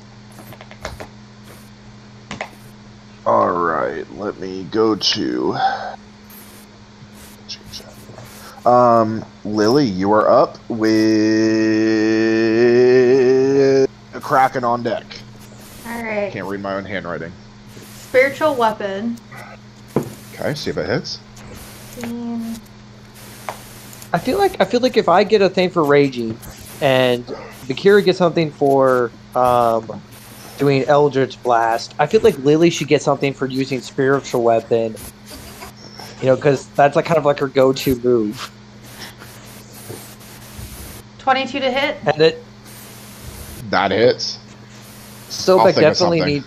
I was gonna say Sobek needs something for his Divine Smite, and then Van is gonna need something for a sneak attack. Belvis, and then shit. Belvis, since you action surge, you should just yell like a Dragon Ball Z character. 11 points of damage. How much? 11. Okay. And then... Sacred Flame. Nope. Oh. What? She said, fuck Fuck you guys. Fuck I'm you. going to cast Inflict Wounds Ooh. Okay. at 2nd level. Okay. Inflict wounds. Is that a touch? It is. Can I get within range to touch it? What's your movement? 25? Such a tentacle. All I want to do is touch a tentacle. You know what? I'll allow it. You can touch its tentacle all you want. You go ahead and touch its tentacle. That's not appropriate. Not like that! Not like that! Go ahead. There you go. Inflict wounds on his tentacle. 22 to hit? That hits. I'm pretty sure they make medication for that. I'm done. I'm done. Monostat Kraken. And that's 18 points of damage. Okay. Holy crap! Holy Kraken! Oh. Crabs. So, I don't You- even be hearing this. My mind goes south. after you cast that, the sword hits it, distracts it as you run up. You grab onto that tentacle, and you pulse the the disease into it. As you're like wrapped around the tentacle, legs and arms and all. Is that end your turn? Yes! Can I let go of the tentacle? Or is that an action? No, I will let you let go of the tentacle. Lily. I don't want to hear it, Argaz. I don't want to hear it. You are a brave gnome. I It just is want to point the- that out. Kraken's turn. Oh, So remember, I have the bracelet on that I show no fear. Yeah. Correct. The Kraken in love with Lily now. All right. You're the one who can So- talk to it, Lily. Yeah, but the thing is, in character, I don't know what it speaks. Oh, yeah. Unless it said something, you would understand it. Yeah. All right. So it is going to make its Seriously? 3. It's gonna do a. It's gonna do 3 attacks. Its first attack is going to be a bite attack on Belvis. A bite attack? I don't think I'm near its. I climbed up on the back of it. I don't think I'm near its mouth. It's going to flick you up and swallow you. Oh, okay. Ooh. So that would probably be an acrobatics check to see if The only it, thing is, Belvis, It's just gonna you be an ready to attack. say, Belvis? I just really need you to say in your best Captain Jack voice, "Hello, beastie." That's a 32 to hit. Okay, so it hit me. Ow. Yes. And Get out of you, big boy. let's see. Gosh, darn you so This bad. one. Oh crap, he's getting more dice. Oh, you can use the grog dice? Oh, I have the grog dice. Oh, I need more than just the one. Oh god. Oh god. I want to get the pike dice. Belvis, you got a new character, right? I have backups. All right, then it is. We seriously need to bring in Bunny into our group. Well, somebody better hop to it then. 17 points of piercing damage. Holy shit. Dude, grabbing on this. And you are swallowed. Ooh. So when it comes my turn, I have to do an escape attempt.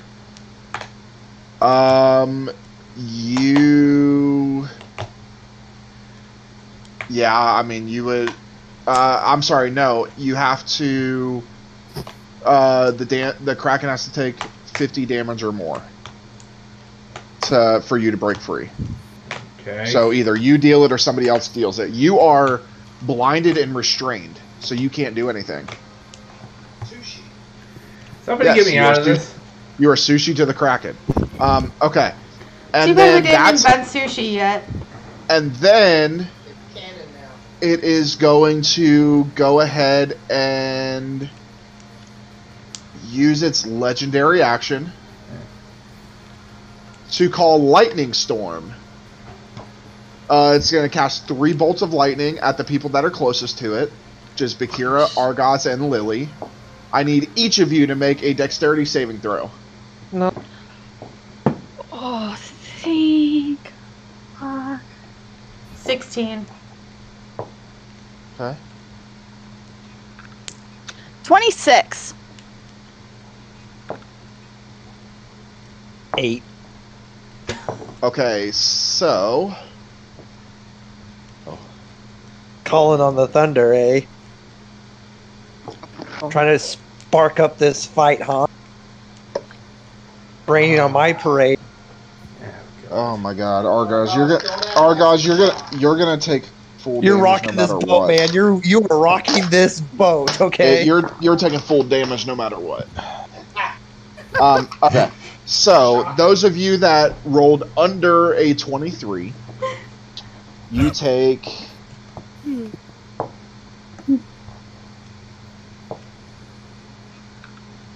Doing okay there, Lily?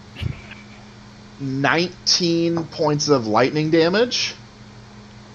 And And this, everybody. no, this is Bakira, Argos, and Lily. So Okay. those that failed with a less than a 23, that's 19 points of lightning.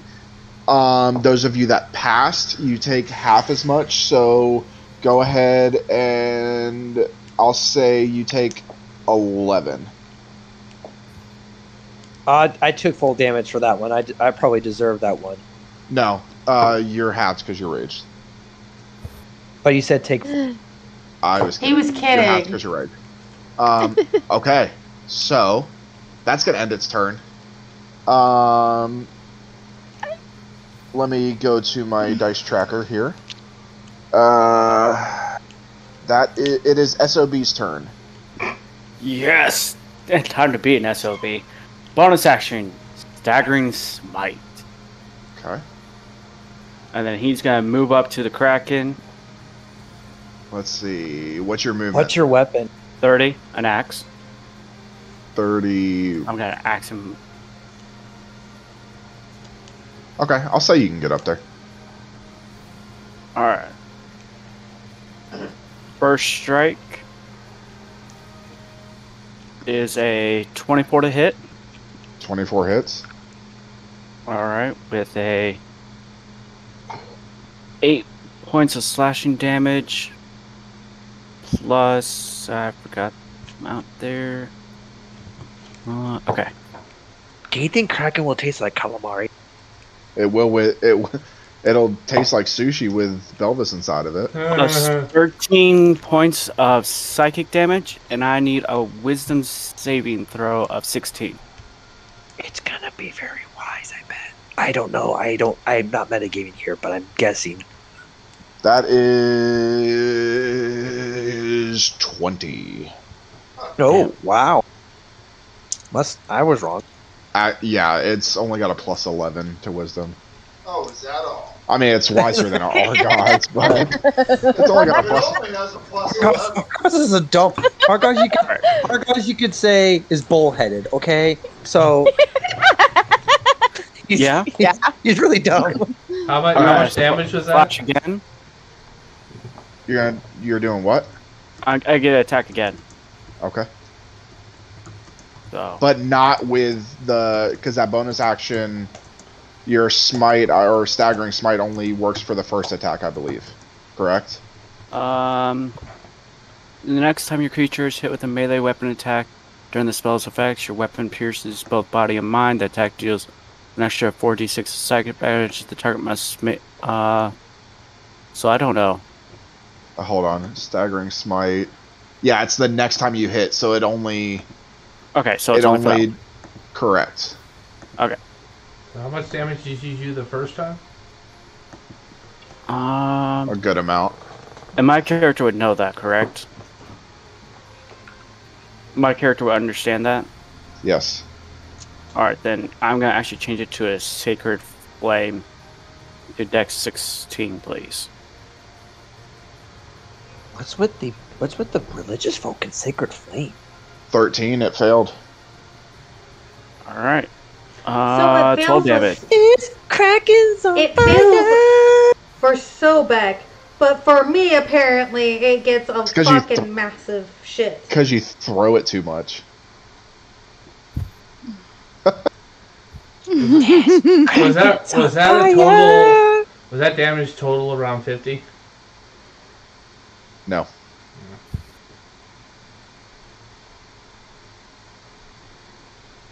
Sorry, but he's not spinning you up anytime. Yeah, because that was only 25. It was only because the psychic damage was 13, the Sacred Flame was 12, and then the 8 for the slash. But you said something about that, didn't you? Yes, he is immune to it because So it's a normal slash. So he takes no damage. Except for it's non-magical. Right. So it's just the 13 and the 12, correct? From the first hit, yes. Yeah. Correct. Well, the 12 was the Sacred Flame. Yes. Yes. So 25 damage. Not quite. Okay. So on that, I'm just trying to fry up the calamari. What are you guys talking about? that ends your turn. Willow, you're up. Cooking up All this right. fight, eh? I want With to, Belvis on deck. I want to, shit. I don't know if this is going to hurt him, but it's the only thing I can do to try to get in there. I am going to try again with my shatter. And don't worry about hurting me. I've literally been eaten by a monster. There's really not too much you can do to me. Okay. I'm going to try to cast shatter You didn't again. get eaten, you got swallowed. A lot of my attack spells have saving throws, so come on. Okay, so it's a con, right? Yeah.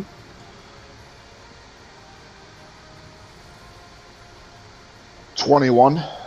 Yep, I don't do it. He's got a high con. And that's it. I can't really do anything else. Okay. Alright. So, top of the round is Belvis. Belvis, you're restrained. You can't do anything. So, Belvis is just kind of like, trying to move around and cut his way out, but he really can't do anything. Nope. Could I can't roll for it? There's nothing I can do? No roll You're slash? restrained. You're restrained. Yeah, you can't do wiggle, anything at wiggle. all. You're not grappled. You are restrained. Yeah. Alright.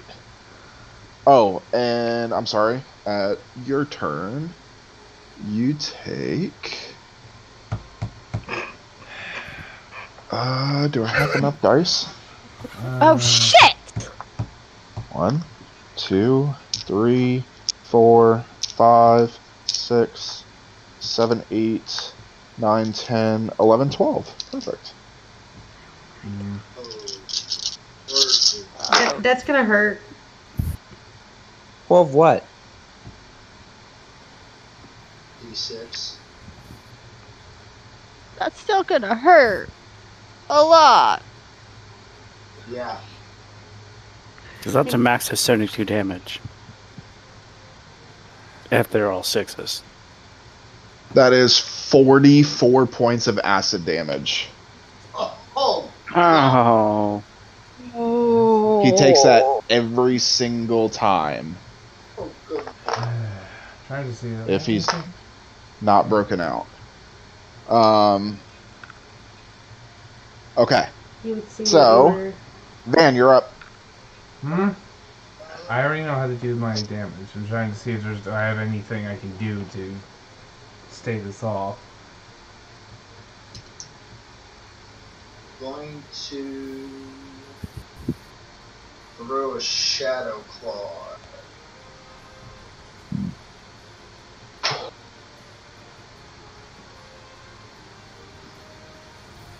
I mean, 24 to hit. That hits.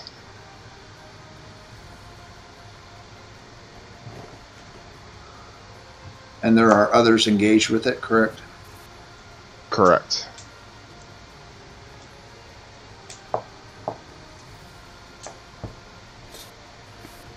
All right.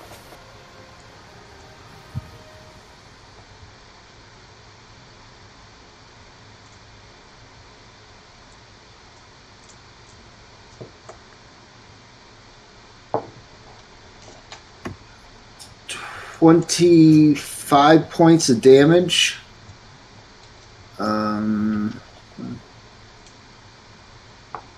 I'm sorry, 27 points of damage, and 7 of that is psychic. Okay. And then I would like to disengage and hide. Okay.